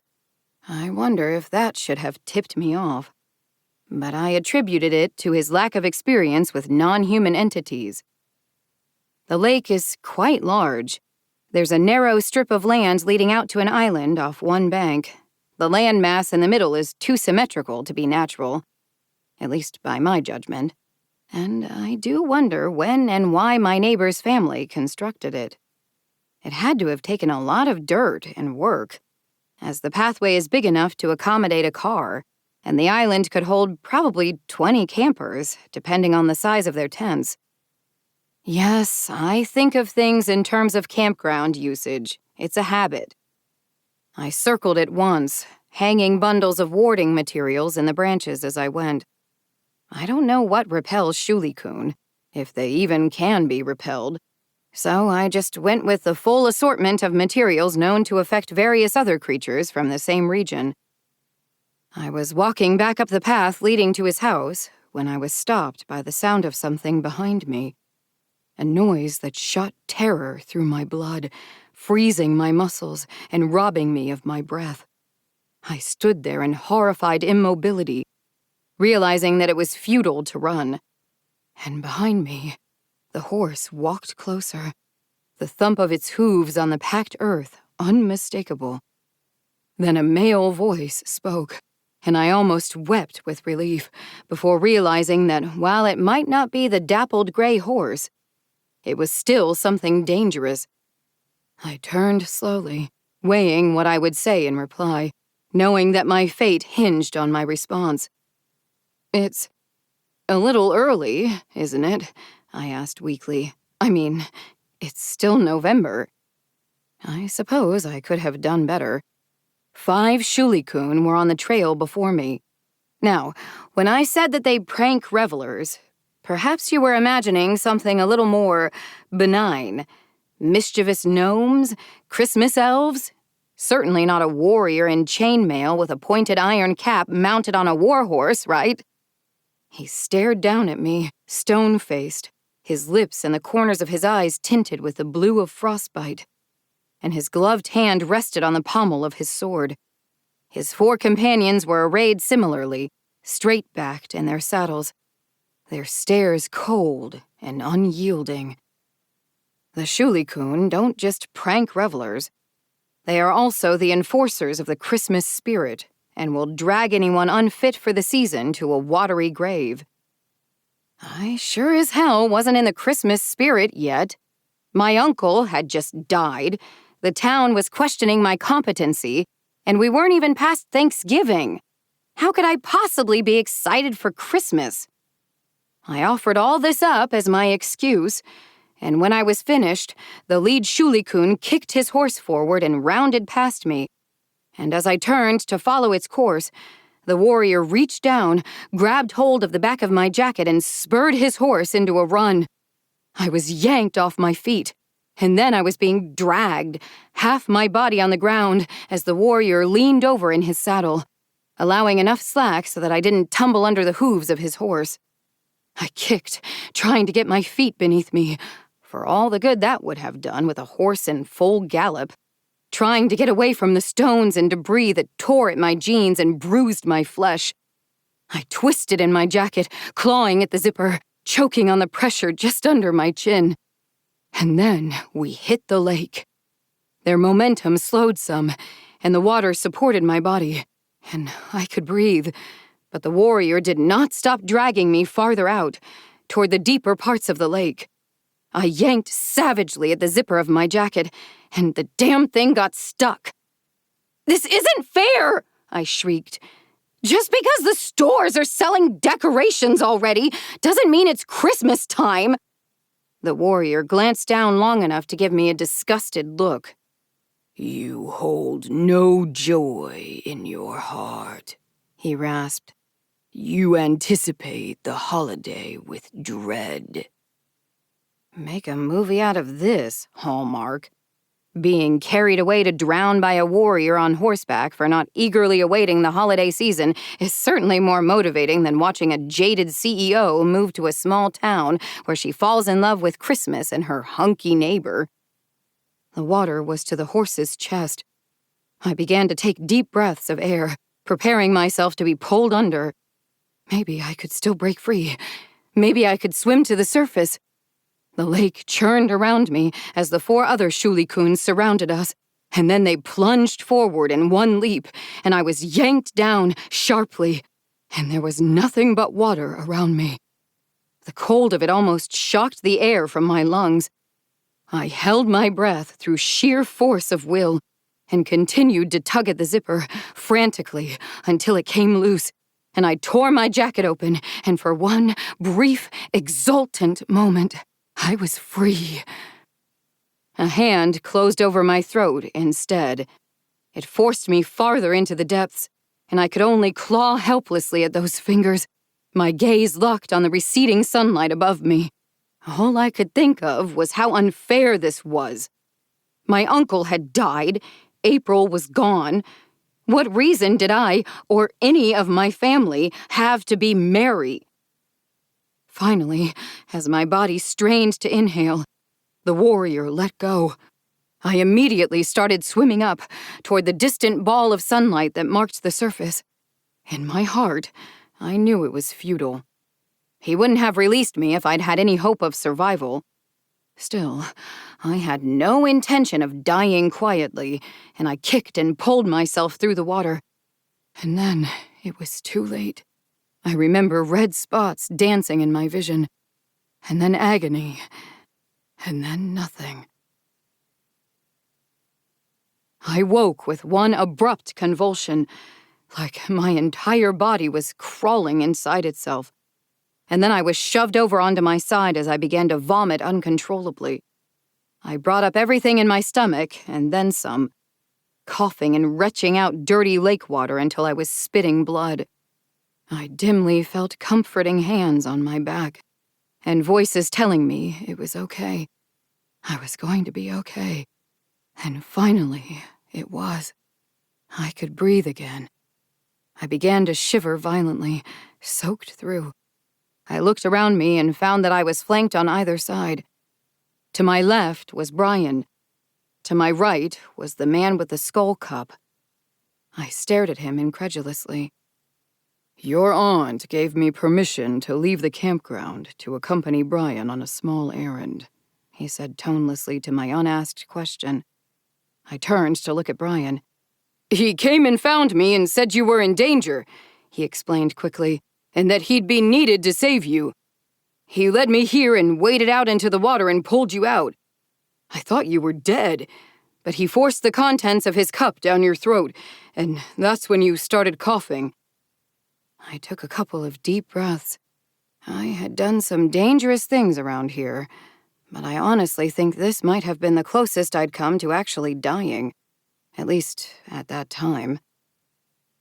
After what happened at Halloween, I said in a low voice, what on earth made you think he can be trusted? Perhaps that was a little unfair, but I didn't want people getting hurt over me. I, figured I could sick my dogs on him if he didn't come back to the campground. Okay, fair. That would probably work. I looked back to the man with the skull cup, and he didn't say a damn thing about that. Your cup is empty, I said uneasily, eyeing it. There were only a few drops left inside. Old blood from what was there before. My blood. So it is. He considered it a moment before his hand shot out and seized Brian's wrist. Brian shrieked, half in fear and half in outrage. Then the man with the skull cup sliced his palm open with his thumbnail and held the open wound over the cup long enough for a few drops to fall inside. He let go, and Brian clutched his hand to his chest, pale, panting, and visibly relieved. When he turned to me, I obligingly held out my own hand to provide him with blood freely given. "Surprise counts as taking blood by force?" I asked as I bled into the cup from a small wound on my palm. He gave me a pained look. "It does when I'm in a hurry," he said. "Could you not be difficult about this? I'm helping you here." I told Brian to head back to the campground and fetch me a change of clothes. I'd wait at the neighbor's house to keep warm. He seemed happy to leave after that, cradling his injured hand. As he left, I told the man with the skull cup that his task was done, and that he should be returning to the campground as well. He nodded softly and acknowledged that yes, the terms of his agreement were fulfilled. However, "There's something else you should consider," he said. "Do you truly believe your neighbor would have missed them being out of the lake already?" The man with the skull cup stood and walked away, leaving me alone with that question. I considered it, feeling anger bubbling inside me. And finally, when it was roiling and my blood was hot and I no longer felt the cold, I stood and walked toward my neighbor's house. Kyle was shocked to see me, alive and dripping wet on his doorstep. Courtesy demanded he invite me in. I stood in the entryway while he ran to fetch towels, and when he went to hand them to me, I slammed my arm against his chest, pushing him until he was pressed against the wall and there was nowhere to go. They know I've killed people before. They all know this. They try to forget, so that they don't have to be afraid of me. "You knew," was all I said. He tried to deny it, made a weak joke about how global warming is why the Shulikun are out early, until I pressed my arm up against his throat. Then he started to cry and admitted that yes, he knew, and he also knew that so soon after the death of my uncle, I'd be easy prey for them. "I'm sorry," he whimpered. "I'm so sorry." I stared at the wall beside him so I wouldn't have to see the snot dribbling down his face. My eyes caught the edge of his shadow, tattered, like a sweater coming undone at the hem. I released him and backed away, trying to keep my expression neutral. "Okay, I accept your apology," I said. "Forgiveness is keeping with the Christmas spirit, right? Wouldn't want the Shulikun to come after me a second time." Kyle slid down the wall to sit on the floor, babbling his thanks. I left him there and stalked out of the house, heading home to commit the unforgivable sin of putting up a Christmas tree before Thanksgiving was even over. A very special gift. As November gave way to December proper, and the first snow started to fall, I did my best to embrace the Christmas spirit. It seemed prudent. I put an assortment of cookies on a plate in the kitchen, and there was a carton of eggnog and a jug of apple cider in the fridge, ready to be warmed up at a moment's notice. Not that I expected any visitors. Kyle had told the gossips in town that the Shulikun had almost drowned me, and the rumor mill was churning about how Kate couldn't even fight off those silly spirits on horseback. And it seemed that now everyone was also hearing from a trusted friend that Kate was planning to sell the campground. But even with the help of Brian and my extended family, I couldn't pin down the source of the rumor. But much to my surprise, on the night before Christmas Eve, there was a knock at the door. I opened it and was taken aback at the sight of a horse skull looming in the doorway, green ball ornaments shoved into the eye sockets. A white sheet covered the person holding the skull down to their ankles. For a moment, I thought my visitors were from the town, although no one I knew practiced the Mariluid tradition. And then I saw a familiar face grinning at me impishly from the edge of the crowd. The dancers. I shifted nervously, and they began to sing. Then, at the end, they fell eerily silent and waited for my reply so that the battle of wits could begin. We'd go back and forth, answering in rhyme, until finally one side couldn't reply fast enough and either had to leave or had to invite the entire party in for food and drink. "There is no way I'm winning this one," I sighed. "Just come in." And I threw the door open, and the entire party stomped inside, tracking snow all the way down my entryway. The musicians, mercifully, were masked and considerately kept their hoods on as well. I focused on the kitchen for a bit, warming up the apple cider in a crock pot and getting out the paper plates while the dancers demolished the cookies. "I have to ask," I said to the lead dancer, once everyone was occupied with food and beverages. "That skull, is it one of the horses buried in the field?" "We'll put it back," she replied primly. "Rumor has it that you went to the lady with extra eyes for help a while back. You got what you wanted, but you didn't like what she told you. The campground monsters are gossiping now. That's just lovely," I muttered snidely. She pivoted to face me squarely. "Monster? You sure you want to use that term, considering you've also decapitated someone? She had a point there. I notice no one has come by your house lately, she murmured. You're not going to survive without allies. What am I supposed to do? The man with no shadow has been eliminating everyone I care about. Then go get someone back. She glared at me, unblinking, while I tried to comprehend what she was saying. The old sheriff! Go get him back. I stared blankly at her for a moment, and she heaved a long sigh and asked if I wanted a hint. Obviously, I wanted a hint. I had no idea what she was going on about. The rule of 3. You need 3 things. The candle is the first. She nodded toward the bedroom, where the candle burned, indicating that the old sheriff still lived. I was in shock. No, I thought frantically. I didn't want to hear what she was telling me. There was nothing I could do about the old sheriff. He was gone, just like my parents were gone. Just like my uncle was gone. And the other 2? I asked unwillingly, knowing that this was my only opportunity to ask, and I couldn't let myself get in the way of information. One would come to me, she said. Indeed, it was already en route. The other I would have to request. Then she flashed me a wink and trotted off to make sure she got some of the cookies before they all vanished.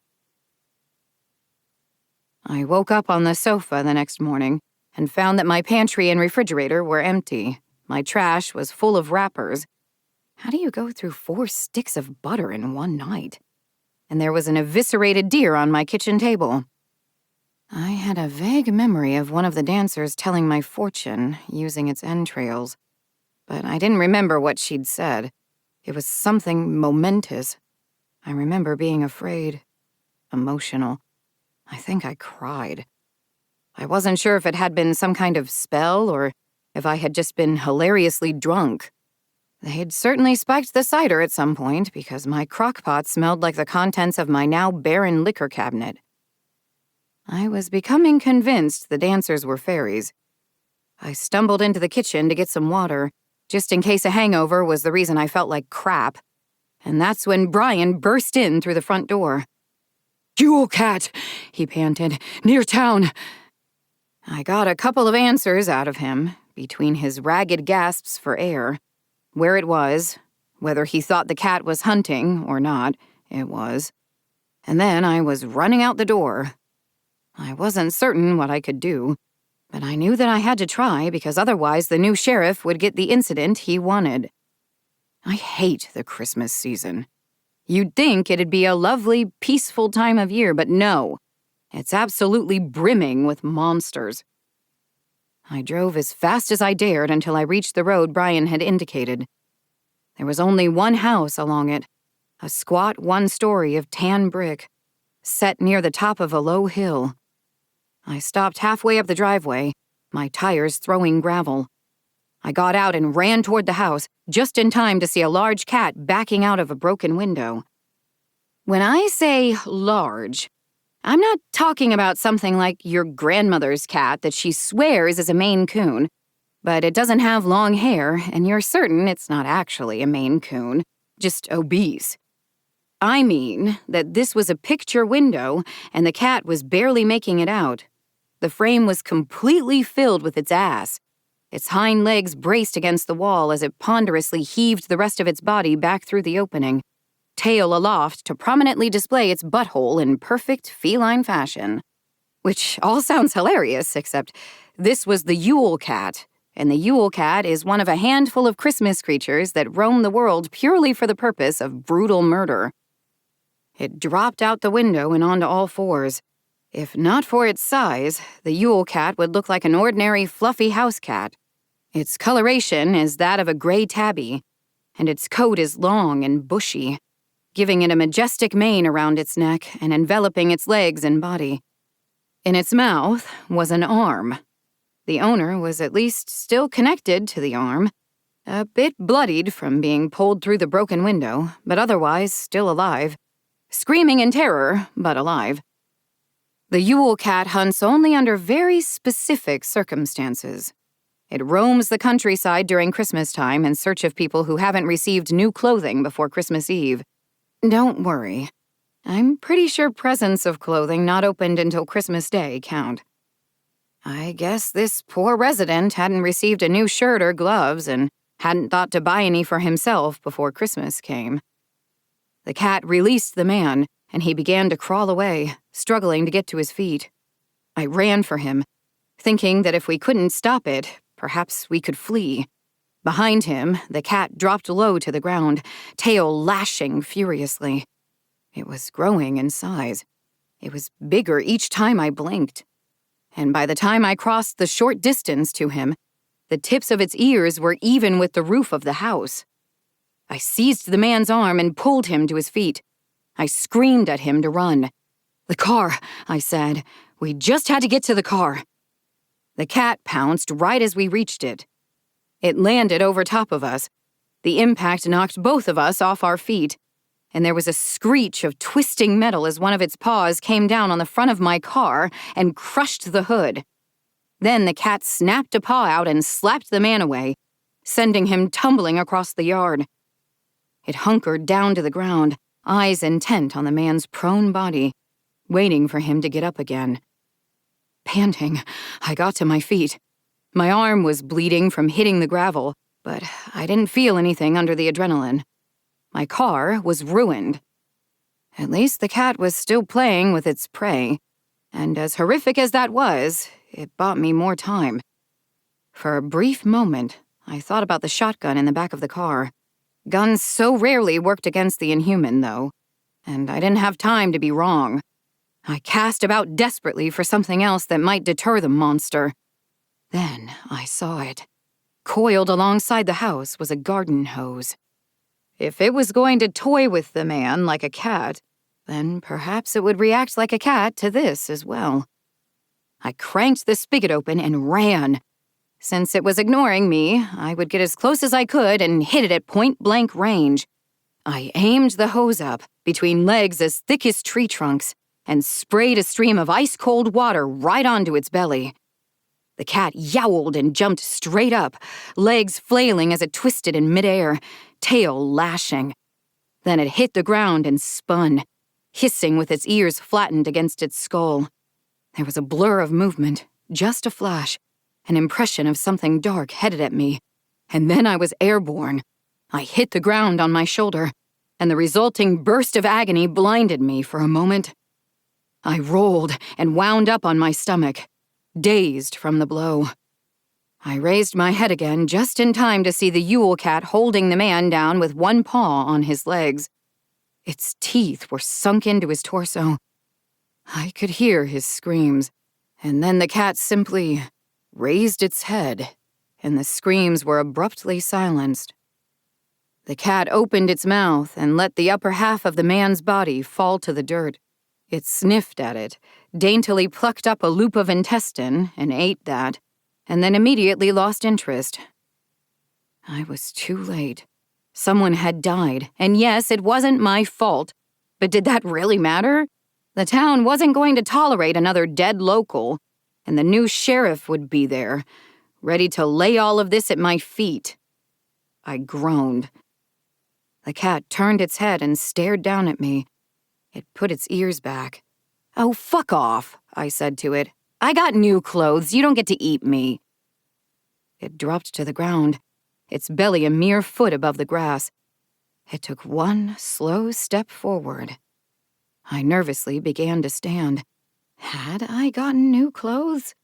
It wasn't like I'd opened my presents yet.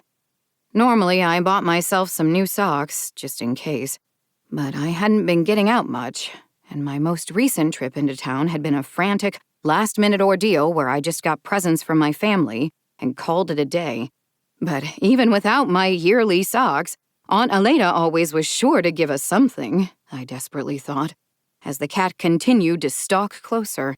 A scarf, a hand-knit sweater, it was kind of her thing. My aunt, who had just lost her husband. I couldn't recall her showing up at my house to drop off a package yet. For as much as I go on and on about the rules, I find it ironic that I would finally forget about one myself. I suppose it's inevitable. I know it seems like such a simple thing. Just read the rules and follow them. But there are so many things to remember, and life crowds them out, and the years blur together, and we grow complacent. And eventually, we all make mistakes. My mother left a window open. I forgot to buy a new pair of socks before Christmas Eve. I turned to run. I didn't get far. A massive paw hit me in the back and sent me flying, landing face first in the gravel, barely getting my arms up in time to shield myself. I scrambled to my feet, slipping on the loose stones, my mind consumed with replaying the memory of the cat toying with the man before finally ripping him in two.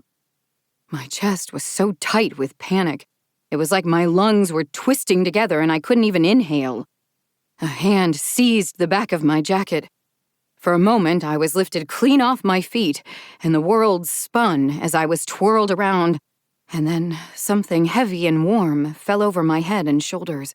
A strong arm wrapped around my back and pulled me forward, burying my face into a thick wool shirt that smelled like pine. "She has new clothing," a voice boomed over my head. Whoever this guy was, he was tall. I twisted my neck enough to look up, and all I could see was a mass of curly white hair. A shadow fell over us, the cat looming above me and my rescuer both. I felt a gust of air as it flicked its tail in frustration. "It's my gift to her," my rescuer continued, and somehow that sounded like a threat. The cat gave a little growl that made the hair on the back of my neck stand on end, and then the shadow over us withdrew. The man holding me let go, and I stepped back, glancing fearfully to the side where the cat had been standing. Nothing. Just the driveway, the house with the shattered window, my crushed car, and the corpse. I stood there for a few moments, stunned into incoherency. Then, as my heart rate slowly began to wind down, I turned my attention to my rescuer. A tall man, dressed in jeans and a red plaid shirt, with a long, curly white beard and hair to match. His expression was stern, and his eyes were cold. A simple silver cross hung around his neck. "Saint Nicholas?" I ventured. A faint nod. I was rendered speechless. I'd heard the stories, of course, but I'd never thought. There are many creatures in this world, old things and ancient beings that are both God and not, and many that lie somewhere in between. Not all of them are predators. On my shoulders rested a thick wool mantle, hanging almost to my waist. The hood and hem were trimmed in white fur. I fingered it for a moment, then made to take it off and return it to the saint. He shook his head. "It's a gift," he said firmly. "That's what I do." "You do a lot more than give gifts," I replied. "You save people. I didn't think you'd save me, though. I'm not a good person." "I help the good and the wicked," he said. "It's why I'm a saint." There are plenty of saints who punish the wicked, but I felt it would have been rude to point that out. Saint Nicholas is known as an embodiment of mercy who helps anyone in their time of dire need, and I guess I qualified. "Can you bring him back?" I asked, pointing at the man. But Saint Nicholas just patted me gently on the arm and walked away. The new sheriff arrested me a few hours later. I'd barely returned to my house before he showed up on my doorstep, claiming I was responsible for the man's demise, because my car was there. That's it, my car. "The Yule cat ate him," I said, indignant. "This is bullshit, and you know it." Anyway, he just grabbed my shoulder after that and threw me against the wall to handcuff me, and I let him because I didn't want to give him a reason to escalate on the grounds that I was resisting arrest. I spent Christmas Day in a jail cell until my brother showed up to post bail. I was wondering why you didn't come over for Christmas, he said. I was so worried. Did the new sheriff not tell you where I was? Well, he did, but he wouldn't let me post bail until today. Wow, that's a dick move there.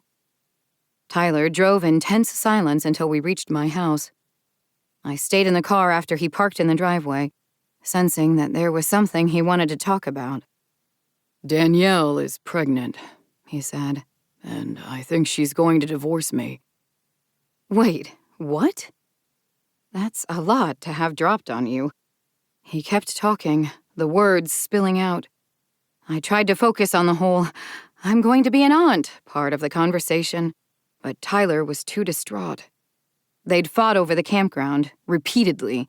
Danielle was afraid that their child would be pressured to carry on the family business. It wasn't like I was going to get married and have kids of my own. "Okay, that's not how this works," I finally snapped. "We've moved the campground around in the family before, and we can do it again. We've got cousins." Like April? I didn't know what to say to that. Maybe she's right, Tyler sighed. Maybe she should just take our kid and leave. Maybe we need to keep our child as far from the campground as we can, because otherwise they'll want to take it over. They'll turn out like me, in other words, I said, quietly seething. Why does our family have to do all this? He said in obvious frustration. Why you? I laughed bitterly. I'd missed Christmas, spent the night in a jail cell, and now I was stuck having a conversation I really didn't want to have with my brother. "Who else will do it?" I asked. "Uncle Tobias is gone. April wouldn't have been able to, and she's gone now too. And you have never wanted any part of this." I got out of the car and slammed the door shut behind me before he could say anything else. I was deeply grateful to whoever among my staff had cleaned up after the dancers, because coming home to a days-old disemboweled deer carcass would not have been a pleasant experience. If I find out who it was, they're getting a bonus in their next paycheck. It was probably Brian. He probably let the dogs eat it. Unfortunately, despite my efforts, the damage was done.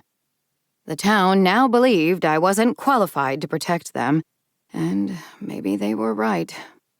I'd learned how to contain these creatures growing up, how to maintain the status quo, but the situation was rapidly moving past that. This was a bad year. Everything was more active, more aggressive, and containment was no longer working. Perhaps I would have learned how to fight this from my parents, but they weren't here, and it was just me against the man with no shadow, who clearly had a plan to remove me from the campground. I needed a plan of my own. I had to rescue the old sheriff. The dancers had said I required 3 things. I had the candle, and now I had the saint's mantle. I needed to find the 3rd item and then figure out where the house was going to appear next. The dark days of winter are when the boundaries between our worlds are weakest. The dead walk the earth, and the devils and malicious spirits are loosed upon us to roam free until the day of Epiphany. I could use that. The days before 12th night were my window. This is when divinations are best performed and what is lost can be found. This isn't just my land. It's also my home. I was ready to fight the new sheriff and the rest of the town and anyone else who tried to take it from me, be they human or otherwise. Seamstress of Slaughter. I had a visitor on New Year's Eve.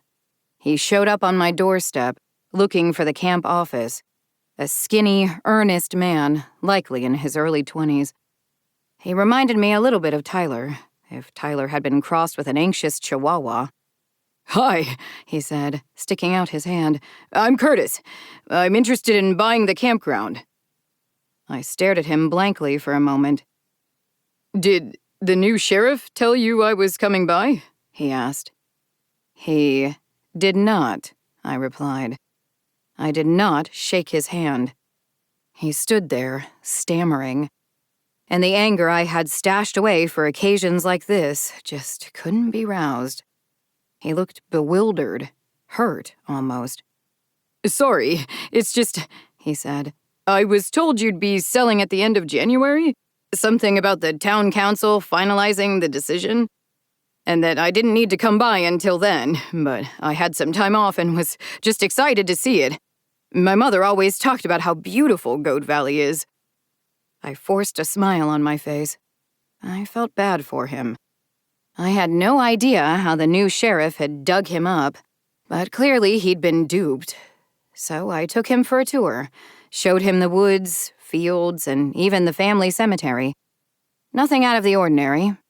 Then I escorted him off the property and reiterated that I wasn't selling, that there was clearly a misunderstanding here. "Okay, well, I've got quite a bit of vacation time," he said, "since I figured wrapping this up would take a while. So I'll stick around. I've got the finances lined up if—" "That's nice," I replied curtly. "But I'm not selling." As soon as he was gone, I alerted my staff to keep an eye out for Curtis in case he came back. I did not want him wandering around unescorted.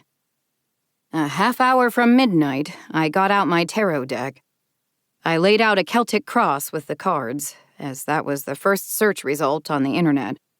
Whilst I know my folklore, I'm really not an expert in this witchy stuff. I was sitting on the floor of my living room with the guidebook open on my phone, trying to figure out if the devil represented the sheriff or the man with no shadow, and whether there was any significance in so many cards being from the Oak Suite, or if I was just bad at shuffling. I'd just finished reading up on the Chariot and was thinking, well, that's promising, when the front door flew open. It smashed into the entryway wall and hung there, letting in a gust of cold air that stirred the cards on the floor. Framed in the doorway was a woman, beautiful, with pale skin like winter frost and hair like snow. Hello?" I said tentatively. "And you are—" She wasn't inside yet. This was a good sign. All manners of creature roam the world on the eve of the new year, but most of them cannot enter the home without permission. There are stories of even the devil itself being repulsed for lack of an invitation. "I am Perkta," she replied. "Don't trouble yourself to get up. I'll invite myself in." She stepped through the open doorway. This was not a good sign, and worse, I knew that name. She was an old entity, one who could go wherever she willed, regardless of whether she was welcome or not. For good children, she would leave a silver coin. For the wicked, she would cut open their abdomens, remove their stomach and guts, stuff them full of straw and pebbles, and sew them back together again. So a little bit like Santa Claus, but with murder instead of coal. Perkta had not visited our town for a long time. Not in my lifetime, but she had in my parents' before I was born. They told me of her when I was young and could be frightened into obedience. They said a young man had done something terribly wicked. And one night, in the days leading up to 12th night, his neighbors had been woken by his screaming. They broke into his house through a window, and that entire time he had not stopped screaming. They entered his room to find a beautiful woman with long white hair standing over him, nodding and snipping free her thread. She turned to them, smiled, and vanished. He died in the hospital. His abdomen had been sewn neatly up in a straight line, the stitches so tiny they were almost invisible. And when the surgeons snipped them open, bloody straw and stones bulged up through the incision and spilled out onto the floor of the operating room. Now I stared at Perkta as she stood framed by my entryway, holding a needle between the pinched fingers of one hand and thread wound around the fingers of the other. I grabbed my deck of tarot cards and scrambled to my feet to run.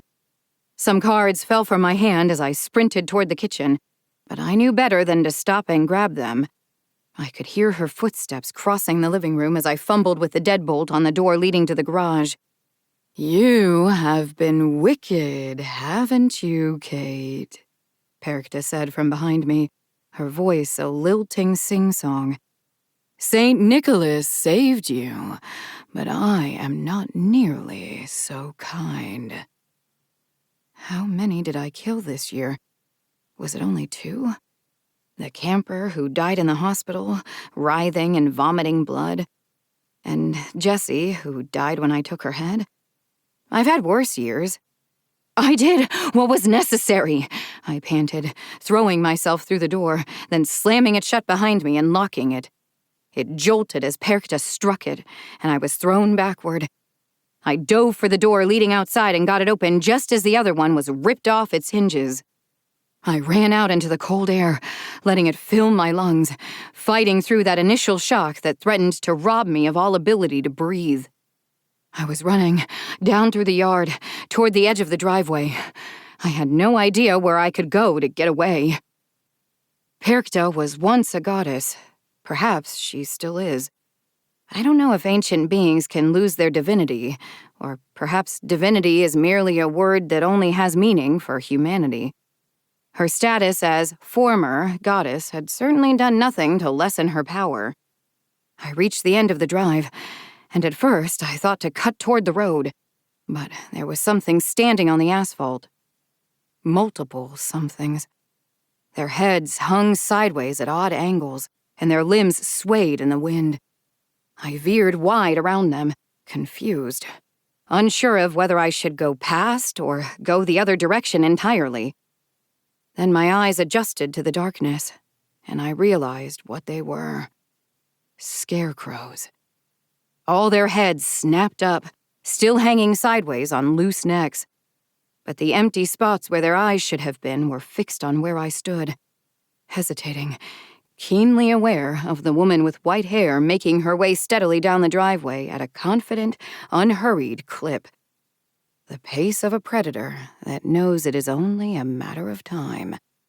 I began to back away, and then, in the corner of my vision, I saw a large shape lunging at me out of the darkness.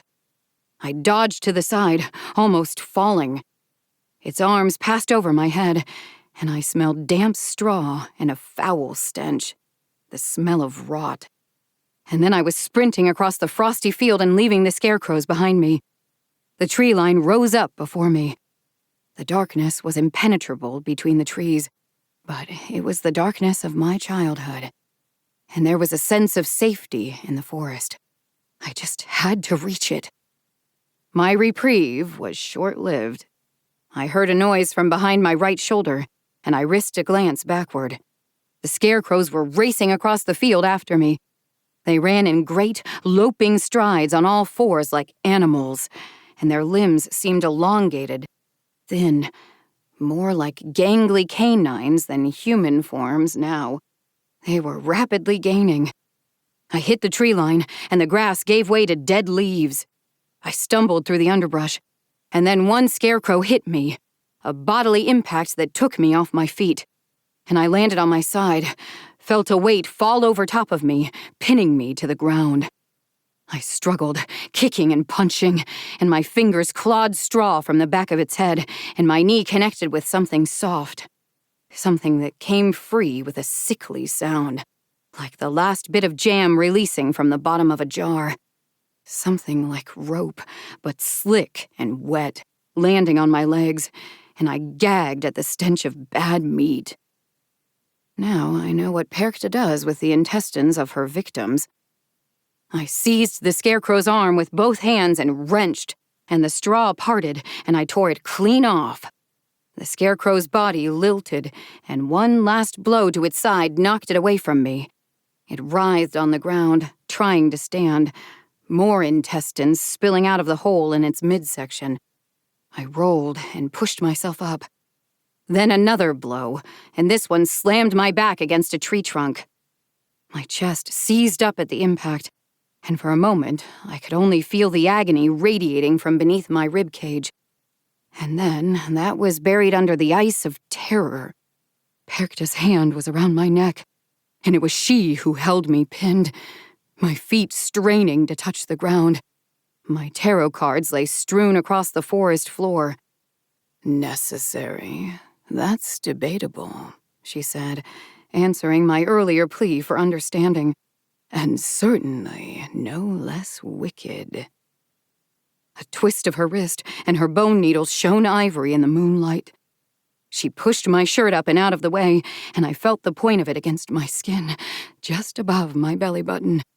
The goddess leaned in close to me, and her breath on my neck felt like frost. "What else am I to do?" I said. "I'm trying the best I can, but I can't save everyone." "You can save them all," she hissed in my ear. She released my neck and let my feet hit the ground. But I remained pinned with my back against the tree, the point of her needle digging deeper into my stomach. I whimpered low in the back of my throat. She bent over languidly, and her thin fingers plucked one of the fallen tarot cards from the ground. She held it up in front of my face. "Justice." "I don't know what you're trying to tell me," I whispered. "I don't know what I'm doing." "Figure it out," she replied grimly. Perkta punished the wicked. She cut them open, replaced their guts with straw and stone, and sewed them back up again. And I had killed 2 people in the past year with my own hands. The needle pierced my skin. I yelped with pain, but it wasn't as bad as I'd expected. And then it exited somewhere else, creating 2 bright points just above my belly button. And then she was knotting the thread and snapping it with a jerk, eliciting another brief moment of blinding agony as the stitch pulled tight against the wounds. Then she let me go. I pulled my shirt up and stared at my stomach in the moonlight. There was a faint line of white against my skin, a single stitch that she'd sewn into my flesh with her needle. I fell onto my hands and knees and vomited. Perkta was gone when I got up. I limped home, holding my stomach. The night was waning. I was running out of time to get my answers, and I didn't know what I was doing with tarot cards. However, there were other methods of divination. I took the candle from my bedroom, the old sheriff's candle, and poured some of the wax into a spoon. I then poured that into a cup of cold water and stared down at the resulting image. It coalesced into a blob with 2 empty spaces like eyes. A skull, floating in a cup of water. The 3rd item. I wandered the campsite for hours, and just before sunup, I found him, the man with the skull cup. I told him I was here to claim my favor, and he held very still while I spoke. He looked pleased when I said what it was I wanted. "To save the sheriff," he murmured, running a finger along the rim of the cup contemplatively. "Have you been reading Reddit or something?" I demanded, "or gossiping with the dancers?" His eyes flicked up to stare at me in unspoken reproach. The man with the skull cup merely tolerates my sarcasm. The silence between us stretched on until my nerve broke, and I coughed and awkwardly changed the subject. "So, what am I going to find inside the vanishing house?" I asked.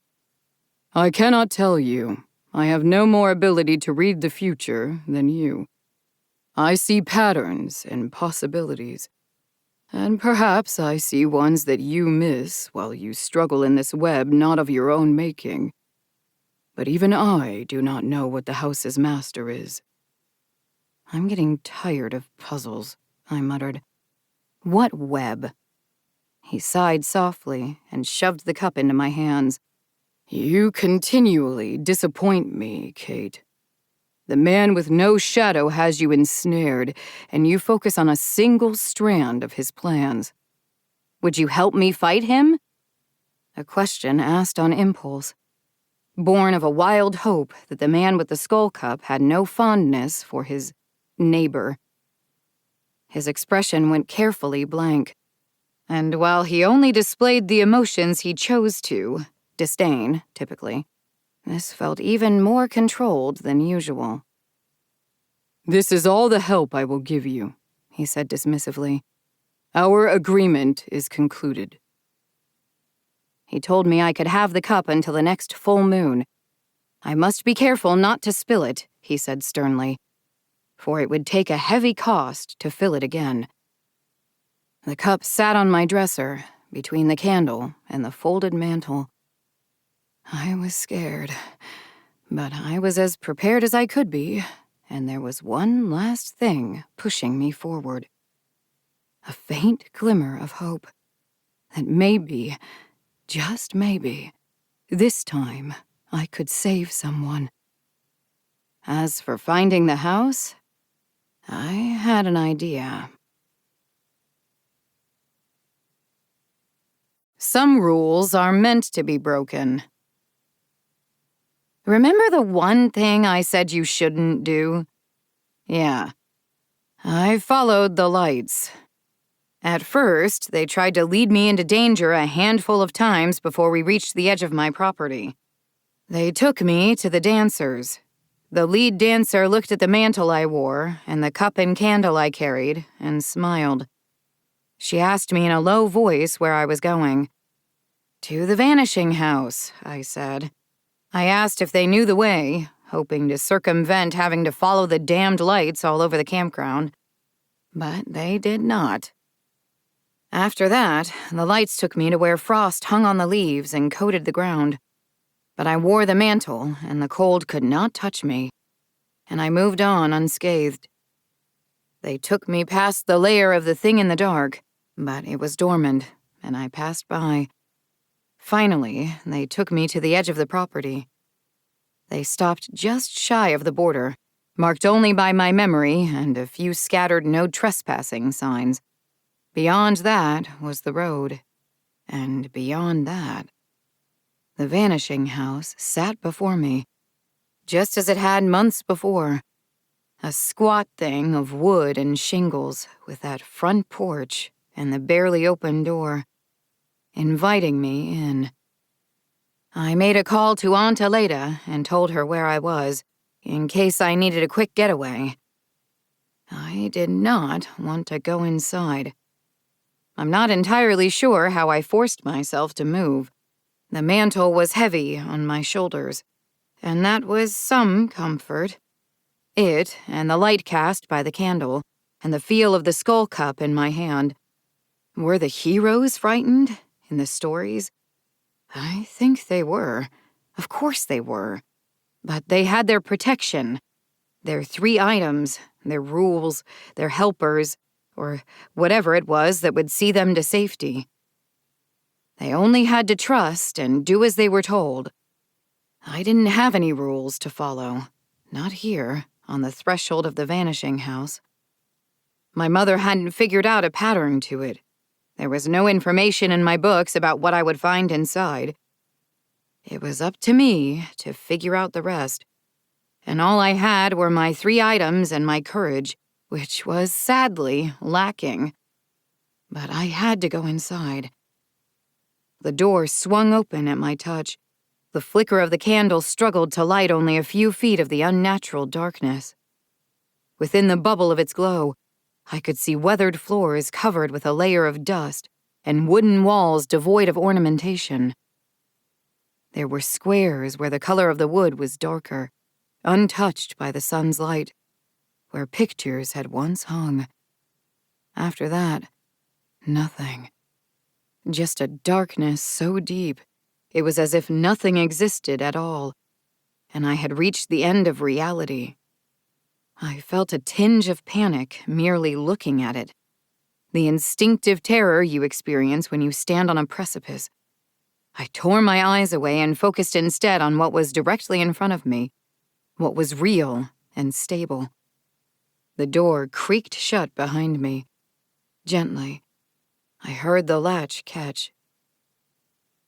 "I'm here for the sheriff," I said to the empty house. Nothing. If the house had a master, it wasn't inclined to converse. I took a shallow breath and pressed forward. The house unfolded before me as the candlelight touched it. I took the first doorway, entering a living room. 2 windows were against the front wall, one of them the very same window that the young man had stared out at me from. There were dark rectangles on the floor, clear of dust, where furniture had once sat. Only a single chair remained, shoved into a corner. My breathing quickened. A woman sat in it limply, her head lolling to the side so that her ear almost touched her elbow. Black blood coated her side and pooled on the floor, having poured out of her missing arm and the gaping cavity that was once her lung. It had long since dried into something resembling ink. "Do you know my name?"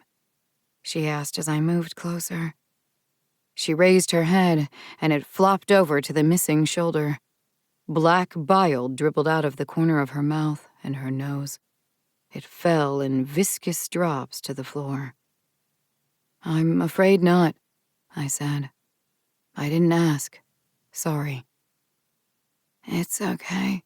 You've seen so many die, I imagine. What's one more name?" I walked around the edge of the room, to the windows on one wall, covered with heavy curtains of a pale brown loose knit. I looked outside and saw my aunt's car parked on the shoulder of the road, but there was a pall over the scene, as if a black mist had settled around her vehicle. "Are you dead?" I asked the woman, if only to hear my own voice. "Quite. You feel guilty, don't you?" "I wish I could have saved you." She didn't answer, just continued staring at me. "Can you tell me where the sheriff is?" "I cannot. He was dragged away from me, cursing, fighting to get to me the entire time. The house took him, and I was left to die alone. I was so scared. I was choking on my own blood, and I just wanted someone to be there, to hold my head up so I didn't have to taste it in my mouth, to tell me it was all going to be okay." She paused for a moment, a thin stream of black liquid trickling down her chin through pale lips. "I suppose it wouldn't have mattered, though," she said contemplatively. "We all die alone and afraid, don't we?" I thought of April, screaming for me to save her. I thought of my father, dragging the little girl by her hair out into the yard. We die alone and afraid. Or angry. Angry was also an option. I walked past the young woman toward the next doorway. I couldn't help her. I had to keep moving. I had no idea how long the house would remain in one spot, and I didn't want to risk being trapped in here. The next room was a kitchen. Cupboards were along the far wall. All their doors were removed, and the shelves were barren. A table with no chairs was shoved against the other wall, and the young woman lay upon it. She was on her back, with her remaining limbs splayed and dangling over the edge. Her head also dangled, her long hair almost touching the floor. I glanced back into the first room. She was still there, sprawled in the chair, and she was here, laid out on the table. "Is this the house's doing?" I asked. "Are you here to distract me, or are you the master of the house?" She laughed, and black liquid frothed at her lips until it filled her mouth, and she began to choke on it. She spat a thick clump like a clot out onto the floor and regained her voice. "I'm not the master," she said bitterly. I edged past her. I pressed my back against the cabinets, not wanting to get any closer to the dead woman than I had to. Her eyes tracked my every movement. She spoke again when we were directly even with each other. I died. More black liquid dribbled down her chin, bubbling forth every time her lips moved. You killed me. I tried to save you. I continued edging past her, my heart hammering. I watched her remaining arm. If it so much as twitched, I was going to bolt. You could have done more. You've always been able to do more. Now that just wasn't fair. First Perkta, and now this dead girl. Like what? I snarled. You could leave the campground for good. A giggle, punctuated by the rasp of liquid obscuring her throat. Like hell I will, I muttered. I crept down the left side of the kitchen wall, sighing in relief once I was out of reach. She stretched her hand toward me as I reached the doorway, rolling on the table so that she stared at me from her side. The swell of her broken ribcage luminescent white in the light of my candle. I stared into the next room, a hallway with a staircase at the end. Is it pride? She whispered from behind me, almost to herself. I think it is. You're too proud to admit that you're killing all of us. I'd had enough. I whirled on her, stalked back through the kitchen to where she lay, and plunged the candle flame into her body. I'm not sure what I thought would happen. I was blinded by anger and acting on instinct. She caught like paper. Her skin curled and blackened and burned, and she screamed, the remains of her body thrashing and that black liquid fountaining sluggishly out. It swallowed up the candlelight and the flame both, and all light vanished just as she finally fell silent. I realized what I'd done too late, panic seizing at my chest as I strained to see anything. Then I felt the lap of cold, thick liquid at my feet. I moved, quickly. I put one hand out, the hand with the candle, and stretched out 2 fingers to feel for a wall. There were stairs. I remembered seeing stairs. I had to find them. The liquid was at my ankle. It was so cold. I stumbled forward. A wall. I had to find a wall. My hands touched something fibrous, like the surface of a dry leaf. I desperately traced along it, running my hand up and down its height to see if it turned into a staircase at any point. It continued on, and then it turned sharply. I stretched out my hand, trying to find the other wall to indicate a doorway. Nothing. The sludge was up to my knees. I was beginning to shiver, and I clenched my teeth to keep them from chattering. I followed the wall, and it turned again, and again. This exceeded the bounds of the house, I realized. I'd been walking for too long. I'd made too many turns. Where the fuck was I? And then the water was at my waist, and I struggled to move, for its consistency was akin to mud, and it dragged at my body, pulling me back. All I could think was forward, forward, keep moving, keep feeling for a wall with trembling fingertips. The water was at my chest. I remembered what it had felt like when the Shulikun had pulled me under, when I'd almost drowned. And I began to properly panic. My breath came so fast I was dizzy, and I staggered on, consumed with the desperate thought that I just had to keep going because there was nothing else I could do. The water got to my chin, and that was when the floor vanished. I began to tread water, trying to keep my head above the surface, but it began to rise so quickly, like it was trying to pull me down, and I then was dragged under. It felt like falling. I was tumbling in a current that was taking me deeper into the morass, and I curled around the cup I still had clutched in my hands. I clamped my fingers over the improvised cover for it, layers of plastic wrap and rubber bands, because that was all I could think to do in my panic. I couldn't spill the cup. He would be so angry. I couldn't let it spill. Then I remember nothing else until I woke in a strange place, wrapped in blankets and lying next to a fireplace. The Master of the Vanishing House. The room had wooden floors and beige striped wallpaper. The fireplace was brick, and a handful of logs burned heartily inside its mouth. An iron poker and shovel hung on a squat stand next to it. I sat up, slowly, letting the faded quilt fall off my shoulders and onto the floor. The cup was still clutched in my hands, and St. Nicholas's mantle was over my shoulders, the clasps securely fastened between my collarbones. I had lost the candle.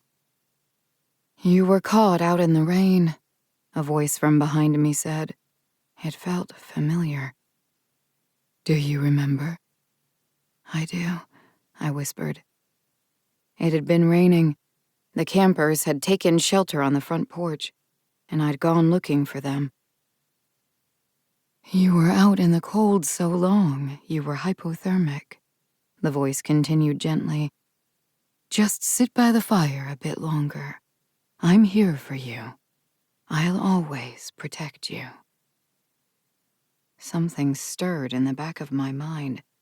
Never in my life had anyone said they'd protect me. I remember my own mother, the strength of her arms, the lines of her muscles as she held something down against the ground, her grip taut on a knife handle. "We can't protect you forever," she'd said. "You'll have to learn to do this on your own." And she'd slit the monster's throat and let it bleed out into the dirt. I wondered who this voice was then, that it would make such a promise to me. It no longer felt as familiar as it had, more like a voice I'd heard in a dream. I could feel the edges of my memories fraying the more I tried to examine them, struggling to place who it was that was behind me. "You were so cold and exhausted when I brought you inside," it continued. Its tone was soothing. I felt heavy listening to it, and it was an effort to keep my eyes open. "Do you want to sleep some more? You don't have to fight anymore. Not in my house. You can finally rest." I lay back down on my side, and I stared at the fire. It blurred before my eyes, and I teetered there on the verge of sleep. But then I shifted, trying to get my head into a more comfortable angle, and the pin of St. Nicholas's mantle pricked my collarbone. The voice was over me. I couldn't see it. It remained just out of my eyeshot, but I felt its presence hovering over my body like a shroud. I felt it draw the blanket up and lay it against my shoulder. Its touch reminded me of dry leaves. "Do you love me?" the voice whispered. Something was off. I fingered the edge of the mantle I wore. It was the source of my warmth, I realized, not the fire. I stretched my fingers toward the flames and felt no heat. "You don't want my love," I murmured. "Everyone I love dies." A hiss, and the presence recoiled. I continued reaching out until my fingers touched the flames, and then my entire hand was in the fire, and it licked at my skin, and I felt nothing but cold air. I felt the drowsiness slipping away, and I pushed myself up. Then I stood, taking the skull cup as I did. I turned. The room vanished into darkness beyond the edge of the firelight, and I heard a creaking noise, like a strained rope swaying back and forth, and ragged, uneven breathing. It paused. I heard the catch in the back of its throat, and it spoke again. "If you will not love me," it hissed, "will you worship me?" I reached to the side, and my hand closed on the handle of the iron poker. It felt real enough. I took it with me and stepped forward to the edge of the light. "I worship no god and no power," I murmured mechanically. Worship demands obedience, and the only obligations I will carry are to my land and my family. I walked into the darkness. I pressed on, straining to place the movement of the rope and the ragged breathing. Somewhere above me, I hefted my improvised weapon uneasily. Do you fear me? The fire sputtered and died. I felt its breath stir the hair on the back of my head. I fear death, I snarled. I whirled and swung, and the poker passed through empty air. I backed up. I fear failure, but I don't fear you. Show yourself, master of the vanishing house. The quality of the air changed. It thinned. It left a faint, metallic taste on my lips. And then I could see. There was no light source, merely a lifting of the darkness. And before me hung the master of the house. A human torso with the legs and head of a deer, hanging limp from the rope bound tightly around its legs. The fur was stained with black blood from where its bonds had cut through its flesh. Its eyes were empty, black hollows where they once were, and dead moss hung off its antlers. Its wrists were bound together, the arms dangling lifelessly before it. It rotated slowly upside down on the rope that held it aloft. A line bisected its human belly. Then it split open, the upper body tipping back to reveal the insides. A mouth with a black throat and a tongue and white teeth slick with something like ink. The liquid dribbled down its torso as it spoke, ran along the grooves of its antlers, and dripped onto the floor. Do you fear me now? It rasped. Of course I did, but that's what anger was for. Buddy, you are asking the wrong person, I snapped. I have a dead girl knocking on my window every single night, and every morning I get to listen to her be dragged off by a monstrous beast. And that's probably among the least of the horrific things I've witnessed. Now, where is the sheriff? I brandished my iron poker for effect. I'm not sure it made a difference. He didn't love me, the mouth said. He wouldn't worship me, and he certainly didn't fear me. He's alive, though. The candle had still been burning, up until the moment I set someone on fire with it. I didn't think that extinguishing the candle would actually kill him. It was a representation of his life, not his life itself. I kept him. I keep all of them, even the ones that die. For what? It told me, its words rolling out of its mouth like the toll of a bell. They echoed in my ears, sharp like needles, and I scratched futilely at my own skin to dislodge them. The inhuman things of this world can die, it said. We humans can kill them. But there are always more. Another river spirit to drown the unwary. Another hunter to stalk the lonely caught out after sundown. They exist because at some point, long ago, someone had made them persist. So that they would not fade away when the sun rose and banished the terrors of the night like the morning fog. Someone loved them, like the saints. Or someone worshipped them, like the gods. Or someone feared them, like the monsters. It is so hard, the creature lamented, and its sorrow was like a wave. I might have wept if I hadn't come to kill it. So hard to move my house. So hard to make you humans find it. The rope continued to twist until the mouth rotated to face me, and then it stopped. It stared at me with dead eyes and the deer's tattered skull. It hung there, immobile, until the belly split open again, the torso bobbing with every word. I will make you fear me. It began to sway. The body jerked on the rope, and the line curved as it reached for me. Those bound hands suddenly full of life, and it stretched its fingers out to where I stood. The mouth gaped, the tongue running across its oily teeth, and more liquid spilled forth to land in thick clots on the floor like tar.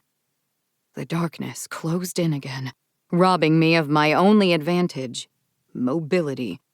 I swung wildly into empty air, turned, swung again. Keep moving, I thought, because while I could no longer see the monster, perhaps I could keep it at bay if I just kept moving. I felt the brush of air touch my cheek. I swung, and the iron poker continued its arc without ever meeting resistance. The creak of a rope from somewhere to my right. I turned abruptly, swung again, stumbling because panic had not given me the presence of mind to catch my balance first. A hand closed on my hair. A jerk, sudden, bright agony, and I was suspended in midair. My feet kicked wildly at nothingness. I clutched at the fingers holding me, gripped the ropes that were bound around its wrist, trying to get purchase enough to take the strain off the back of my head and give me leverage to fight. My fingers slipped off the ropes, wet with black blood, fastened so tight that it was like they were simply part of its skin. I felt liquid splatter on my forehead and slide down past my eyebrows, and I closed my eyes tight, desperately hoping it wouldn't get in my eyes. My skin was numb along the path it traced. More fell onto my shoulders, like rain on the mantle I wore. The pin stabbed into my collarbone. "Fear me," the monstrosity hissed. More black liquid splattering on my neck and face. "Fear me." I let go of its fingers, and my hand closed on the pin of St. Nicholas's mantle instead. It came loose at my touch. I stabbed the heavy metal needle into the creature's wrist. It shrieked. Its arms went slack and I fell, landing hard on the floor. My left foot struck the poker, and I seized it and scrambled to my feet. From all around me came the frenzied shrieks of the creature and the groan of the rope as it struggled to support its frantic writhing. The darkness lifted a fraction, enough that I could see its writhing silhouette, jerking like a fish on a line. It was weak. It had admitted as much. The house was so much to maintain, and it wasn't getting the prey it needed. And while it suffered here in the darkness, starving and desperate, the sun continued to rise each morning and banish the terrors of the night once more. It knew its end was near. Back when I'd decided to rescue the sheriff, I'd sworn that I would bring him out, even if I had nothing but my own will to drag him free with. It seemed that the time had come. I am my mother's daughter, after all. I said nothing. I felt nothing but a cold, smoldering rage. An old anger that was kindled to life long ago. Perhaps when I was helpless to save my friends, or perhaps when I came of age by strangling my childhood friend, or every time I failed to save anyone and was only there to clean up the pieces left behind. I hefted the poker in one hand and walked up to the master of the vanishing house. I raised it, let it fall, throwing my shoulder and hip into its path to lend it the mass of my body. The meaty impact of each blow traveled up my arm, past my elbow, and into my shoulder. I felt the resistance of bones, and then the softness of when they shattered, the sickening crunch echoing through the chamber. The pin fell free from its shattered arms and landed at my feet. "Fear me?" it gasped, and this time it sounded like it was begging. I continued to swing until my arms ached and I was panting, covered in sweat and black blood, and still the monstrosity made its demands, even as its head caved in and its body split and splattered like overripe fruit. Its legs and pelvis dangled from the ropes, and the rest of it lay in a puddle of meat and blood and bone at my feet. And still it cried out, barely a wet gurgle, but a cry nonetheless. and while it could no longer speak intelligibly, its words still echoed in my mind. Love me, worship me, fear me, make me last. I don't think that what I did next came from my own knowledge. I think I was guided, and considering the source, I'm okay with that. I knelt beside its broken form. I whispered to it, gently, that it was okay, that this was the end, and that it was time to go. The mantle had slipped from my shoulders, and I picked it up and draped it out over the creature's body. The white fur flattened, melted into a single strip of cloth, and the whole of it elongated into a thin, white sheet. A shroud. A funeral shroud. It fell over the monster's body, black bile soaking into the cloth. And then the master of the house was still and silent. And the words I spoke over it were not my own, but they were a blessing, a rite. And then it was dead. The darkness lifted. The house shook around me. It went still a few seconds later, groaning ponderously. And then another tremor shook it. I glanced around me in panic. I was in an attic. The roof was close by overhead, and the floors were roughly hewn wooden slats. In the corner lay the sheriff. I ran to him and dropped to my knees. He was breathing, but he did not stir as I shook him. Around me, the house creaked and moaned, and another shudder sent a shower of dust and wood splinters over my head and shoulders. The cup. I hastily ripped off the covering and forced the cup up to his lips, tipped it, and most of the liquid ran out and onto his chest, but some of it went into his mouth, and I saw the movement of his throat as he swallowed. I gave him all of it. I had to, just to get some inside him. He stirred, right as a beam collapsed, taking part of the floor with it as the house shook yet again. The old sheriff came to and vomited black liquid onto the wooden floor. I threw his arm over my shoulders and yelled that we had to go. We had to move.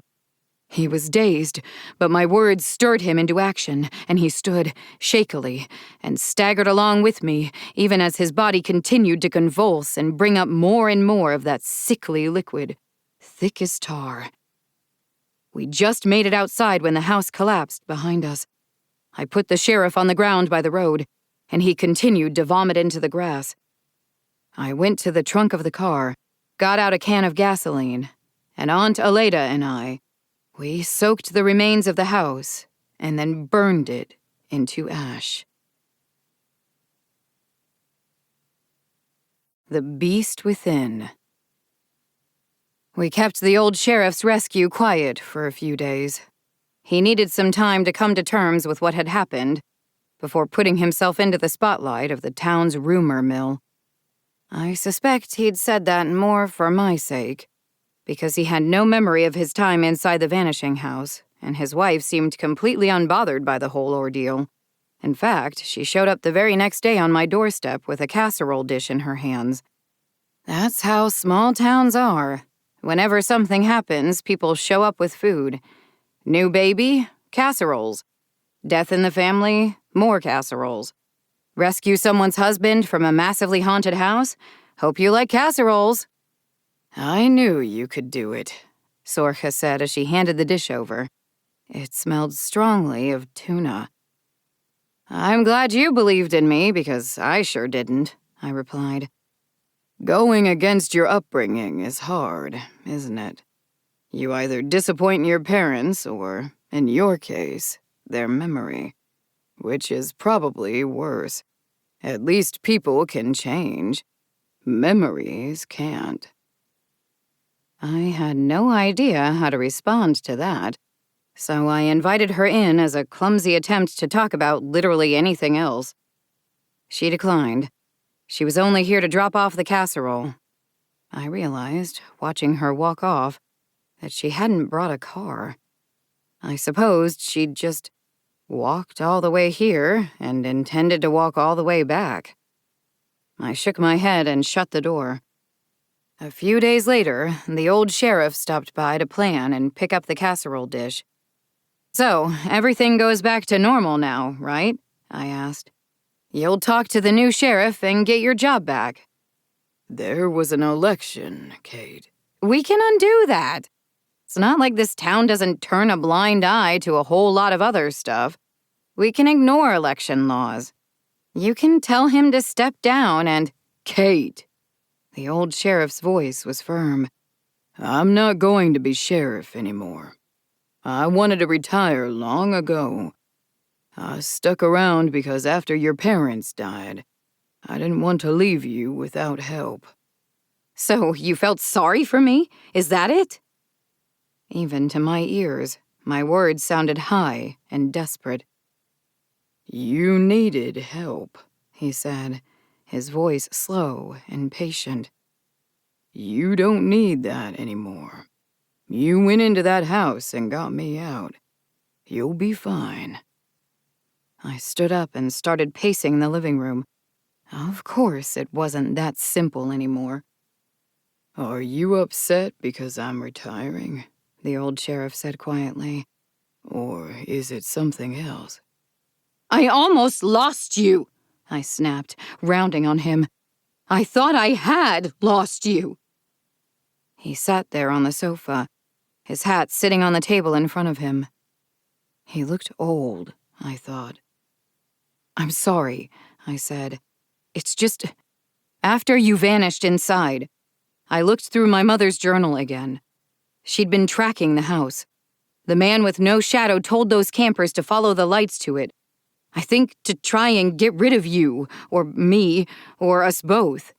Did Mom ever talk to you about the house? She didn't. Your mother kept a lot of things to herself. My parents planned to teach me the rest of it after college. I was never going to have a normal childhood, but they didn't want to burden me with everything. I knew how the creatures on the campground worked and how to manage a payroll. I knew how to shoot a gun, what charms worked against what monsters, and which contractors around town were reliable to do construction on the campground. But the hard things, the really hard things, like the town demanding that I protect them in one breath and cursing me for letting someone die in the next, or lying to someone about how their friend died, or letting some creature take someone I cared about because I was only human and couldn't kill all the monsters. These things I had to learn by myself. And I keep thinking that it was an accident, I continued, unable to stop myself. Because she planned to tell me everything, so of course it had to be an accident. Why would she leave the window open? Kate. The old sheriff's voice was firm. It doesn't help anything to dwell on that. He was the person who had responded that morning. Aunt Aleda had called him, after they heard my father's screaming. Then she blocked Uncle Tobias from leaving the house, because they'd heard my father's scream cut abruptly short, and they both knew what that meant. That it was too late. It was always too late when dealing with the inhuman. All my family can do is pick up the pieces, and that's all the old sheriff found of my dad. A piece of him. His hand. The old sheriff had to work backward on what had happened, start on the outside of the house and work inward, to the open window that started it all. He saw it as he approached the house, a window in the master bedroom, still open, the curtains drifting softly in the morning breeze. He came close enough to see the bloodstains on the wall. He made the paramedics wait outside while he went in. The house was silent and stunk of blood, of filth, and he held a handkerchief over his face as he entered the master bedroom. That's where he found my mother, lying in bed in her night clothes, her eyes wide open and staring at the ceiling. Her expression was of surprise. That was all. Astonishing, considering her abdomen was torn open, 2 hands forced in just above the belly button, and then pulling the skin and muscle apart. Her intestines were strewn all across the bed sheets, slipping off one side to pile on the floor. There were flies in the room from the open window, but they buzzed around aimlessly, refusing to land on the body. And my father, the old sheriff, saw the tangled sheets on his side of the bed, the bloody handprints on my mother's face, and most tellingly, how the back door had also been left ajar, and how my aunt and uncle were woken by angry shouting, my father yelling that she was a curse on this family, and she wouldn't take any more of us. And then it was dawn, and the beast arrived. I know this next part. I know it because that morning I woke in my college apartment, miles away, sobbing, knowing that the dream I'd just had was the campground reaching out to me, telling me what had happened. My father had woken beside the body of my mother with the little girl between them, sitting cross-legged, my mother's intestines still in her blood-stained hands. She just stared at him, her expression solemn and remorseless. And then my father, normally so careful and so unwilling to harm anything unnecessarily, snapped. He grabbed her by her hair and dragged her outside. She screamed at him as she screamed every morning as the beast dragged her away to be devoured. For him to stop, for someone to help her. But my mother was dead, and he had forgotten about me in that moment. Forgotten about everything but his rage at being so helpless to stop these creatures from taking and taking and taking. I knew how that felt. And my father waited the last few minutes until the sun appeared on the horizon, and the beast appeared. I only saw its eyes in my dream, a multitude of them, shining like stars as it towered above my father. He threw the little girl to it. She screeched. There was a crunch of bones, and she was silent. And then it was my father's turn. He screamed. He clawed at its eyes in futile anger, and there was a crunch of bones, and he too went silent. That is the first and most important rule any child in my family's line learns. Do not open any door or window after dark, except if a human guest is visiting. And do not go out at dawn. Wait inside while the beast drags the little girl away. Wait until she stops screaming and begging for help. Only then is it safe to go out. Some people keep roosters to wake them up. My family has incomprehensible horrors instead. I just feel like I got lucky with the vanishing house, I said, and I might not get lucky a second time. Look, I'm only retiring, the old sheriff sighed. I just won't be the sheriff anymore. It's not like you can't ask me for help. Can you help with the town wanting to take Goat Valley from me? The new sheriff is forcing me to sell. He stood, grabbing his hat. Let's go have a chat with him, and we can talk about your situation with the man with no shadow on the way. I hesitated, then said I'd be a moment, and I ran to my office to grab two things. The first was a decent-sized pocket knife. The second was the empty skull cup. I didn't dare return it to the man with the skull cup without refilling it first. And I couldn't think of a better candidate for blood forcibly taken than someone who needed a reminder of what family he was picking a fight with. I'm sure it was a hell of a shock when the old sheriff walked in the door behind me. 1 minute, the new sheriff was wearing a shit-eating grin seeing me in his office, thinking that I was here to talk about selling the land. And the next minute, he was white as a sheet, thinking he'd seen a ghost. Which was a reasonable thing to think. But no, the old sheriff was back, and he sat himself down in the only chair opposite the sheriff's desk. And I stood at his shoulder. And the old sheriff went on a lecture. Real calm and collected about it. Gently explained that the campground brought in a lot of money for people around here. That my family were upright citizens and an asset to the community. and he'd done us a real disservice by bad-mouthing our names. The sheriff's job, he explained, was to make our lives easier by lending his assistance. Sometimes that was mere paperwork. Sometimes it was cleaning up a body or two. And sometimes it meant a little more, like risking one's life to drag someone out of a vanishing house. The new sheriff squirmed uncomfortably at that. We all know that he wasn't the type to put himself in danger. He thought I wasn't either, but then I'd gone and proved him wrong. Then the old sheriff leaned forward and got to the most important part of his talk, the threats. You got this position because you were the only person available, the old sheriff said. So don't go thinking that you've got it all figured out. I made you my deputy because you don't know shit.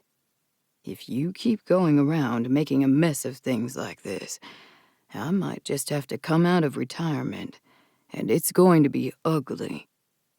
That happens, and you can kiss your job and your reputation goodbye. And if you try to interfere with my ownership of the campground, I added, I'll show up at your office and blow your brains out. And I'll tell the town that you were working with some nasty evil thing. And maybe you are, or maybe you aren't. But the town isn't going to question it, not if the old sheriff is backing me up. The new sheriff blanched at that. I grinned smugly, thinking that was all it would take. I'd put the cup on the table now, get an involuntary blood donation, and we'd go on our way. You're too much like your parents, the new sheriff spat. The town is better off without them. Damn shame they willed the campground to their psychopath of a daughter. Something went white and hot in front of me, and it felt like my body was moving of its own volition. The old sheriff remained where he was, because everything was still going according to the plan, to his knowledge. I walked around the desk to where the sheriff sat. He recoiled from me. I slammed the skull cup down on the desk in front of him. Blood from what was already there, I said. Blood freely given, and blood taken by force. Then I changed the plan. I stabbed the knife into his neck instead of his arm. He went rigid with a gasp, then twitched violently as I yanked it free, grabbed his hair, and held his head over the cup. I didn't get much. Not before the old sheriff seized the back of my shirt and threw me off, slamming me into the wall of the office. He grabbed the sheriff's radio and started yelling for an ambulance to be sent. Then he yelled at me to get out. So I did, and I took the cup with me. Part 4. Late Winter. In January and February, frequent cold snaps mean this is a poor season to be outdoors. Use the time to plan for camping season in the spring instead. Be mindful of seasonal depression and creatures who are hungry from lack of prey. Pancake Saturdays are a problem. I found myself looking through my mother's journal in the days following. I still seethed at the new sheriff's words whenever I had a quiet moment with my thoughts, and perhaps I was trying to refute them in my mind. All those pages of notes, cryptic phrases known only to my mother, evidence that she and my father were trying to keep the monsters at bay harder than anyone else in this town. And I was searching for information. I found what I was looking for in the corner of a page filled with dates. Some I recognized. Tyler's birthday, mine, their anniversary. Many were unlabeled, their significance lost with my mother's death. But 3 particular lines stood out. The man with no shadow, followed by 2 dates. I shared them with the old sheriff. He noticed something interesting about the second date. It was the first time that the new sheriff ran against him for office, roughly 5 years ago. He hadn't won, but he ran every year after that. It struck the old sheriff as odd at the time, because he'd never really thought that the man was someone who would ever want the job. The other date was 21 years ago. The old sheriff couldn't think of anything significant that had happened that year, but promised to look into it for me. I had enough on my plate, after all. Normally, the weeks after 12th night are fairly laid back for me. The latter half of January and all of February are still too cold for camping. I do a lot of planning for the coming year, mostly renovations or upkeep. I don't worry so much about the creatures inhabiting the campground. With the holidays behind us, the majority of the things in the woods go into dormancy until spring. Until the campground has prey again. I'd asked Brian to patrol the woods with his dogs. The rest of my staff were taking time off, partly because it was the quiet time of the year, partly because I didn't feel comfortable putting them in a position where they might encounter the not brother, or the man with no shadow again. I'd already killed one of my staff members with my own hands, and the memory of it prickled uncomfortably, like a needle sliding under my skin. It was a crisp and clear day in late January when Brian radioed me, his voice tense. We'd agreed that he would check in every hour, and I immediately glanced at the clock when my radio crackled. 40 minutes past the hour. Not yet time for a check-in. I might have a problem, he said, and I was alarmed at the anxiety in his voice. My dogs took off after the children with no wagon. The children? Why would the dogs care about them? They, were yelling that it was pancake time. He sounded embarrassed. I was already putting on my winter jacket and grabbing my shotgun to join him out there. Why would the dogs care about pancakes? I asked as I headed for my four-wheeler in the garage. My mom makes them pancakes every Saturday, he said miserably.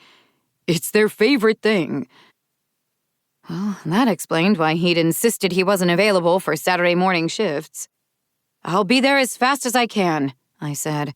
We'll go find the dogs together. I didn't like this. The children had been incited to cause problems on the campground once already, and it seemed they were at it again. I drove along the packed snow covering the roads as fast as I dared until I reached where Brian was waiting for me. He was on the ground, curled on his side in the snow, his hands clutched to his chest and his shadow stretched long in the sharp afternoon sunlight. And nearby crouched the man with no shadow, his hair shining like embers. His hand was splayed, the fingers vanishing into the snow. No, they vanished into Brian's shadow. I killed the four-wheeler and stumbled off it, running toward them with my shotgun tucked under my arm. With the engine off, I could now hear Brian's soft cries of pain between each sharp intake of breath. Slowly, the man with no shadow locked his gaze with mine. He pulled his hand free. Brian let out a shuddering sob and twitched, but did not try to get up. Didn't I warn you? The creature said quietly. I said I'd take your campground from you over the bodies of those you care about. In the distance, I heard the baying of dogs, furious, growing rapidly louder. They were coming to protect their master. But I was here. I was ready. I raised the gun and fired. It hit the man with no shadow right in the chest. He pitched backward, eerily silent, save for the thud of his body hitting the ground. I fumbled to reload the shotgun, backing away as I did. And the man with no shadow stood up, brushed the dirt off his jeans, and then raised his head and smiled at me. There wasn't a single mark on him from the gun. It was like the bullet had vanished when it hit him. Not so confident now, are we? He asked mockingly. I'll take them all from you. You have so many people to protect, and there's only you. But there's so many monsters, and they're all willing to help if it means they get a chance to feed. I kept the shotgun trained on him, and as the sights settled over his torso, I thought of how his hand had intersected Brian's, and I dropped the aim lower, toward the ground. I shot him in the space where his shadow should have been. The bullet hit the ground in a cloud of dust, and the man with no shadow shrieked in agony. His body spasmed, and he fell heavily to his hands and knees, one hand clutching at his ribs. Blood leaked between his fingers and fell in beads to the dusty ground beneath him.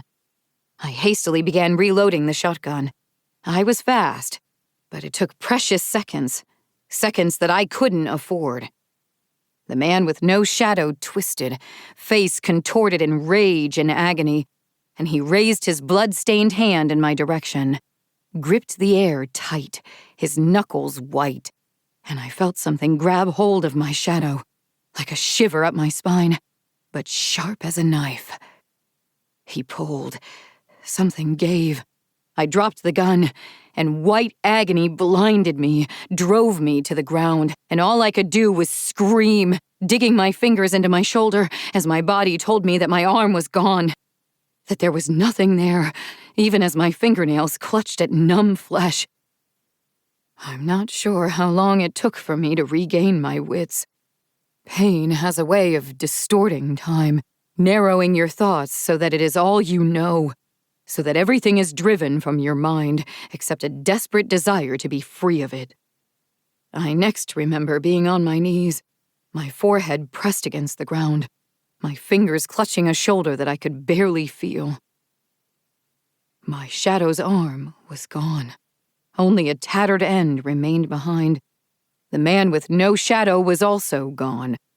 I found a trail of blood that led into the woods. I didn't dare follow it, not with my right arm hanging limp at my side. I suppose I'm lucky that he didn't do worse, that his priority was to get the gun out of my hand, and taking the arm was the fastest way to do it. The dogs arrived shortly after. They crowded around Brian, sniffing at him and whimpering, and I tried, but I couldn't convince them to go after the man with no shadow. They refused to leave Brian's side. Somehow, we both staggered back to the house. Brian was struggling to breathe.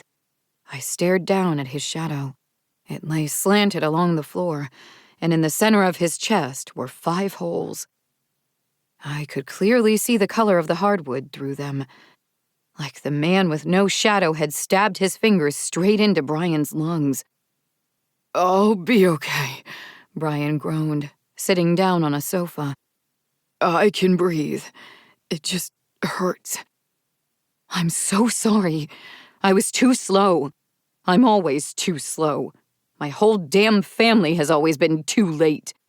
I was babbling. I took a deep breath and tried to focus through my pain. Brian was quiet for a moment. "I can't do this," he finally said. "I'm not like you." Most people quit the campground pretty quickly if they couldn't stomach the danger. Brian had been here for a decade, though. "Are you quitting?" I asked. Insensitive? Yes. But Brian was my best employee. "No, I can't. But the dogs, if they can be fooled, I can't do this." He turned his head away from me so I couldn't see his face, and took a deep breath. "I'm sorry, Kate," he said quietly, "but the man with no shadow isn't going to stop. I'll help if I can, but I can't come back to the campground." Not until the man with no shadow was dead. Flash mob. The next day, my arm had at least stopped hurting enough that I could function, although I couldn't move it. I put it in a sling and took advantage of the empty campground to see if I could shoot a shotgun one-handed. I could not. As I was putting the gun away, the security camera at the front gate pushed a notification to my phone. I get a lot of false positives with the camera, but I dutifully checked the feed anyway. I almost dismissed it with barely a glance out of reflex. Thankfully, the array of colors from the mob's jackets registered as unusual in some part of my brain, and I looked at my phone again. Then I radioed Aunt Aleda and told her to get in contact with the police while I went to the gate. I think the mob hadn't expected me to actually show up. They'd brought a reporter from the local newspaper, easily recognizable on account of there are only a handful of people on staff, and he was busy taking photos from angles where the signs would block the view and make the crowd seem larger than it was. There were perhaps a dozen people present. The signs were about what you'd expect. The camp must go, and Kate is the real monster. Not gonna lie, that second one made me a bit angry. After all, they had a literal monster leading them. The Knott brother stood in the front of the mob, well-dressed with his hands in his pockets and a smirk on his lean face. At least, that's what I saw before I closed my left eye. Through my right, the one that itched under my lower eyelid, I saw a cavernous abdomen and the bone of his spine. The mob unconsciously formed around him, clinging tight as if he pulled them into his orbit. I walked to the gate and leaned on it, staring him in the eyes. "How the hell did you get out?" I hissed, keeping my voice low so that the others wouldn't hear. "Jessie cut the fence during Halloween," he smirked. "That did the trick. Maybe you should have decapitated her sooner. Or maybe I should have decapitated you months ago. Still, now's just as good. You wouldn't be the first monster I've killed with my own hands," I snapped. He leaned in so that we were close enough that I could feel his rancid breath.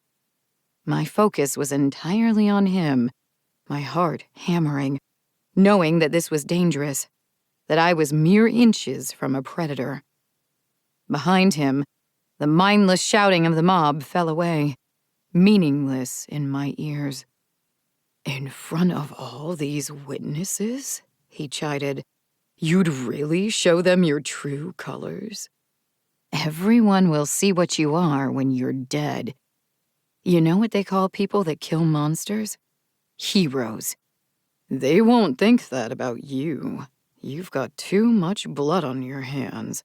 They're starting to realize that you're as dangerous as the creatures in the woods, and worse.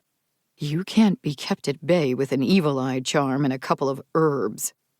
His eyes flicked to the crowd around them, landing on one sign in particular. "Kate is the real monster." "I didn't suggest that," he murmured.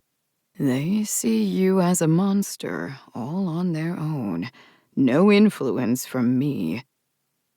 He straightened, still smiling, but I saw the rage in his eyes. One of us was going to end up dead before this was over. The police arrived shortly after.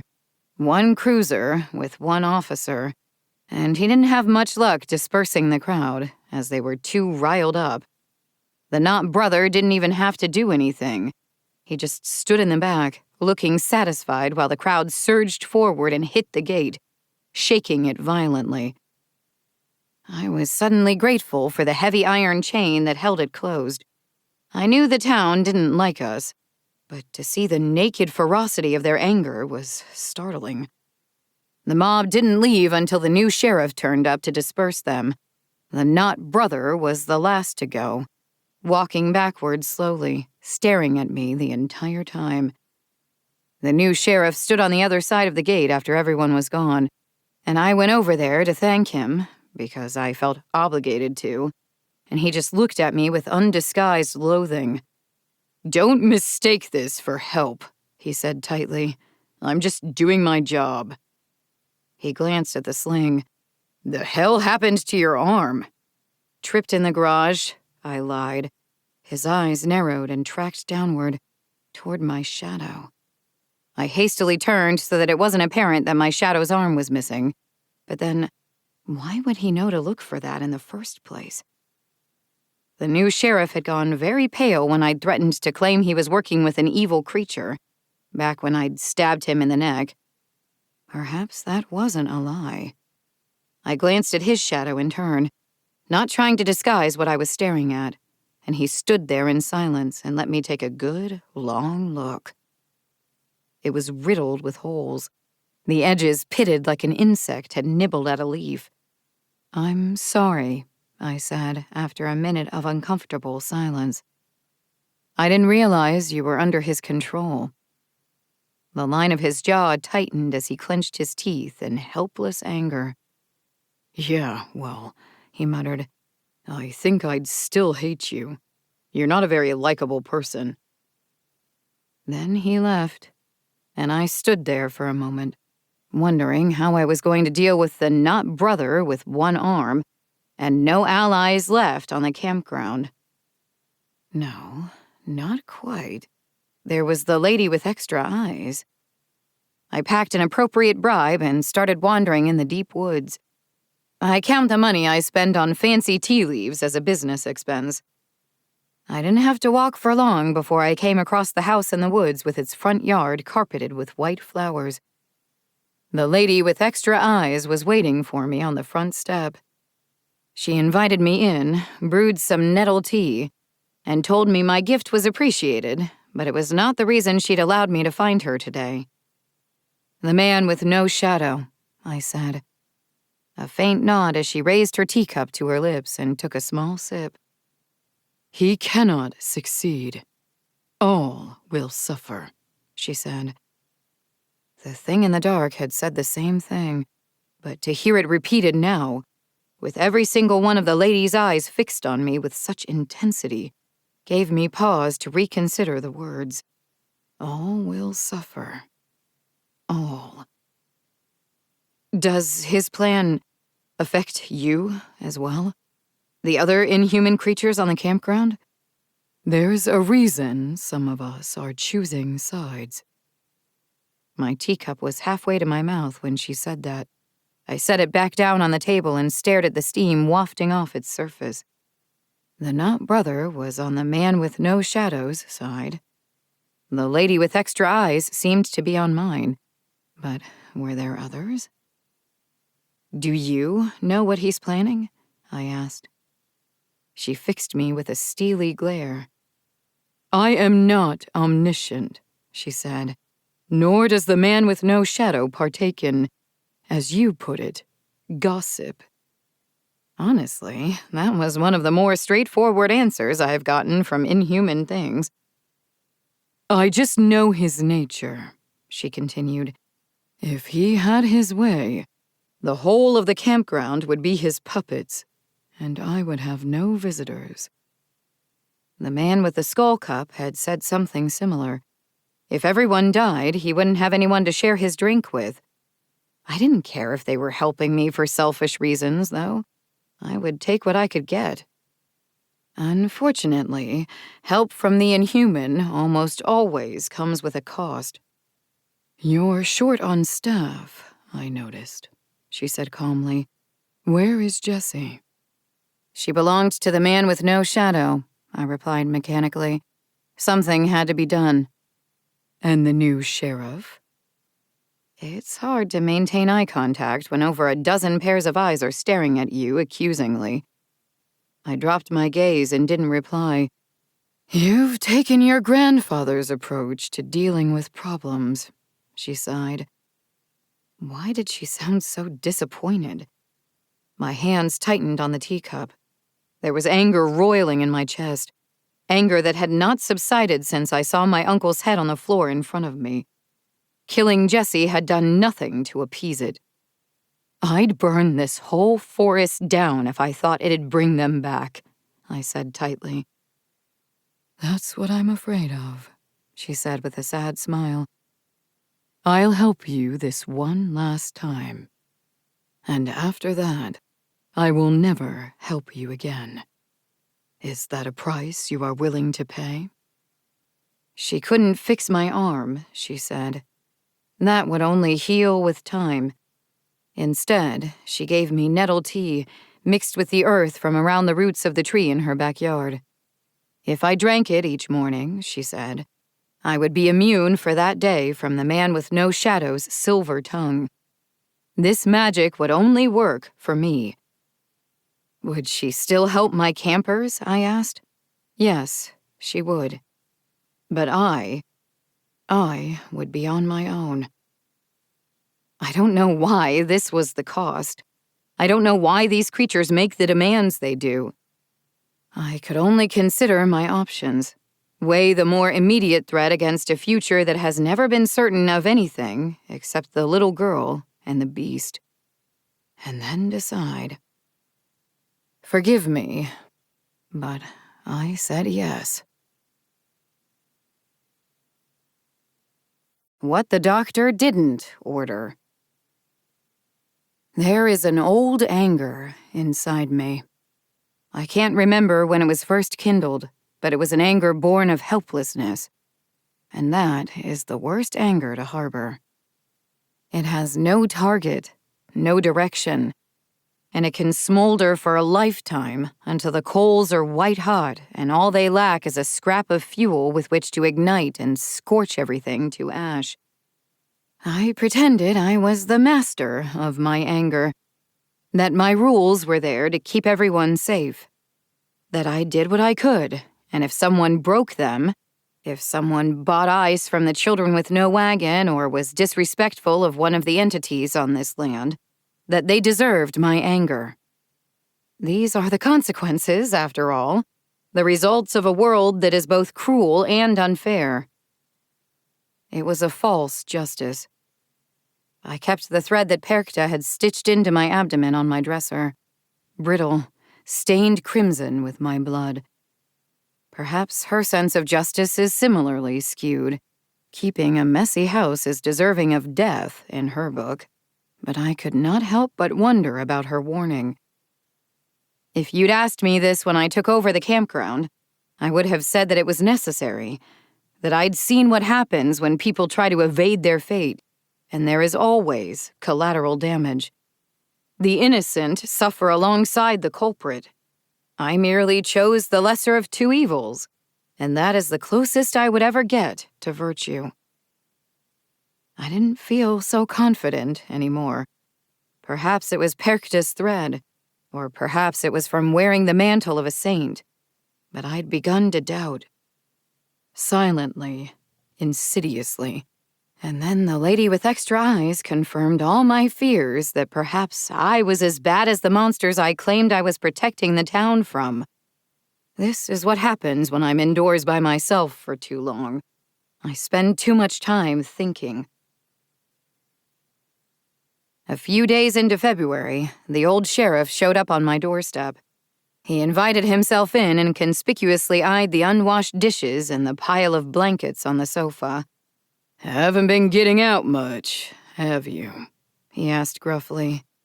I've been injured, I replied defensively. Then, because it was the old sheriff, and he'd been there when my parents had died, I added the rest. And I'm feeling a bit lost right now. I've done some awful things, and is there something wrong with me? No. Well, no more than the rest of us. I stared at him until he sighed. Yes, you have done some reprehensible shit, Kate, he said. But you can't change that. You just have to keep moving forward. Otherwise, you'll wind up here, having a crisis of confidence at the worst possible moment. Do you know what fixes it? What?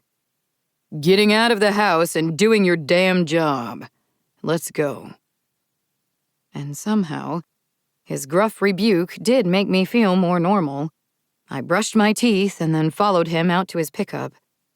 The new sheriff wasn't able to do anything in town anymore, now that we knew he was under the control of the man with no shadow.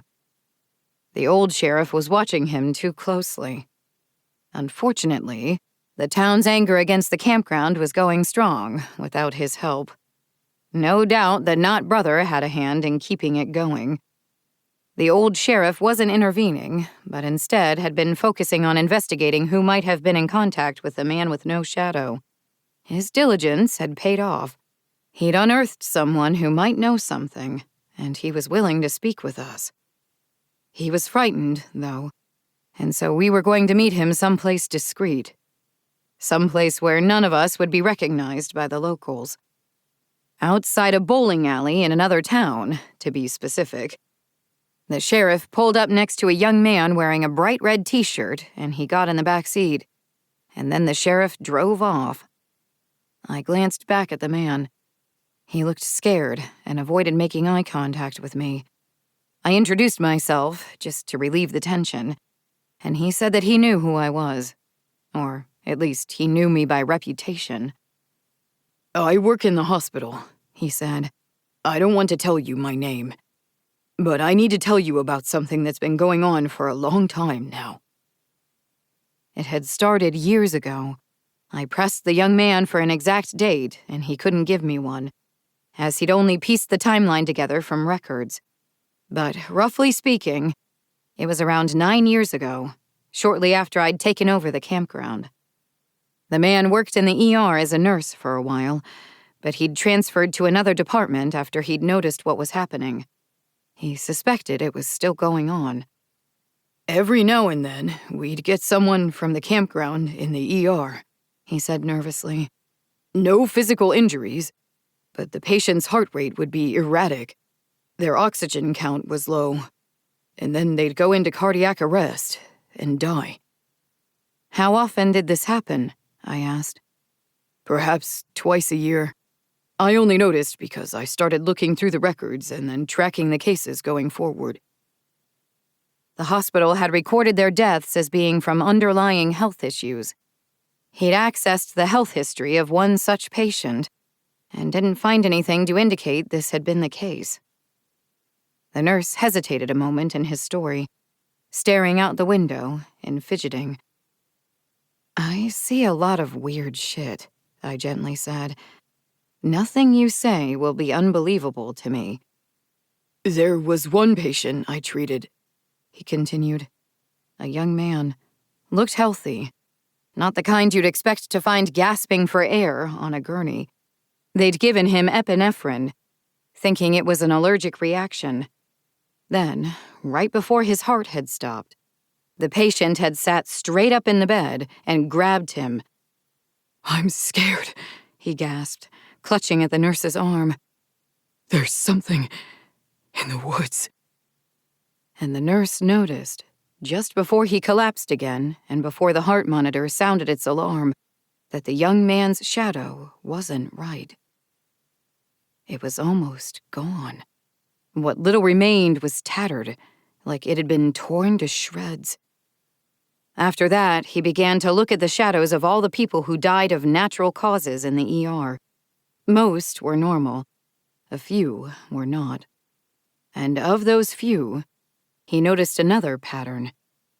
The final cause of death was always written by the same doctor. It didn't matter who had actually been present. The record was always entered or amended by the same person. The old sheriff thanked the nurse for his courage. It was hard enough to recognize the patterns, he said, and even harder to jeopardize his position by coming forward. He gently suggested the nurse look for a position elsewhere, in another county, perhaps, just to be safe. Then he dropped him off back at the bowling alley, and we sat in silence for a while as he drove back toward the campground. "The man with no shadow has a doctor under his control," I said. "So what? I think we know by now that he's gotten to people in town." "Look at the big picture," the old sheriff replied gently.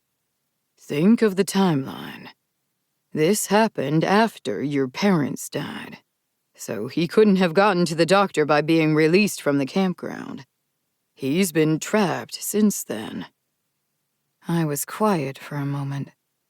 His words conjured a terrible reality, one that I did not feel ready to confront. "If I look in my camp records, I'm going to find the doctor's name, aren't I?" I asked miserably. "I reckon you are. He's not a local, either. Moved here from out of state." The man with no shadow was collecting my campers, rearranging them like pieces on a chessboard. I knew sometimes someone fell into his sway, but I thought we'd caught most of them and banned them from coming back. No, we caught the ones he wanted us to see talking to him. The ones he used to make me think I had the situation under control. I didn't. It was slipping through my hands. No matter how hard I tried to hold on, his reach was far broader than I thought, and he'd been planning for a long, long time. I glanced sideways at the old sheriff suspiciously. He didn't take his gaze off the road, but he noticed nonetheless. "He can't control me, Kate," he said gently. Are you like Brian, then? Some distant ancestor that wasn't human? No, but let's just say there's someone that protects me, and leave it at that. His wife, of course. I left it alone. There were plenty of these open secrets around town that we didn't talk about. Not every supernatural creature was only out for murder. Despite my family's closeness to the inhuman world, though, we didn't have any such secrets. I'm ordinary, just a girl with a gun and a list of rules. "Let's go visit the doctor," the old sheriff suggested. And kill him? "No." He paused. "Well, maybe. But let's keep that as a last resort." 30 minutes later, we were pulling into the doctor's icy driveway. It was a long drive, winding through a grassy yard to a big, expensive house set up on a hill. We have clusters of these sorts of homes in scenic areas. You know how groups of animals have their own names? A murder of crows, a conspiracy of ravens. What do you call a group of rich people with big houses sporting too many gables? Around here, they're called easy targets. Especially when the old sheriff has made a call, and the police will ignore any alerts from the security system company. We went in through a window when the doctor didn't answer the door. The old sheriff had taken a rifle from the back of the truck and bashed in the glass with the stock. That set off the alarm, as we expected. But the old sheriff ignored it and tossed his jacket over the ledge to cover the broken glass. We climbed in. The interior was dark, and the furniture, it looked ransacked. Everything was pushed away from the windows to the far end of the room. The living room furniture was piled against the wall, sofa upended to make room for chairs, possessions stacked on top of seat cushions, and littering the carpet underneath the end table to leave the rest of the floor bare. "This is weird," I whispered uneasily. We cleared the ground floor.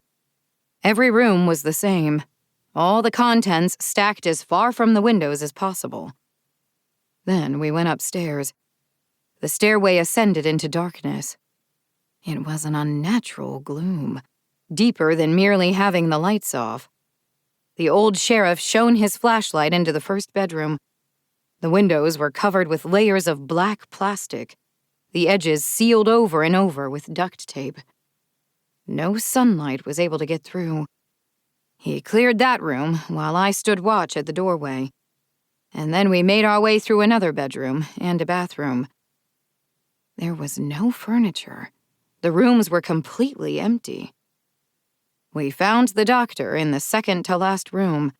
The old sheriff hesitated before entering, only because he was looking through another doorway into the master bedroom. It appeared to contain all the furniture in the second floor. It was stacked up to the ceiling, beds and bedside tables, lamps and storage boxes. The piles cast long, jagged shadows on the far wall as the flashlight beam played over the interior. I admit that I was being careless. I was looking too, wondering what had driven the doctor to do such a thing. Neither of us was watching the room we were about to enter. The doctor emerged from the darkness at a run. He bodily hit the sheriff, who staggered back with a grunt. The doctor's eyes were wide and unfocused. His hands were wrapped around some kind of weapon that glinted in the flashlight. He waved it wildly in front of him, panting desperately with fear. "Get out!" he shrieked. "Get out!" The old sheriff backed away, telling him, "Easy, easy, just calm down. We weren't here to hurt him." The doctor lunged again with his weapon, screaming that we had to get out, that we were going to get him killed. And all the while, the old sheriff was trying to talk him down. I didn't feel we were getting anywhere with that. I took careful aim and kicked, driving my heel into his knee. He shrieked and went down, and then the old sheriff smashed his flashlight on the back of the man's head. A box knife fell from his hands and onto the carpet. The sheriff handcuffed him while he recovered his senses, and I took the opportunity to tear the plastic off the windows. Sunlight poured in, and the doctor began to shriek, screaming that the shadows were going to devour him. The sheriff ignored his terror and grabbed him by the arm. "Let's go," he said. We hauled the doctor downstairs into the yard. If it weren't for Perkta, I might have slit his throat and dumped his body within eyeshot of the man with no shadows grove. I had to be content with merely kicking him a few times while he was down, just to hear him yell. I was wearing my work boots, too. Probably cracked at least one rib before the old sheriff gruffly told me to knock it off. "He made a lot of trouble for me," I complained as we wrestled him into the car. "If I beat the shit out of everyone that ever caused me trouble, I would not have this cordial of a relationship with your family." I didn't really have a way to reply to that. We took him to the old sheriff's property and dumped him in an empty shed in the backyard. Sorcha stood by, holding the door for us, sipping from a cup of coffee in her free hand, as if this was a very normal thing that happened around here. Maybe it is. "Okay, let's give it a few minutes, and then we'll go inside and talk to him," the old sheriff said. "Am I bad cop? What do I do?" I asked. "Just stand there and look like yourself. You don't need to say anything. In fact, please don't." I felt a little offended. The doctor was huddled in the darkest corner of the shed. All the fight was gone from him.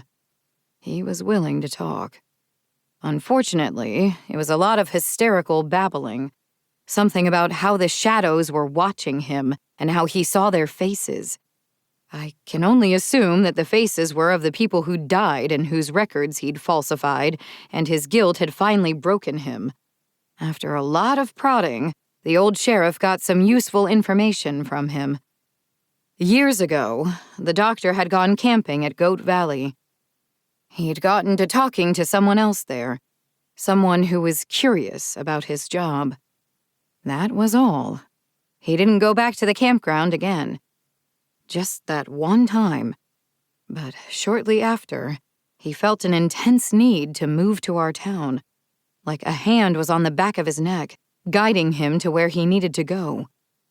That man didn't have a shadow, did he? I asked.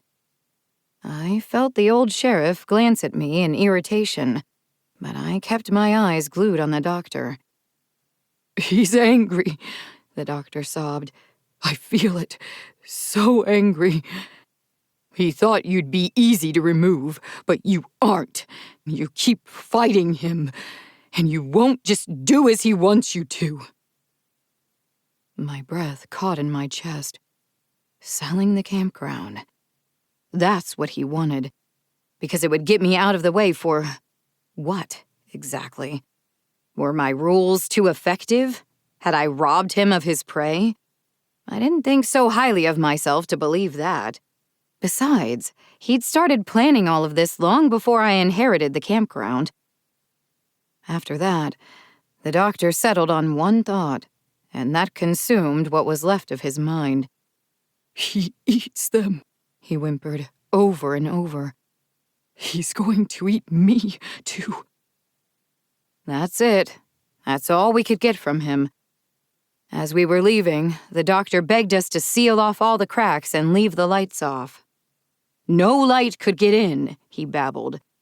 He's powerless in the darkness. The old sheriff obligingly stuffed a bunch of ragged towels under the crack of the door to block out the light, which was far more courteous than anything I would have done. "Is it safe to leave him here?" I asked as he did this. "What if he gets out and you're not around? What about your wife?" He laughed in amusement. "She'll be fine," he said. When I got home, I brewed the tea from the lady with extra eyes, and then I went to the grove. I took my shotgun. I still couldn't fire it one-handed, but hopefully the man with no shadow wouldn't know that. I had no doubt that he'd know I was coming. The doctor belonged to him, after all. The man with no shadow was not alone when I arrived. A woman I didn't recognize lay at his feet as he sat upon a rock, absently running his fingers through her hair. She wasn't moving, and I was too far away to tell if she was breathing. I stopped well before the edge of his grove. "Who is that?" I asked quietly. "Just a little snack I had tucked away. Not far from here," he replied. "I don't like to go hungry, so I've made preparations." "How many?" I demanded. His eyes shone in the late afternoon sunlight. "I've lost count," he replied quietly. "I can't even tell them apart anymore. I call, and a meal delivers itself to me." I took a deep breath, trying to steady my nerves. The shotgun hung heavy in my hand. I tried flexing the fingers on my wounded arm, felt them respond sluggishly, felt the weakness of my grip. "So, you called this person here," I said evenly, "because you knew I'd be coming by your grove. Why? What's the point?" Perkta had said I could save them all. I seethed. What a cruel joke. "You don't like me talking to you," he said. "So I thought I'd answer your inevitable questions by showing you what you want to know." And he reached down and ripped her shadow away from her torso, pulling a chunk of it out with his hands, right where the heart should be. Her body shuddered once and then slumped motionless to the ground. My gaze returned unwillingly to the man with no shadow, hunched over his meal, devouring the murky darkness in his hands with the sound of ripping meat. He didn't just control my campers. He had been eating them as well. I was angry at myself for missing the signs. The man with no shadow had been preying on my campers all along, and I never realized it. I thought we were losing people to normal reasons. Severe allergies, dehydration, heart problems. And perhaps we were, but there were also some who were being devoured. I thought about what it was like when he ripped my shadow's arm off. I remember how much it hurt. I can't imagine how they suffered before they died. Before this was done, I was going to burn his grove to ash, with him in it. Maybe that would bring some peace to the people he had killed there. The man with the skull cup kissed me. I'm sure, dear reader of this guidebook, that some of you are inwardly celebrating this development. But I am afraid I must crush your hopes and tell you that it's not what you think. Not that it'll stop any of you. But like any bad romance, it does start at a courthouse. The old sheriff had done a bit of investigative work on his own. He'd borrowed a police cruiser and pulled Curtis over for speeding. He'd checked the man's driver's license and then let him off with a warning. Curtis's birth date was 7 months after the first date in my mother's journal. 7 months after the man with no shadow was let out of the campground for the first time. So it's a dead end, I sighed. "Kate," the old sheriff said firmly over the phone. 7 months. That's an important amount of time. Because a pregnancy lasts 9 months. The man with no shadow might not have gotten to the buyer, but he could have gotten to the buyer's mother. What? It's not 6 months? How do you not know this? I don't plan on having kids. I slept through health class in high school. The old sheriff sighed. We need to get at the records room in the town hall. They might have a birth certificate. Are you up to doing some breaking and entering? My arm was not fully healed, but I had mobility back, if not strength. It would have to suffice. I could at least drive myself now, as Tyler had lent me his old car. The old sheriff would stay at the station to run interference with the new sheriff in case anyone called in about what I was doing. Our courthouse is connected to the town hall building, and across the street is the library. There's a handful of stores, some places to eat, a general store, and a hardware store. And that's it. That's downtown. Early on Valentine's Day morning, before the town was awake, I broke in through the back entrance and took an immediate left down the stairs leading to the basement. They creaked on every step, and the building seemed to sigh, like the entire structure was vibrating with my presence. I knew this was a quirk of the old building, but after the experience with the vanishing house, I was unnerved by the sound. The basement was dark, but I did not dare turn on the lights. I wanted to get in, get the file, and get out totally unseen. So I descended into the darkness, and it swallowed me up. I told myself it wasn't the same. It wasn't the vanishing house. My heart still hammered in my chest until, finally, my feet touched concrete and I felt safe turning on my flashlight. I went up and down the rows of cabinets, searching for the year Curtis was born. I opened the drawer and fished through the records. I found what I was looking for just as I heard the creak of footsteps on the stairs. Someone flipped on the lights.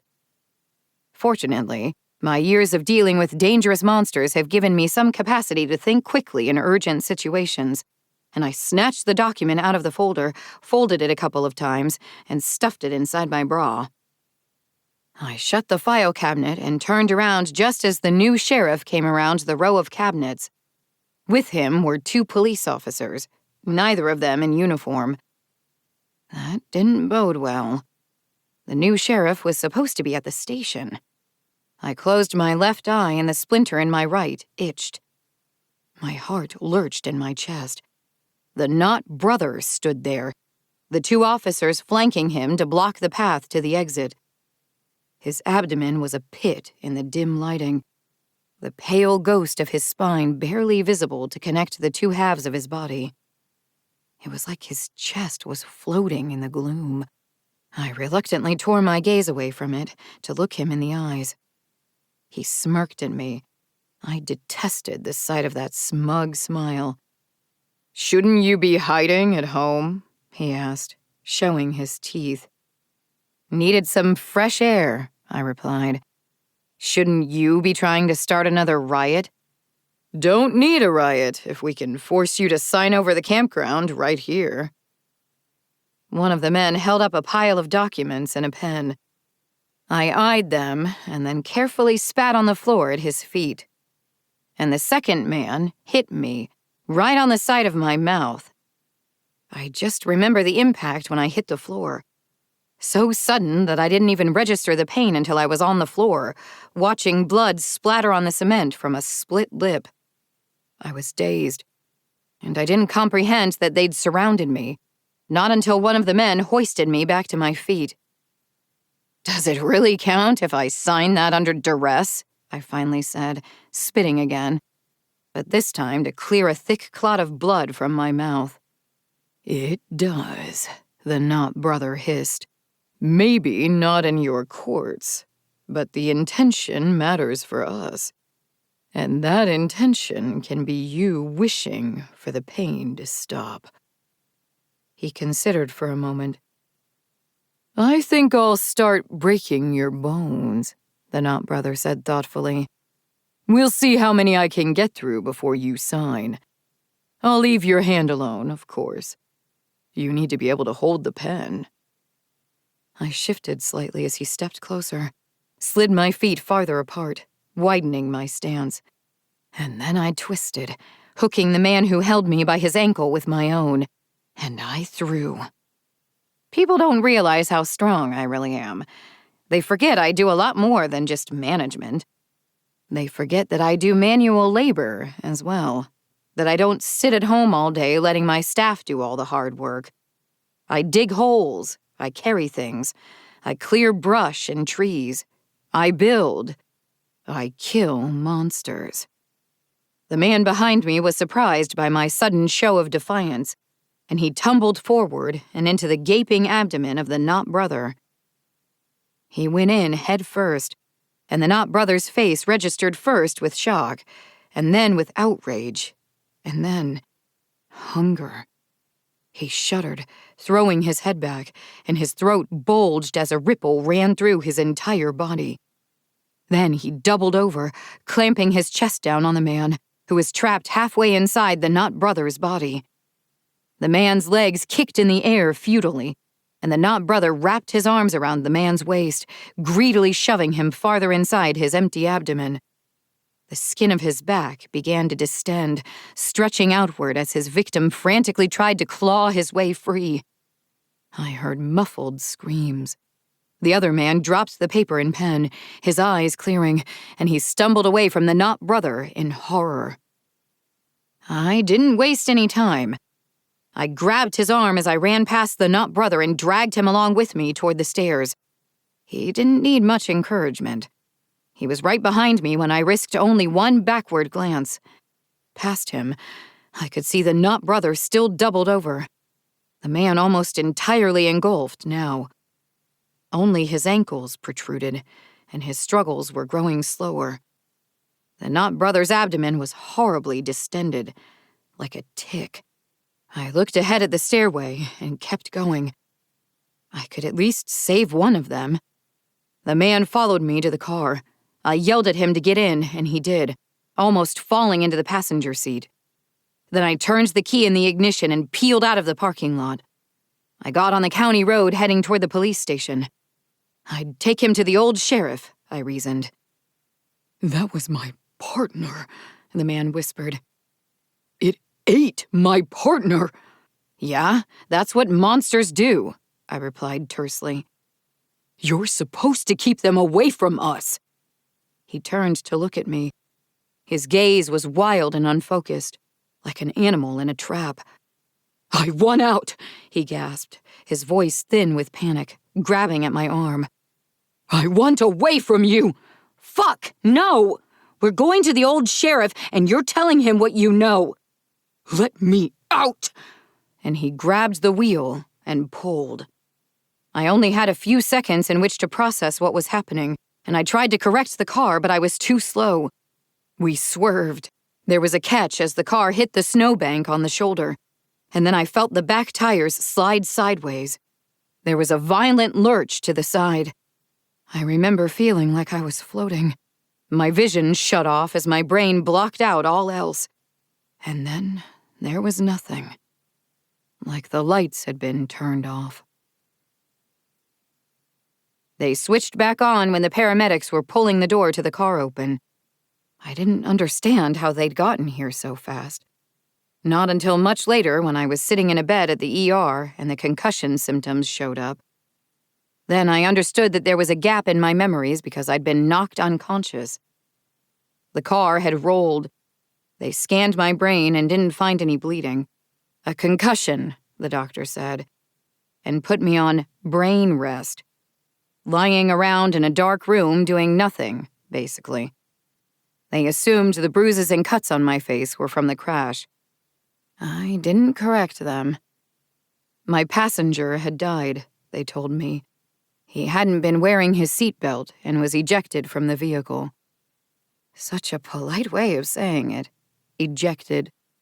I called the old sheriff and asked him to pick me up because I wasn't emotionally ready to tell Tyler that I'd wrecked his car. You got lucky, the doctor told me as he was finishing up my discharge paperwork. "That accident could have killed you. I have to admit, we'd always figured it'd be one of those things on your campground that'd do you in." I did not appreciate his dry humor about the situation.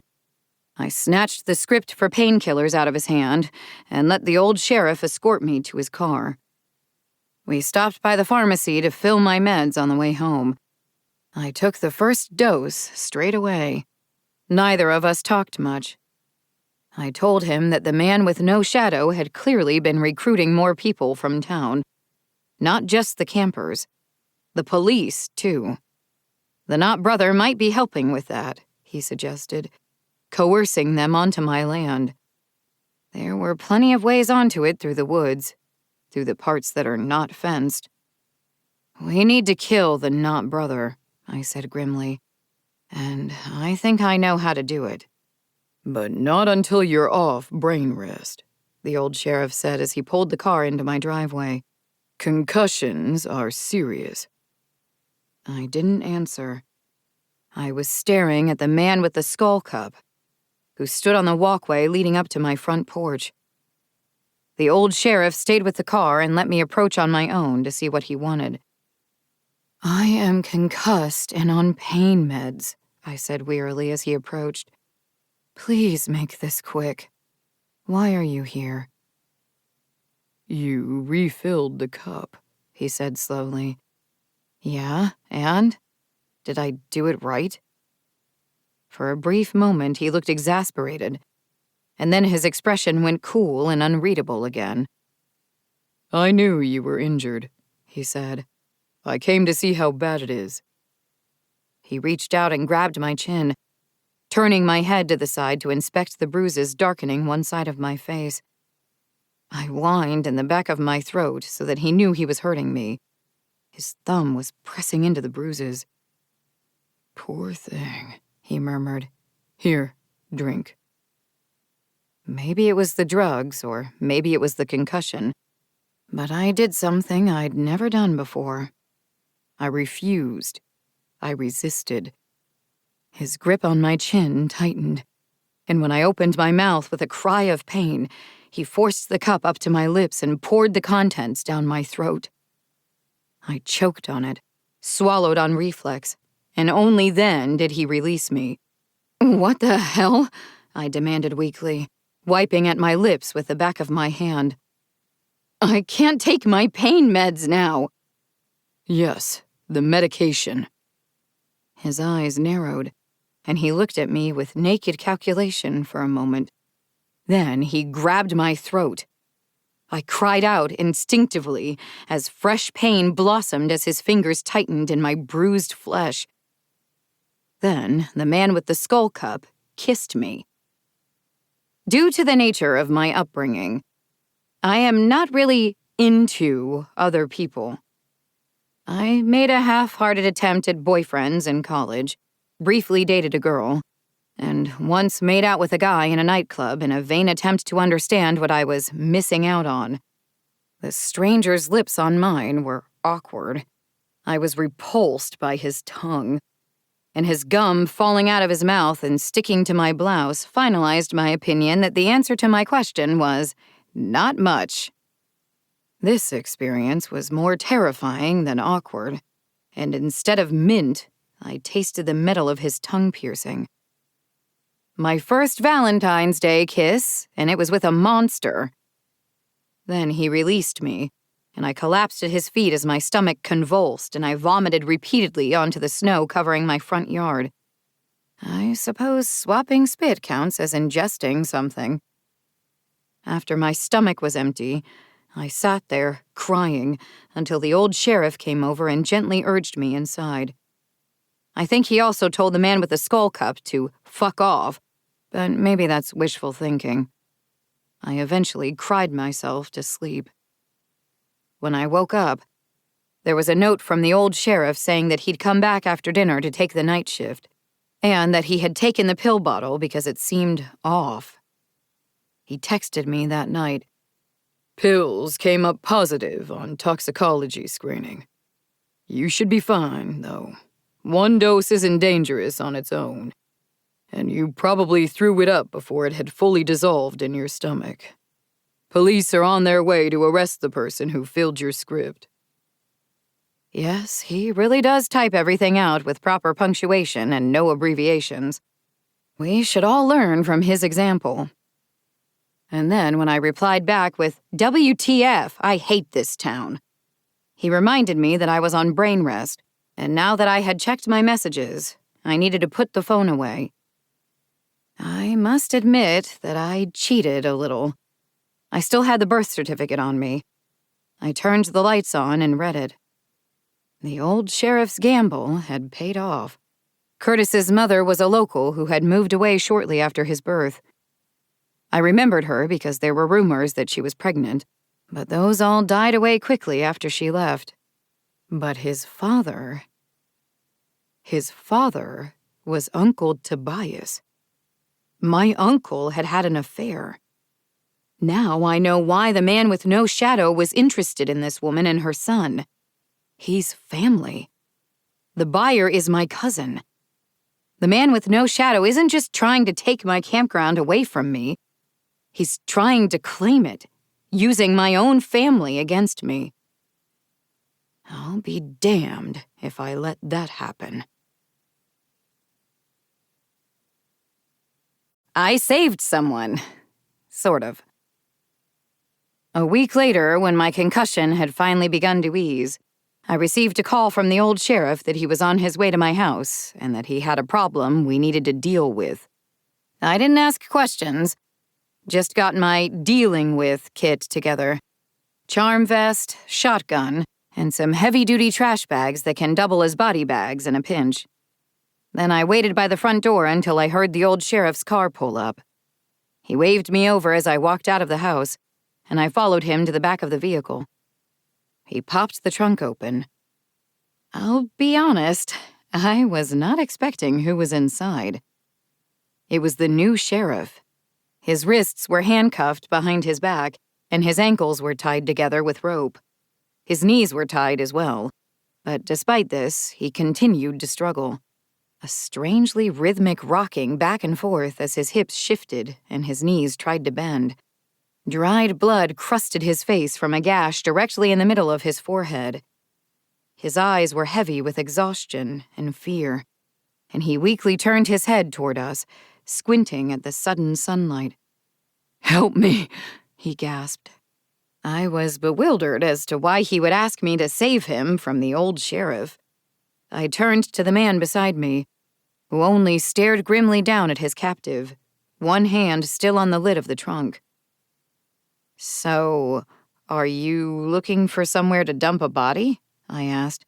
Because honestly, we could just drop him in my neighbor's lake and blame it on the Shulikun. Lent hasn't started yet. I don't think they've been banished for the year. Look, I may have been reconsidering my violent ways, but I trust the old sheriff's judgment. And if he says someone needs to be disposed of, I ain't questioning it for an instant. The old sheriff only sighed softly and reached down, grabbing the man's arm and hauling him out of the vehicle.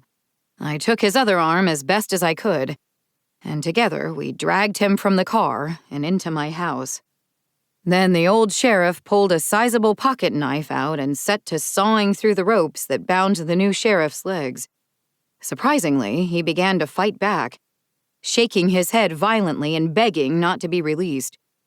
The old sheriff refused to be dissuaded, and the ropes snapped free, leaving the man on the floor with only his hands handcuffed behind him.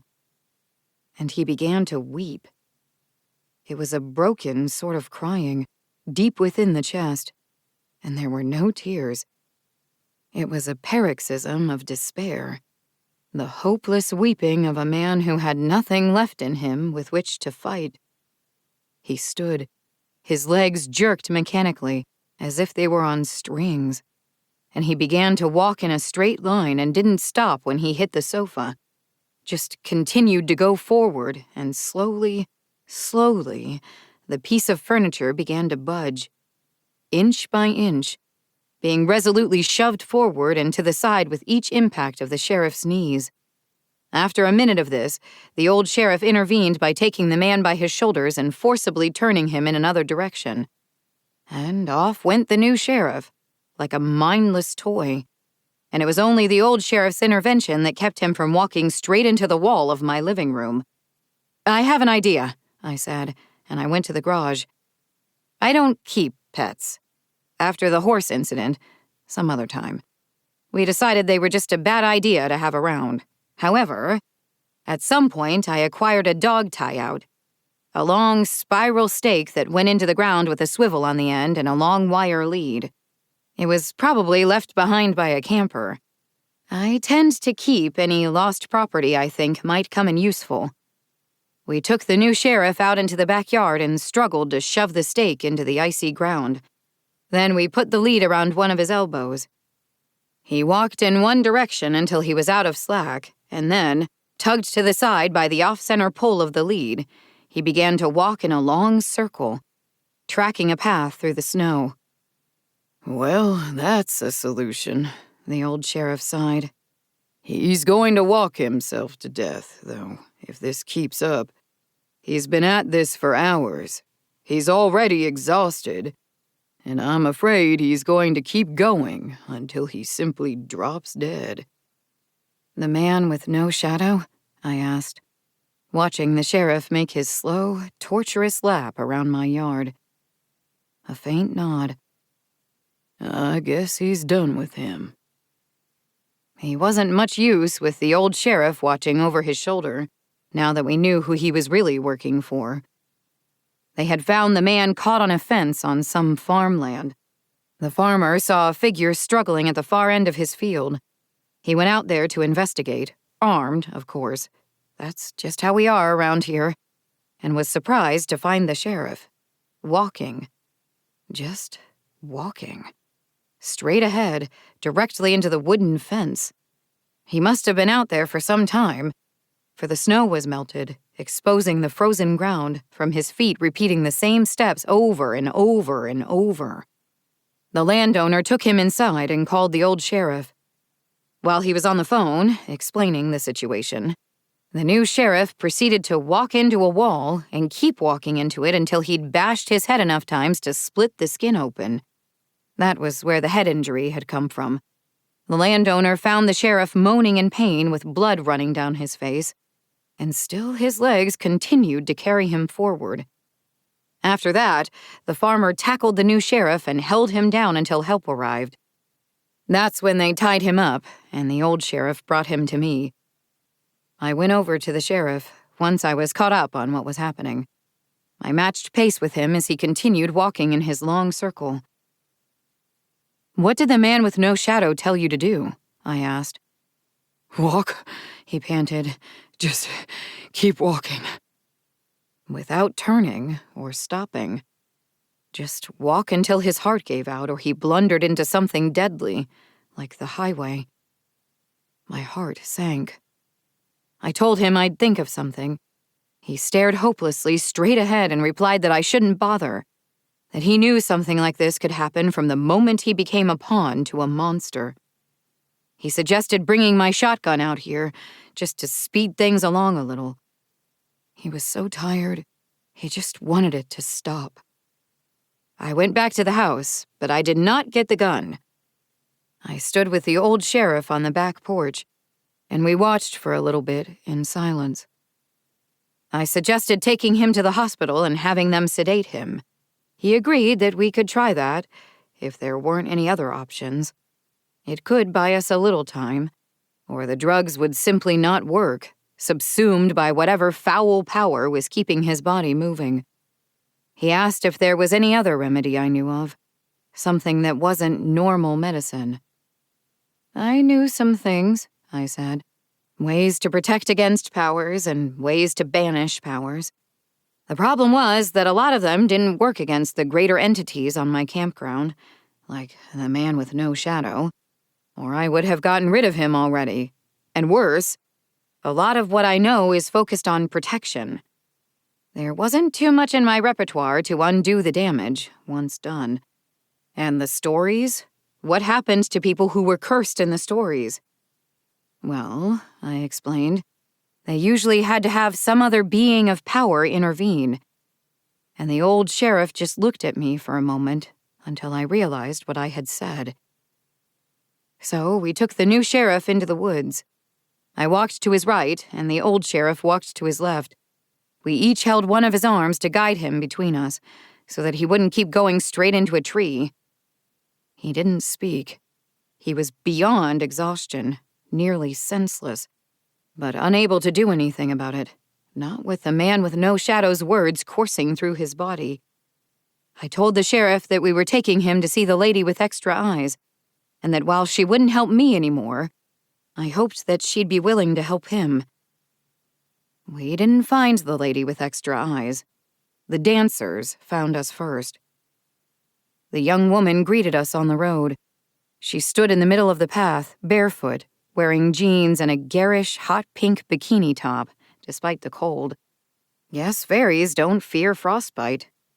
We had to adjust our path to go around her, and she fell in beside me as we walked. "You're looking for me," she said. "I was looking for the lady with extra eyes," I replied, somewhat tersely. I was not in the mood to deal with the dancers today. "No, you were looking for a cure," she corrected. "Bargains with fairies always have a price." Did I say I was a fairy? I stopped. I let go of the new sheriff's arm and let him and the old sheriff continue on. This needed my full attention. I stared at the woman in front of me with her round face and her black hair and that faint grin on her lips. "You dance," I said slowly. "There's some beliefs that a group dancing in a circle around an afflicted person will remove a curse. Give him to us. You will not get him back. He will join our company and live as long as he chooses to." I ran to the sheriff's, took the new sheriff by the elbow and turned him around. I told him I had a solution, that he had to go with the dancers. They'd make him one of their own, and that would save him. It would break the man with no shadow's hold. He'd be free.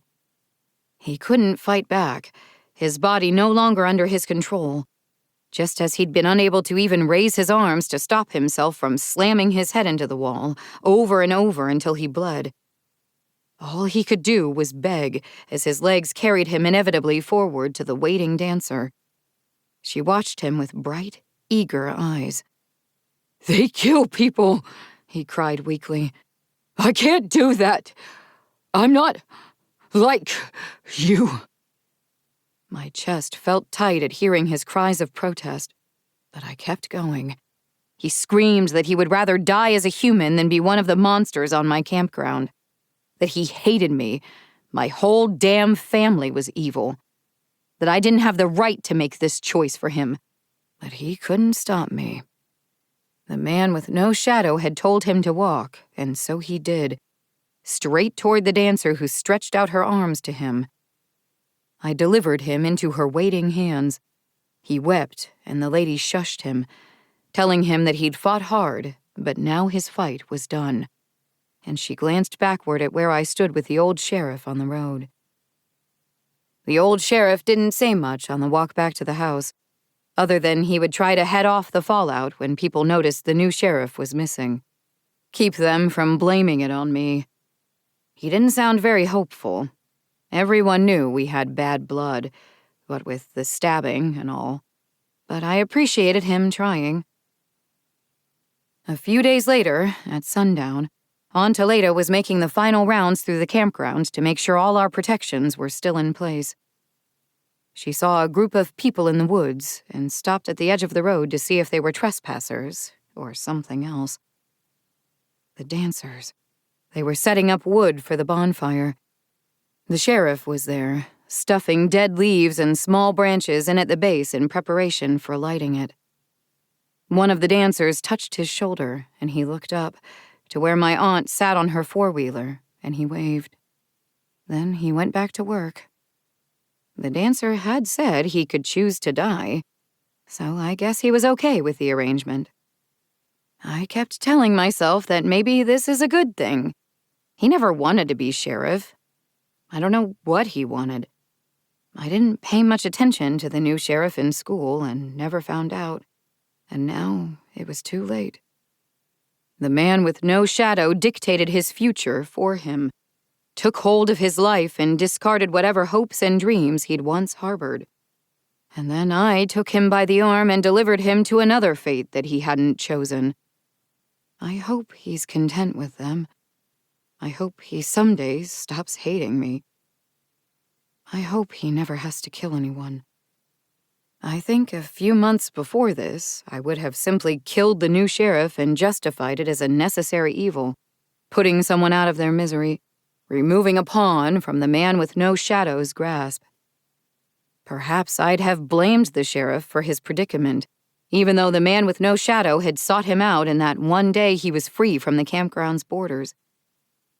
A freedom my mother had granted. To save my friends. I can't blame the new sheriff for hating my family. I wish there had been a better way to save him. But when an opportunity to save someone presents itself, it is often the only opportunity. This is a cruel world, and mercy is a rare commodity, doled out reluctantly, and to reject the dancer's offer very well could have meant there would be no other. Part 5. Early Spring. As February moves into March, be prepared for rain. Bring extra changes of clothing, as being wet in the early spring chill can be dangerous. Watch out for any lingering holiday monsters that haven't been banished yet. Blood forcibly taken. The situation in town deteriorated rapidly with the new sheriff gone. People started saying that I was responsible. True. And it was clear I'd already started getting rid of my detractors. False. We had to make our move.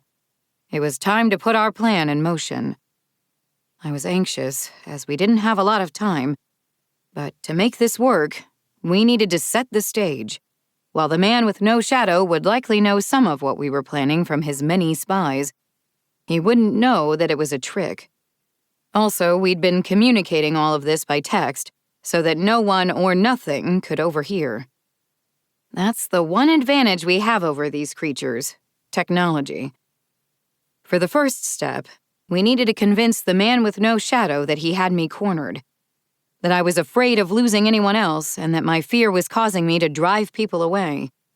The sheriff's idea was to stage a highly visible blow-up at one of my staff, yell at them over something trivial, make it look like I was stressed to the point that any little thing would set off a collapse. I was still considering which staff member to target, who would be the most resilient to being unexpectedly yelled at, when Tyler came over. It wasn't an intentional change of plans, it just sort of happened. I don't like making our family drama public. Due to the nature of what we do around here, we tend to keep our problems to ourselves, and we certainly don't involve outsiders. But I've told you some personal things already, and maybe it's only fair that I tell you this as well, no matter how ashamed I am. He came by to drive me to the grocery store, as I didn't have a new car yet and he was out of spare cars to loan me. While we were at the store, he glanced around at how everyone was avoiding looking at us and mentioned he'd heard some people talking in town. "They were saying you're selling the campground," he said. "Didn't you know already?" I snapped. "Aren't you one of the ones who want me to sell?" "What?" I knew at that moment that I'd made a mistake. He wouldn't have sounded so startled if it had been true. But I was angry. No, worse. I was hurt. And I couldn't stop myself from continuing. I needed him to feel as bad as I did, to understand what I felt. "You never wanted the campground," I said. "I'm sure you wouldn't be too upset if the town runs me off my own land." "Kate, I live an hour from here. I had no idea this was going on." "Well, it is. There's a monster inciting the town against me. So you can tell Danielle, don't you fucking dare bring my wife into this, that she might just get what she wants, and your family will be safe from the campground forever once I'm gone. Damn it, Kate! His tone made me catch my breath. All around us, the store had fallen dead silent. Yes, I hate the campground, he shouted, and took a breath, struggling to bring his voice down. It took our grandfather, it took our parents, it took Uncle Tobias and April, and I swear, every time I get a phone call from Brian or the old sheriff, I think it's them calling to tell me that it's taken you, too. I was breathless for a moment. And I know, he continued, breathing hard from his outburst, that if the campground changes hands, all those monsters scatter into the community. But you know what? Fuck this town. Then he stormed out, yelling over his shoulder from the parking lot to call him later when I could have a conversation without being an ass. Which is pretty rich, considering he's the one who left me to walk all the way home. There were a couple of other incidents we orchestrated, nice and visible, to demonstrate that perhaps Kate wasn't keeping it together after all. I blew up at someone whispering behind my back at the hardware store, which admittedly was very satisfying. I happened to run into Brian in town on another instance and shouted at him for abandoning the campground, though I cut that one short because his dogs were staring me down and it was rather unnerving. And then I confronted the old sheriff about how he wasn't doing enough to keep the town off my back, and the old sheriff yelled back that I made everything so damn difficult and threw me out of the police station. We gave the small-town rumor mill plenty of fodder. However, I wasn't as confident in our plan as the old sheriff was. There was one additional assurance that I wanted. I hadn't told him what I planned to do. He would have deemed it too risky. He might have tried to stop me. We would have fought for real if that had happened. I will sometimes listen to suggestions, but I do not take kindly to being told what to do. I went to see the man with no shadow. The bruising from being punched in the face was still visible, purple and yellow with spots of magenta red, blotches that covered the entirety of one side of my neck, down onto my collarbones, with lingering patches on my jaw. It was tender and hurt like hell if I touched it. My arm, thankfully, was almost recovered. My shadow was close to fully regrown. The edges were uneven, and my arm itched a lot, but that was all. I skipped my pain meds that morning. The less acting I had to do, the better. Then I took my shotgun and went to the grove. He watched me approach, sitting on a large stone, one bare foot tucked up close to his body, the other stretched out to touch the grass. He conspicuously eyed my gun a moment, and then lazily glanced up to meet my gaze. Fancy another try at me? He asked. Good timing. I was feeling peckish. He dropped his eyes down to the shadow at my feet and slowly smiled. I dredged up the memory of the pain of having my shadow torn apart, how I'd collapsed, screaming. I let my voice tremble. His smile deepened. I'm here to negotiate, I replied. Tell me what I can do to make you stop hurting people. The man with no shadow laughed. Kate, he sighed, hopping off the stone. Oh, Kate, I thought you were smarter than this. He walked toward me. I hoisted my shotgun, letting my hands shake. And he hesitated only briefly at the edge of his grove. Then slowly, deliberately, he stepped out of his territory and continued to advance toward me. I pointed the gun at him and he paused, barely a foot away from the barrel. You already know what I want, he murmured. Then he jerked a hand up, so quickly I might not have been able to react if I hadn't been expecting it. It was an effort not to squeeze the trigger. I almost did. My hand twitched reflexively, but I fought the urge down and let him grab the gun and rip it out of my hands. He tossed it aside onto the forest floor. I cried out in surprise and stepped backward, but he wasn't letting me escape. He lunged forward and grabbed the front of my shirt, twisting the fabric between his fingers, and he pulled me close. I was forced to tilt my head back to look up into his eyes, and the bruises on my neck were clearly visible. He traced them with one finger of his free hand, and I did not have to pretend as I trembled in fear. Or maybe you're not being stupid, he said, his fingers stopping just at the edge of the cut across my lower lip. Maybe you're desperate. The not brother almost killed me, I whispered. Is that the closest you've come to dying? Poor thing. Humans aren't really cut out for this sort of thing. Wouldn't it be a relief to let it all go? Is your family's legacy worth this? He gently brushed a lock of my hair behind my ear, the tenderness of the gesture offset by how tightly he still held my shirt, pinning me in place. I shuddered, and he seemed pleased by my reaction. I have some authority over the mimic who was posing as your brother, he said, studying my face. I dropped my head and avoided eye contact. I can tell him to stop hunting you, give you a little peace in which to make your decision. But Kate, he is my subordinate, not my slave. Wait too long, and I may not be able to restrain him entirely, nor the town. They won't kill you, but neither will they leave you intact. The threat was not unexpected. Even though I'd mentally prepared myself for this, I still felt sick hearing the words and understanding their full implication. My words stuck in my throat, and I was unable to reply. The man with no shadow took this to mean I was truly cowed, and perhaps in that moment I was, and said that he would tell the not brother to spare my life. As a gesture of kindness. He didn't actually want me dead, after all. That wasn't necessary. It all sounded very convincing, and I think without the lady's tea, I would have believed every word. You want me to sell, I said, finally finding my voice again.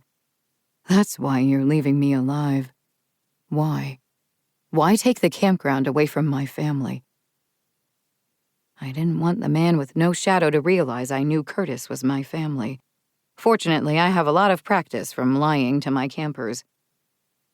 You are all far too competent. Even your brother would be an issue, should he take over. But it won't be old land if Curtis— You don't have to worry about that, he snapped. You just have to do what I want. Sell it, or I'll take everyone you've ever cared about.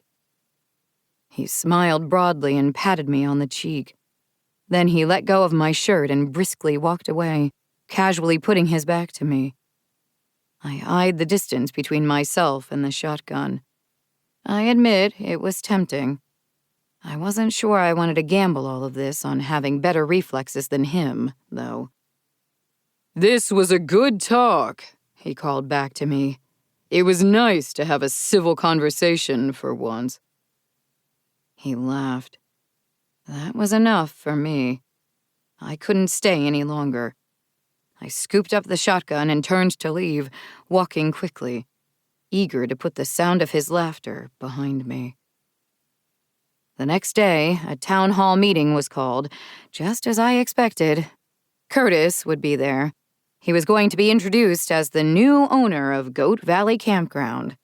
The man with no shadow was giving me some space, but was using that time to further box me in with the town. And the not brother would be there, appearing as someone they all trusted, to tell them that if Kate wouldn't sell, well, then the town council would just need to force my hand. And they'd do as he said. Unless, of course, Someone killed him first.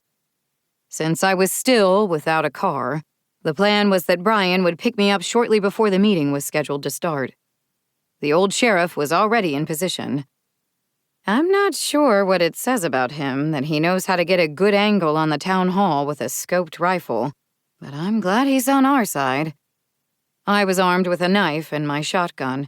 The not brother was resilient, but I only needed to make a symbolic gesture. Brian called to tell me he was waiting at the front entrance. I grabbed my shotgun and hurried to the door, only to nearly fall backward in surprise at finding someone directly on the other side. The man with the skull cup was on my doorstep. This is a bad time," I finally said after a long moment of awkward silence. "Can we talk about that kiss some other day?" "What makes you think I came here to talk about that? Perhaps I am here because of how you tried to refuse my offer of a drink." I froze, like every muscle in my body was shot through with ice, locked up in terror. Some part of my brain gibbered that I was going to die, horribly. And while I heard what he said next, I didn't register the words. Not until he said my name to get my attention and repeated himself. He wasn't going to kill me, not after all he'd done to keep me alive. But I would have to atone for my mistakes, and there had been many as of late. He sighed and traced the rim of the cup with one finger, his eyes half closed. "I told you to be careful with the cup in the vanishing house," he murmured. "It is easy enough to refill when it runs low. Refilling it after it is emptied is another matter. The conditions are harder, more exacting. The normal sources will not suffice. I honestly would have preferred you let me refill it after you saved the sheriff, as I could have managed it properly. But what's done is done, and now you need to finish what you started." His voice sounded weary. And this time, it wasn't the condescending exhaustion he adopted when I was, in his opinion, being dense. I peered at him intently, noting how stark his cheekbones were and the shadows under his eyes. He looked gaunt, pale, like he was sick. Did I do this to him? He looked me dead in the eyes, and with a flat, emotionless stare that never wavered from my face. He turned the cup sideways until the liquid spilled out and puddled on the porch.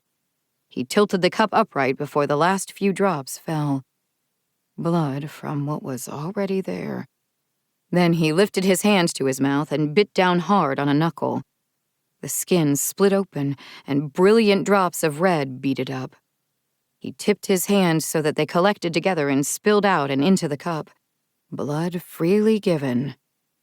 The man with the skull cup handed it to me, along with his knife. "Blood of an enemy, forcibly taken," he said. "Don't screw it up this time." I had had the right idea, but the wrong source. The new sheriff was never my enemy. But the not brother sure as hell was. I called up the old sheriff and told him there was a change in the plan. He didn't like it, but grudgingly agreed. "The town isn't going to like how you're handling this," he said. "My family isn't here to be their friends," I replied. "We're here to protect them." And then I was at the gate, and Brian was waiting for me, the back of his pickup truck loaded with dogs, and I climbed into the passenger side and buckled myself in. He asked where my gun was, and I told him about the change in plans. "This is going to be messy," he sighed, backing the car out of the driveway. Messy was fine. Maybe a veritable bloodbath would remind the town exactly what they were dealing with. Both what my campground was and what I was. Yes, I was trying to save people instead of letting them suffer the consequences of their choices. But that didn't mean that they could just forget that I was willing to slit my share of throats. After Uncle Tobias's death, I hated the sight of the town hall. My heart sped up as Brian parked within eyeshot of the building. I took a shallow breath and let it out slowly, trying to calm myself, and then gave up on that. Screw it. I didn't need to be calm. I needed to be angry. Anger had carried me through every hard thing I'd done, whether it was just or not, and it would carry me through this as well. I slammed the door of the pickup truck behind me. The dogs watched me go, lined up at the edge of the pickup's bed with their tongues hanging out. I walked alone to the closed doors of the town hall, took a breath, and then shouldered them bodily open. Kicking them open would have made a more impressive entrance, sure, but I didn't want to risk spilling the contents of the cup I carried. The Knott brothers stood behind the podium at the front of the room. It was a lovely building that used to be a church, and while the stained glass was gone, it still sported tall, arched windows that let in the last of the fading sunlight. Beside him was Curtis. My unwitting cousin looked nervous, his eyes wide and his forehead shining with sweat. He seemed ready to bolt at any moment, and for a brief second he looked relieved by the interruption. Then he saw the knife in my hand, and he went pale. Opened his mouth to say something, perhaps to yell for someone to call the police, and then that died when he realized that no one else was moving. Like this was normal. I guess it is around here. I stopped halfway to the Knott brother, who had not moved from the podium. He stared at me in shock. Clearly our plan had paid off, for he hadn't expected me to be here. I raised the knife and pointed the tip at him. "This is not your friend," I said in a clear voice that carried easily through the room. "That is an abomination. No different from all the other monsters that I keep trapped on my land so that you all can sleep safely in your beds at night." Kate, the Knott brother sighed. "Didn't you get a concussion recently? Maybe you should see your doctor about these outbursts you've been having lately. Is your brother speaking to you again yet?" The old sheriff had picked up some things during his tenure, things about surveillance, and he'd wired up the podium so that he could listen in while he was in his sniper position. At the moment when the Knott brother paused, before anyone in the room could react, a bullet came through the window and into the side of the Knott brother's head. The force of it knocked him over. Curtis shrieked and threw himself to the floor. The rest of the room stirred. Some stood. Some dropped to the floor for cover among the chairs. Then everyone went still and silent again as the Knott brother slowly picked himself up. See? Stupid. He could have just played dead long enough for the police to escort me out. But now, they all saw him for what he was. "Fine," he snarled, blood dripping down from the bullet hole in the side of his head. "Fine. This plan was annoying anyway. I don't like being around humans. I don't like pretending to be your friend or your brother. I just want to feed." He knocked the podium aside with one sweep of his arm. It smashed sideways to the floor. People were on their feet now. Someone screamed, and they bolted to the edges of the room, crowding near the walls, desperate to get away from the creature that was stalking down the aisle to where I stood. I had both eyes open, but I saw his empty abdomen stretched wide, ribs dripping with fluid, and there was raw hunger in his eyes. I felt elated. They saw him as the monster he was. I held my ground.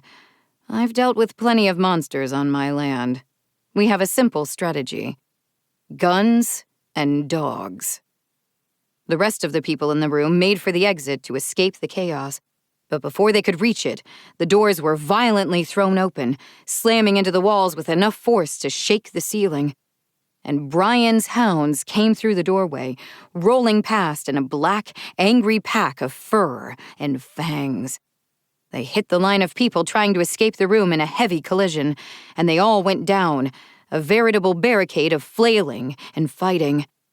There were screams, and I couldn't tell if they were rage or pain, for the dogs had cleared a pathway between me and the Knott brother, and I was running forward. The Knot brother ran to meet me, arms spread low to his side, ready to pull me into the void of his abdomen. I gripped the knife tight. And just before we collided, the old sheriff took his second shot, and the Knot brother's knee exploded into red ruin. The knife went up and into his chin as he fell. He landed hard in front of me, his body held up by one knee and the strength of my arm. His head twisted back as he dangled from the blade, gurgling as blood flooded his mouth and throat. The room went quiet. The people who hadn't managed to escape just yet were on the floor, knocked aside by the weight of the dogs. They just stared, wide-eyed, breathing fast. The only sound was the desperate choking of the Knot brother. Then that, too, went quiet, replaced by the steady drip of blood onto the wooden floor. I held the cup under the wound until it was full. Blood of my enemy, forcibly taken. Then I ripped my knife free and let him fall to the floor. And I left. Behind me, the dogs turned their attention to the Knot brother. They savaged him, ripping into him and tearing the skin from muscle, severing tendons, pulling the bones free. The Knot brother shrieked, an impotent rage, and then that dissolved into a wet, gurgling sound, accompanied by the crunch of bone between a dog's jaws. Someone was sick in the corner of the room. I didn't care. They'd made a deal with the devil. They shouldn't have been surprised by the results. Paradise Lost. The next time I went to the grocery store, everyone scurried out of my way, and no one made eye contact. They were afraid of me, as they should be, and I, buoyed by my victory, was ready to try something new. My family's focus was containing the inhuman. We reacted to it. But I'd gone into the vanishing house, and now I'd killed the Knot brother. Merely reacting to the situation hadn't worked, but fighting back was working. So I was on the attack. Getting the materials I needed was easy. I already had plenty of gasoline, some old rags, and empty bottles. Then I had to wait for it to not rain for a few days. I needed the ground dry enough to burn, enough to drive the man with no shadow out of his grove, and then we'd deal with him ourselves, the same as we'd dealt with the Knot brother. We knew how to hurt him now, which meant we could also kill him. The old sheriff was willing to help.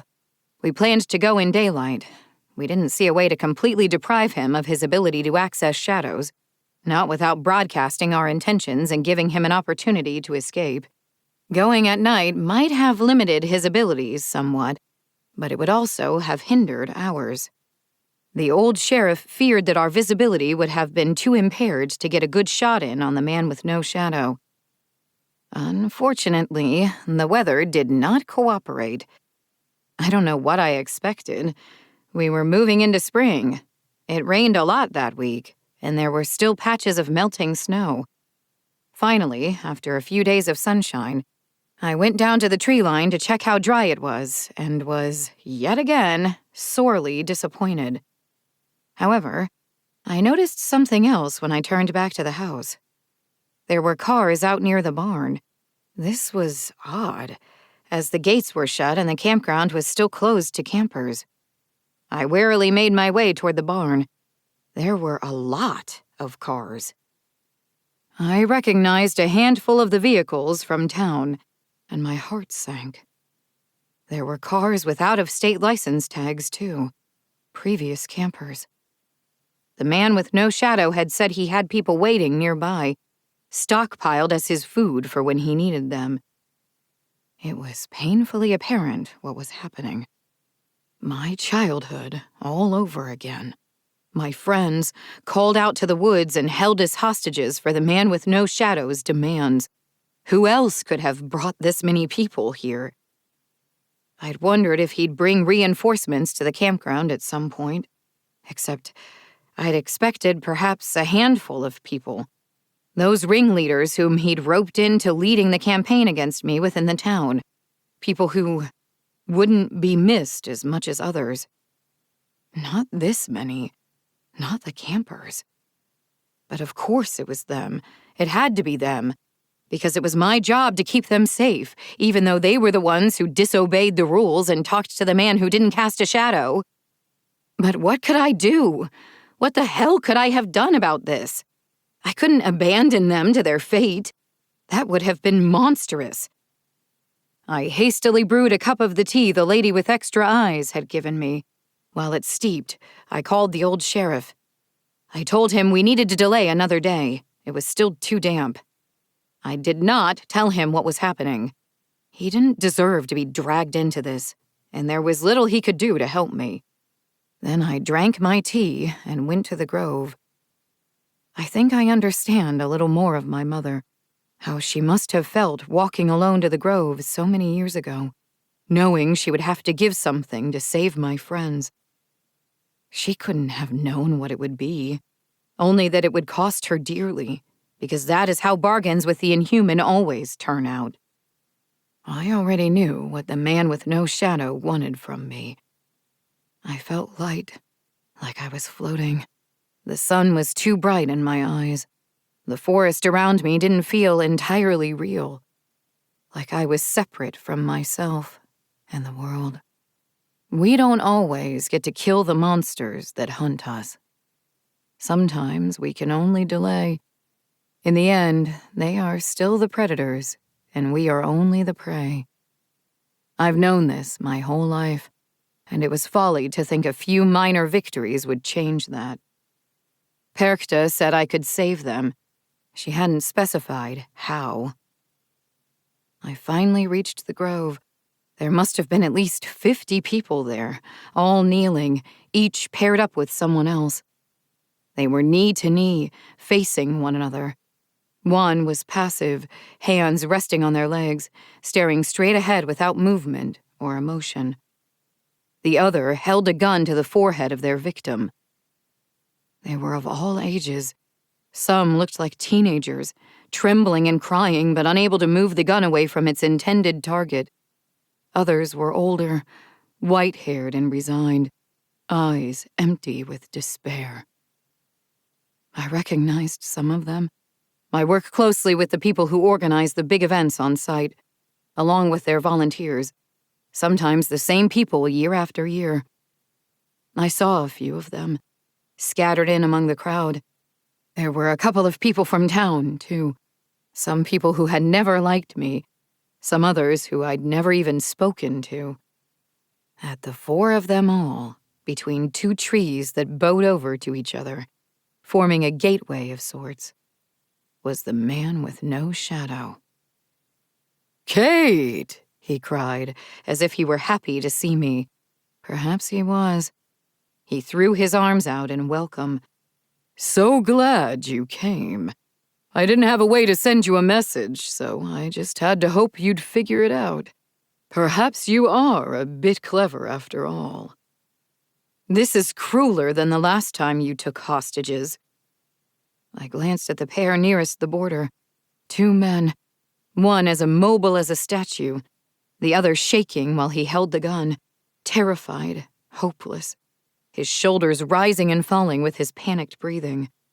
"Well, you are older now," the man with no shadow said cheerfully. "I didn't want to traumatize a child, but I'm not entirely evil. You see, only half of them die if you refuse me." He snapped to illustrate his point, and the man closest to the border pulled the trigger.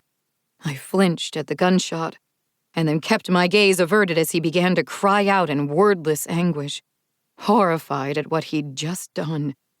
Some of the other people around the grove began to cry more audibly, whimpering in terror.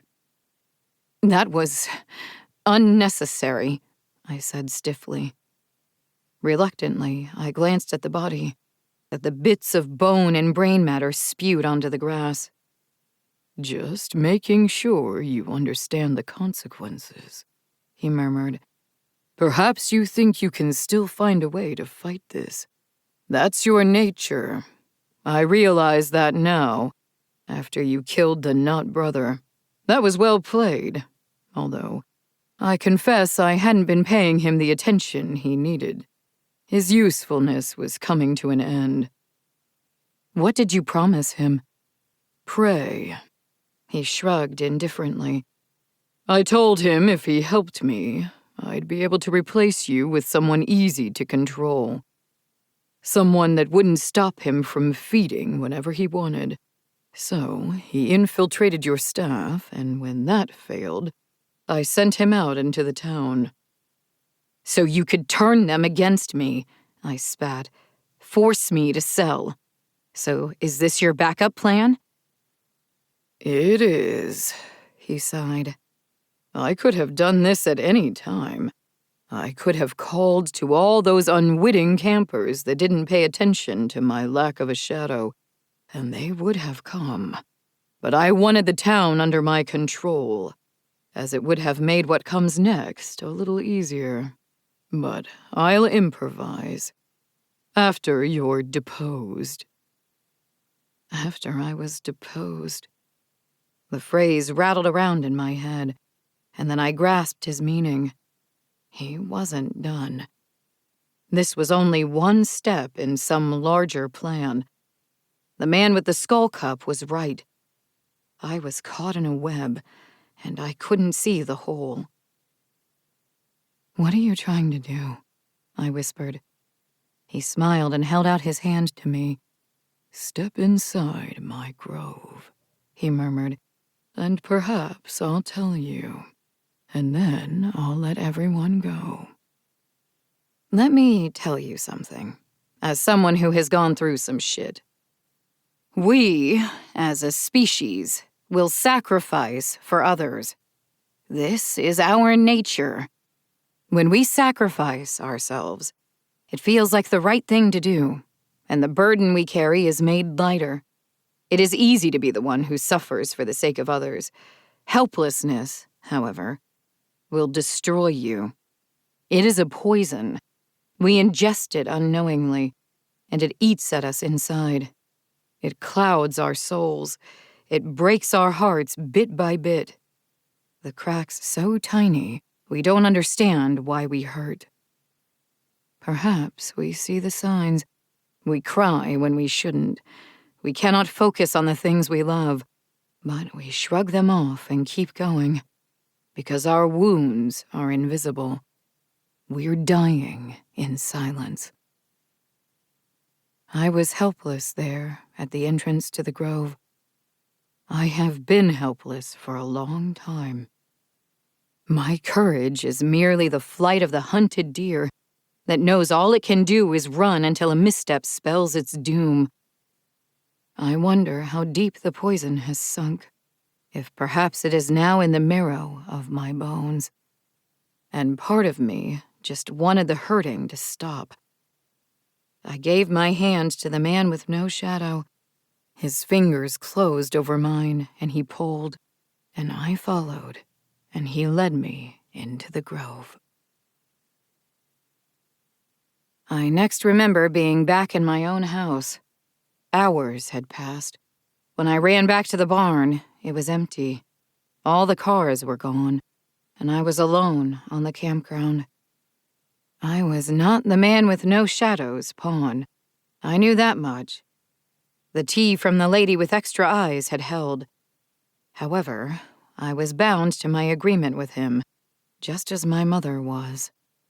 The details floated in my mind like mist and faded away when I came close, no matter how hard I tried to force them into clarity. I knew a few things, at least. That night, at midnight, I would be at my house, and the man with no shadow would come and bring a contract, and then I would sign it. I tested this agreement. I tried to leave the campground land and was overcome with sickness, a weakness that nearly took my ability to walk.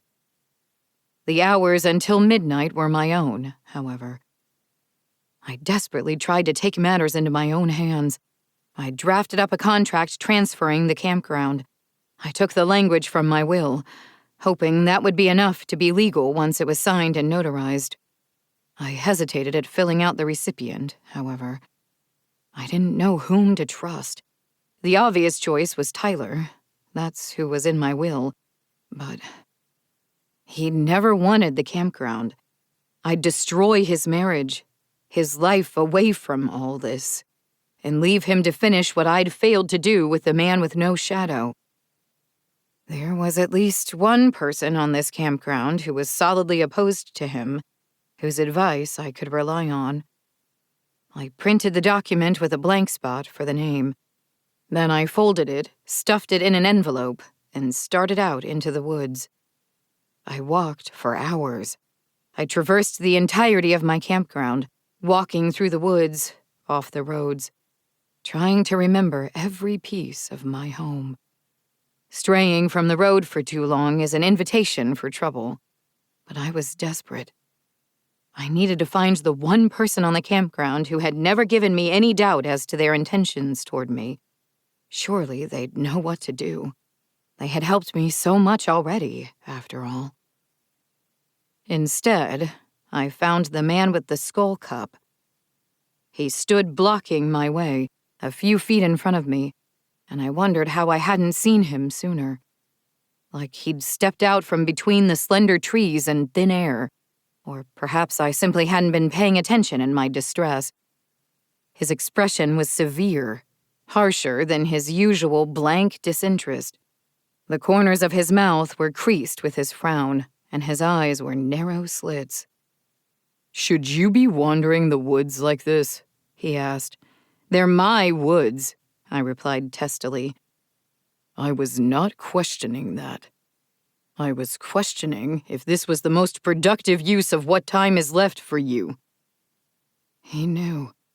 Somehow, he knew. "I'm looking for the lady with extra eyes," I snapped. "I don't know who else to trust." His gaze dropped to the letter that I clutched in one hand. I warily took a step back. "Do you know what this is?" I asked. He nodded faintly. "Then tell me what name I should put on it." I waited, breathless. I didn't know if I intended to take his suggestion. I truly didn't know who was on my side anymore. He'd helped me, but perhaps that too was a ruse. Maybe he only protected me to lead me to this point. I just wanted to hear him say it.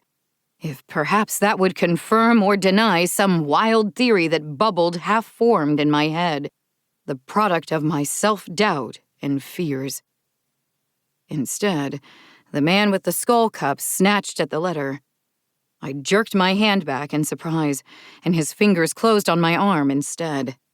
And then he squeezed, and my fingers went weak, and the letter fell from my hand. He grabbed it out of the air and stepped back.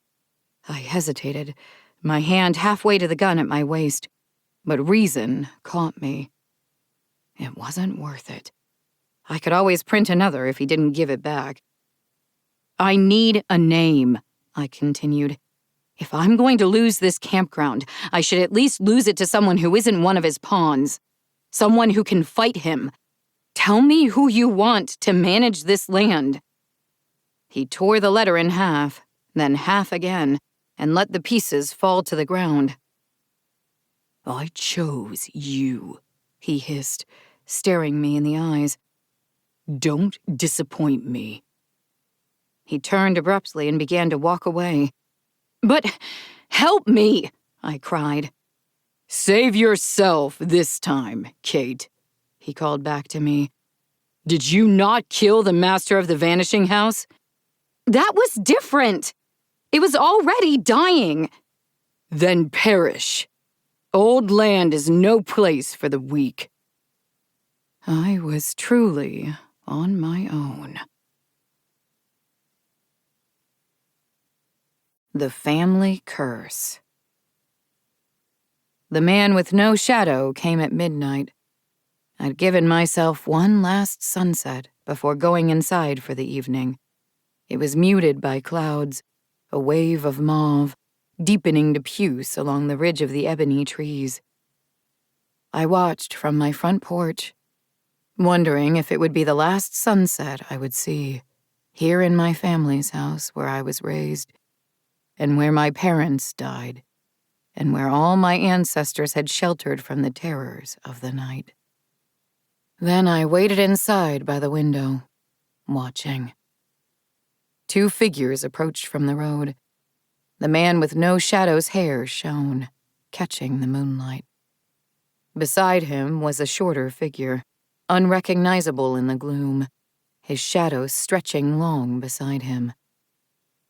The little girl waited for them at the fence, and the man with no shadow spoke to her. And she turned and left around the side of the house, her steps dragging reluctantly in the damp grass. Then he came and knocked on my front door. "Invite us in, Kate," the man with no shadow said gently. I did. I suppose that was part of our agreement from the grove. With him was Curtis, my cousin. He glanced around him in delight, taking in the aged wooden crossbeams of the ceiling, the dated wallpaper, and the photographs of my family from when I was a child that I didn't have the heart to replace. "This is quaint," he finally said. "It's very charming. I can see why you've been so reluctant to part with it, Kate. But I think it'll be for the best. Someone in town told me all about how this will reset the campground, and then everyone will be safe. No more monsters. You can have a fresh start." For a moment, I could only stare. Curtis had no idea what was really happening here. No idea that the land wouldn't reset because it was going to a blood relative, after all. He was just being duped into thinking he was being a hero. Behind him, the man with no shadow gave me a thin, warning smile. He set a stack of paper and a seal on the table. "Let's get this all signed," the man with no shadow said. "I normally don't work this late." Of course. Curtis hastily sat down at the dining room table and waited patiently. I joined them more slowly, my back to the wall. The man with no shadow flipped over the first page and shoved it toward me. I took it mechanically, and there was something tight in my chest, and my fingers were numb. "It's all pretty standard sale of a property," the man with no shadow said tonelessly. "Give it a read and then initial at the bottom." He pushed a pen in my direction. I took it. I initialed. I couldn't not initial. Like a hand was over my own, guiding my motions. I wanted to scream. I wanted to weep.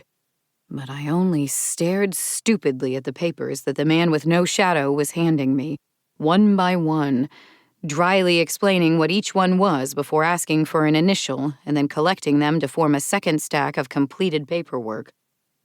Across from me, Curtis waited anxiously, excited in his ignorance as to what was happening here. "So, how do you two know each other?" I asked. The words came with difficulty. It was like my mouth was full of sap and my tongue stuck to the roof of my mouth. The man with no shadow's eyes narrowed with annoyance. "Oh, we don't really know each other," Curtis said. "He just met me at the gate. I got a call from your lawyer saying you decided to sell after all, and wanted it done as fast as possible. So I needed to get down to the campground as soon as I could, and sure, it's midnight. But she said you and the notary were both fine with it." My lawyer. Bullshit. "It is late, isn't it?" I sighed. "Do you want some coffee?" Curtis happily agreed. I got up and went into the kitchen. Behind me, the man with no shadow excused himself to help. I forced myself to focus on filling the kettle, even when he came up behind me and stood at my back, mere inches apart. I felt his breath stir my hair. "You're stalling," he hissed. "Damn right I am," I replied. I stepped back, forcing him to move lest I step on his toes. He hovered close by, looming over me as I turned on the stove and began pulling out cups while the water heated.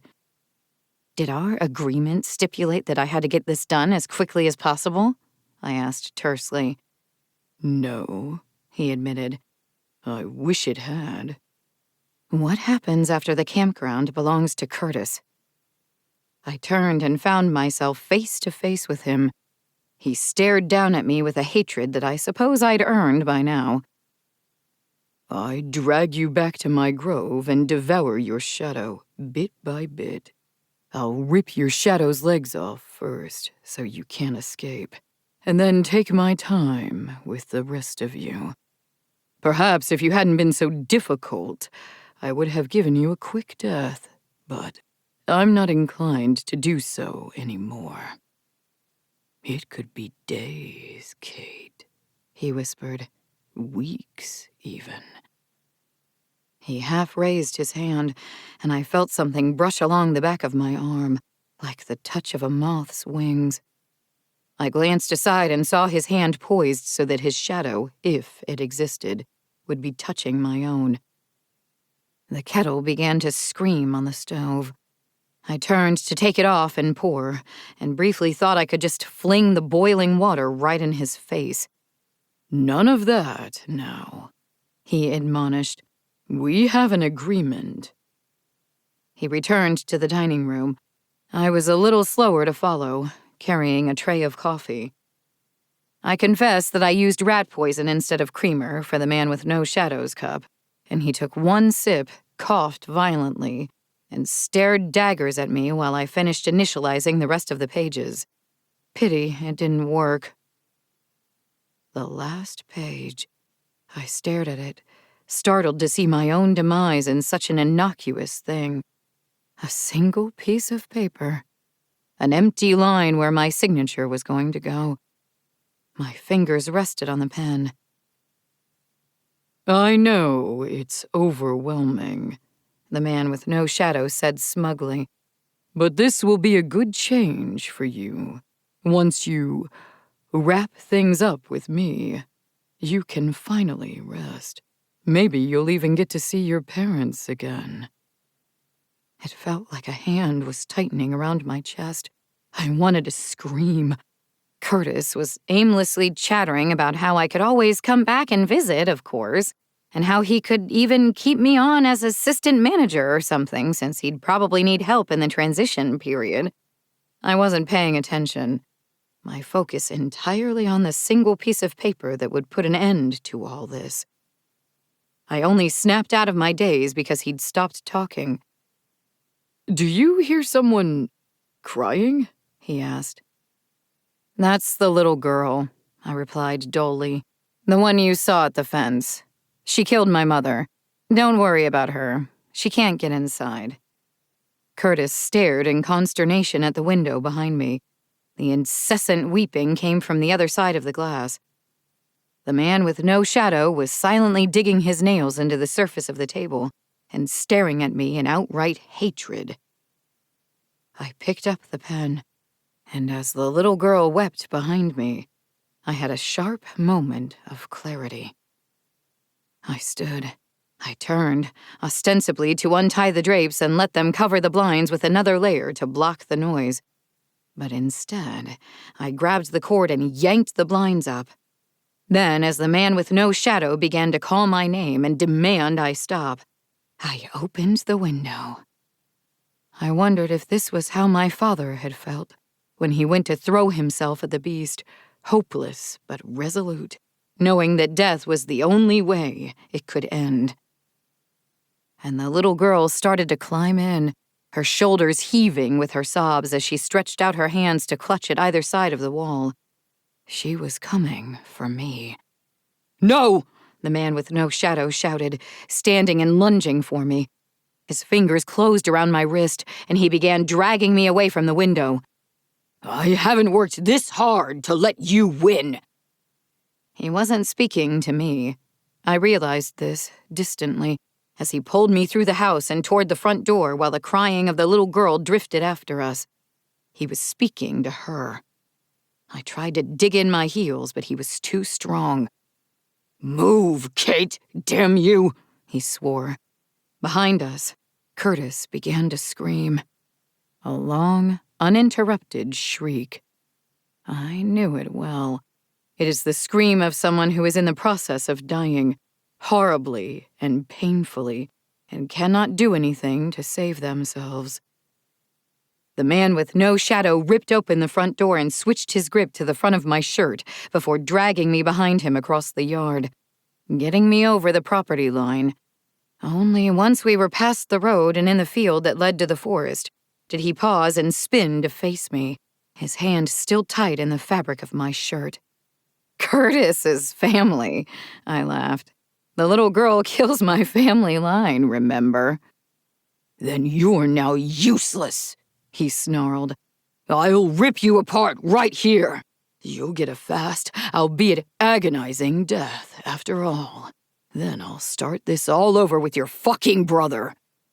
I laughed, hearing the touch of hysteria in my own voice. "Your buyer is dead," I said mockingly. "She's probably spreading his intestines across the walls. Where are you going to find another gullible cousin?" Pain shot through my abdomen. Frantically, I glanced at the ground, where in the bright moonlight I saw his hand intersecting my shadow, against my stomach. I doubled over but did not fall. Some terrible pressure held me up. I curled up around it, like a spike in my gut, the pain lancing all the way through to my back. I coughed and tasted blood. "I'll figure it out," the man with no shadow said evenly. "You might want to save your breath for screaming. It might help with the pain." Another burst of agony higher up, just below my ribs. I did scream, just like Curtis had. "Or perhaps it won't," the man with no shadow said thoughtfully. And then he pitched backward with a cry of his own, a gunshot echoing through the night sky. "Run, Kate!" yelled the old sheriff. I guess I hadn't sounded as calm on the phone as I thought I had. I had never been so happy to see him. I struggled to stand. My fingers clutched at my abdomen. It felt like glass had been shoved through my body, and my lungs seized up in reflex. I felt nothing but unbroken skin under my shirt. My shadow was what he'd attacked, I told myself firmly. Just my shadow. I could survive it, but only if I kept moving. I took a second while the man with no shadow was reeling to take stock of my surroundings. He'd dragged me out the front and down toward the woods. The tree line was only a few yards away. The sensible choice would have been the road. The path to it was free of trees, hopefully giving the sheriff another shot. Following it would get me off the property and out of the man with no shadow's reach. But he was between me and the road, and he was getting to his feet, panting hard with pain, but eyes bright and focused on me. I chose the woods. Perhaps it was instinct telling me where to go. The woods are where we fight our monsters, after all, and emerge from them changed, or not at all. Or perhaps I was blinded by pain and fear and merely got lucky. I stumbled through the trees, catching myself on their trunks to keep my balance. The man with no shadow followed in a dash, but he was not directly chasing me. He was trying to get under cover. Another gunshot broke the silence, and I used the noise to move quickly, just enough distance to break the line of sight between us. Then the hunt was on. The man with no shadow pursued, but quietly, as a hunter stalks their prey. I, too, tried to stifle my breathing and step carefully so as not to give away my position with an errant branch. I can be quiet when I need to be. I grew up in these woods, after all. They were where my brother and I played our games of chase and hide-and-seek. When I was older, I hunted monsters through these woods. I'd learned my lessons well. Still, despite that, I could not quite shake the man with no shadow. His pursuit was not entirely by human means, and I could do nothing for his preternatural senses. Then, as my strength waned and the toll of my injuries threatened to drag me to my knees, I put my hand out for support, and while my fingers touched the cool bark before me, I could no longer see them. I could no longer see anything at all. All light had gone out. Instinctively, I squeezed my eyes shut. Somewhere behind me and to the right, I heard the man with no shadows stop as well. I felt the thing in the dark close by. I could wait for it to pass. And then what? Resume the chase? One that I was losing by inches as the minutes slid by? It was only a matter of time until he found me. Or... I turned. The man with no shadows' ragged breathing was faint, but there was no other sound in the woods under the thing in the dark's influence. I homed in on his breath, breaking into as fast of a run as I dared, my hands stretched out before me as I ran tree to tree, pulling myself forward by touch alone. All around me, the forest began to shake. It was like a strong wind, rattling the leaves and snapping the branches. I heard the man with no shadow cry out, just enough sound to push me forward those last few feet. And then my hand closed on his shirt. "Here!" I cried. "We're here!" And I opened my eyes. The wind intensified. I saw the dirt and leaves of the forest floor rise up around me in the gale. But there was still no light. It was like they were outlined on top of the darkness. And there was something alive in that wind. Small pieces of debris struck my exposed skin like the sting of a wasp. The man with no shadow grabbed my wrists, trying to pry himself free of me, but I did not relent. We would die together. A massive presence loomed over and around us, and then we were falling. All time seemed to stop, and I tensed, waiting for that final impact, and then I landed hard on dry leaves and brittle branches. But I was alive. The wind was gone. The air around us was cool and tasted damp. There was no light. My eyes widened, instinctively trying to find some spark of luminescence, but there was none. "What have you done?" the man with no shadow hissed. I heard him stand. "I kind of expected us to die," I said, also standing.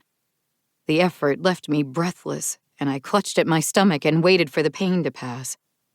"No, this is much worse."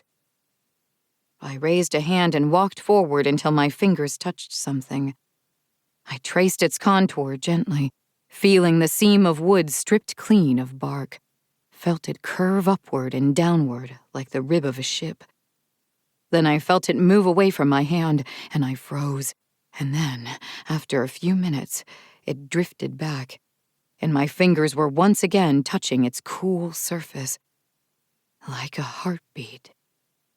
I knew where we were. A place without shadows. We were inside the thing in the dark. For a moment, I was at a loss on what to do. I hadn't thought this through because, well, I hadn't thought I'd need to, on account of being dead and all. Nearly dying twice in less than an hour was trauma I could deal with later, though. "How about a truce for today?" the man with no shadow said from behind me. "We'll both get out of here, and then tomorrow we can go back to trying to kill each other.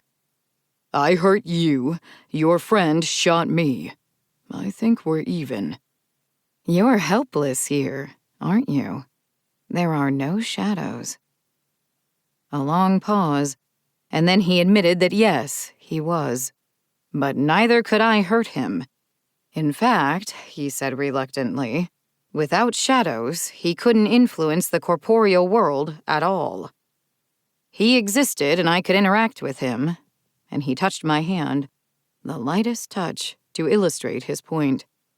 But he couldn't exert his will. No matter how he tried, he couldn't, say, force me to budge with a shove. Like how a shadow could be altered by someone moving the object casting it, but the shadow had no ability to move the object itself. His tone was flat as he told me this, but I felt this was humiliating for him, to be forced to admit his weaknesses. I asked why he was telling me this. Because I need you to realize I'm harmless here, he replied in frustration, so that you don't waste time trying to get rid of me. I might need someone that can interact with the physical world to get me out. And why would I need you? Do you think you can find a way out? I was about to answer that yes, I could, but then I hesitated. My initial thought had been to simply follow the right-hand rule until I found the exit. But this was not a maze. This was the body of the thing in the dark. I could hardly hope to navigate the veins of my own body and find a way out, after all. The man with no shadow told me, with a calm I certainly did not share, that while he couldn't guarantee we'd escape, he could at least lead us to the creature's mouth. He sensed it, the head and the heart, the domains of thought and life. They were things that creatures like him knew on instinct, homing in on them much like a cat homes in on the scent of a mouse. So I agreed. We had an uneasy truce. I might have been willing to die in the woods, but now I wasn't so convinced that I wanted to spend what time was left to me wandering the corridors of some unspeakable creature with my worst enemy. I wouldn't make a good martyr. He directed me forward, and we walked along in relative quiet. I kept one hand against the side of the creature's body, my fingers sliding from rib to rib. The flesh was woven branches and dry leaves. Debris cracked under my feet as I walked. Not all of it was wood. Small bones, mostly, from rabbits or squirrels. Sometimes my feet slipped on something larger, perhaps a deer, and there were a handful that felt like they could have been human. I don't suppose you'd tell me what your end goal is here, I said, seeing as I still have a shot at killing you. But now that he's dead, was Curtis under your control too? He was not. The man with no shadow laughed. His mother was. She kept him hidden from your uncle and told him lovely stories to make him fall in love with Goat Valley, so that he'd come back someday. Leaving his mind alone was a gamble, but once I met Curtis, I saw he was so desperate to help and so naive that I felt I could take the risk. I can't believe he was that gullible, I muttered. You're used to that, though, considering the people that visit your campground. I mean, he's not wrong. We walked a bit farther. I had to pause and catch my breath, pressing a hand to the spot just below my ribs where the creature had stabbed through my shadow. He remarked that perhaps I wasn't as resilient as he'd thought, and he'd have to take care not to kill me prematurely when he had me in his grove. Not until he was satisfied that I'd suffered enough. Shut up, I hissed. He started to speak. Some other petty, cutting comment, and then he obligingly did as I asked. He'd heard the noise, too. The crack of branches from ahead of us. I shrank into the recess between the thing's ribs, my back against the matted debris. I felt the man with no shadow crouch at my back, and he quietly whispered in my ear that it was a human approaching, but that perhaps it'd be best to let them continue on past us. I held still, scarcely daring to breathe. Their footsteps drew closer, and then they stopped entirely. And for a moment, all I could hear was labored, halting breathing. Then bony fingers latched onto my wrist. I shrieked and jerked away, thrashing and twisting in an attempt to throw them off. But the person's grip was unrelenting, and as they drew closer, I could smell the stink of them, stale sweat and rot. And then their fingertips caressed my face, feeling the flesh of my cheek and the line of my jaw. Please, a female voice croaked, raspy with disuse. Help me. I've been here for so long. I couldn't breathe. April. It was April. She was alive. I could bring her back with us. I could save her. I could unravel some of that grief and suffering I'd been carrying for so long. She's not begging you to save her, the man with no shadow said coldly from a safe distance away. The asshole had abandoned me the moment she grabbed my wrist. She wants to die. Shut up, I hissed. I wouldn't let him take that thin sliver of hope from me. I reached up and seized April by the shoulders. She finally let go of my wrist and fell silent, reduced to a trembling, shaking wretch before me in the darkness. Her skin was stretched tight across her bones, like even her very muscles had wasted away. I didn't want to do the math on how many days she'd been here. Too many. This was what I faced, I realized with horror. This was what would happen if we didn't escape. Condemned to wander the body of the thing in the dark for eternity as my body shriveled for want of water and food and light. Okay, I exhaled. April, it's me, Kate, your cousin. Yeah, she breathed, finally focusing on me. Kate. Right. You're going to be okay. Come with us. We're going to get out of here. This is a mistake, the man with no shadow muttered from behind us as we started walking again. Sentiment only gets you hurt. Haven't you realized that by now? I coaxed more information from April as we walked. There were others, she said, wandering in the dark. Some had given up and lain down and stopped moving, and in time, the wood and the leaves covered them up. They weren't dead, she said. She'd found one, cocooned into the floor, and she put her hand through the branches and felt their breathing and the beat of their heart. This wasn't what she wanted to become, so she kept moving, constantly, always moving, always searching for a way out. And her breathing grew quicker, and I went silent for a little while so that her panic could subside enough for her to remain coherent. The man with no shadow gave us directions when we came to forks in the corridors, and sometimes he hesitated, or even told us to turn around and take the other passage. One of them had tried to kill her, April said. He hadn't been here long and was mindless in his terror. He wasn't himself, and he'd lunged at her and she'd sidestepped, knowing how to navigate this darkness better than he. And then she'd shoved him into the wall and wrenched a sharp length of wood from the debris and stabbed him through the stomach with it. He'd remained there, pinned to the interlaced branches, and then they grew to cover him up and muffled his screams. Sometimes she found herself in that corridor again, by accident. She knew it because she could still hear him screaming from his tomb. Sometimes, she said in a small voice, she would sit and listen to his cries, just to hear another human voice for a little while. Just as he couldn't die, neither could she.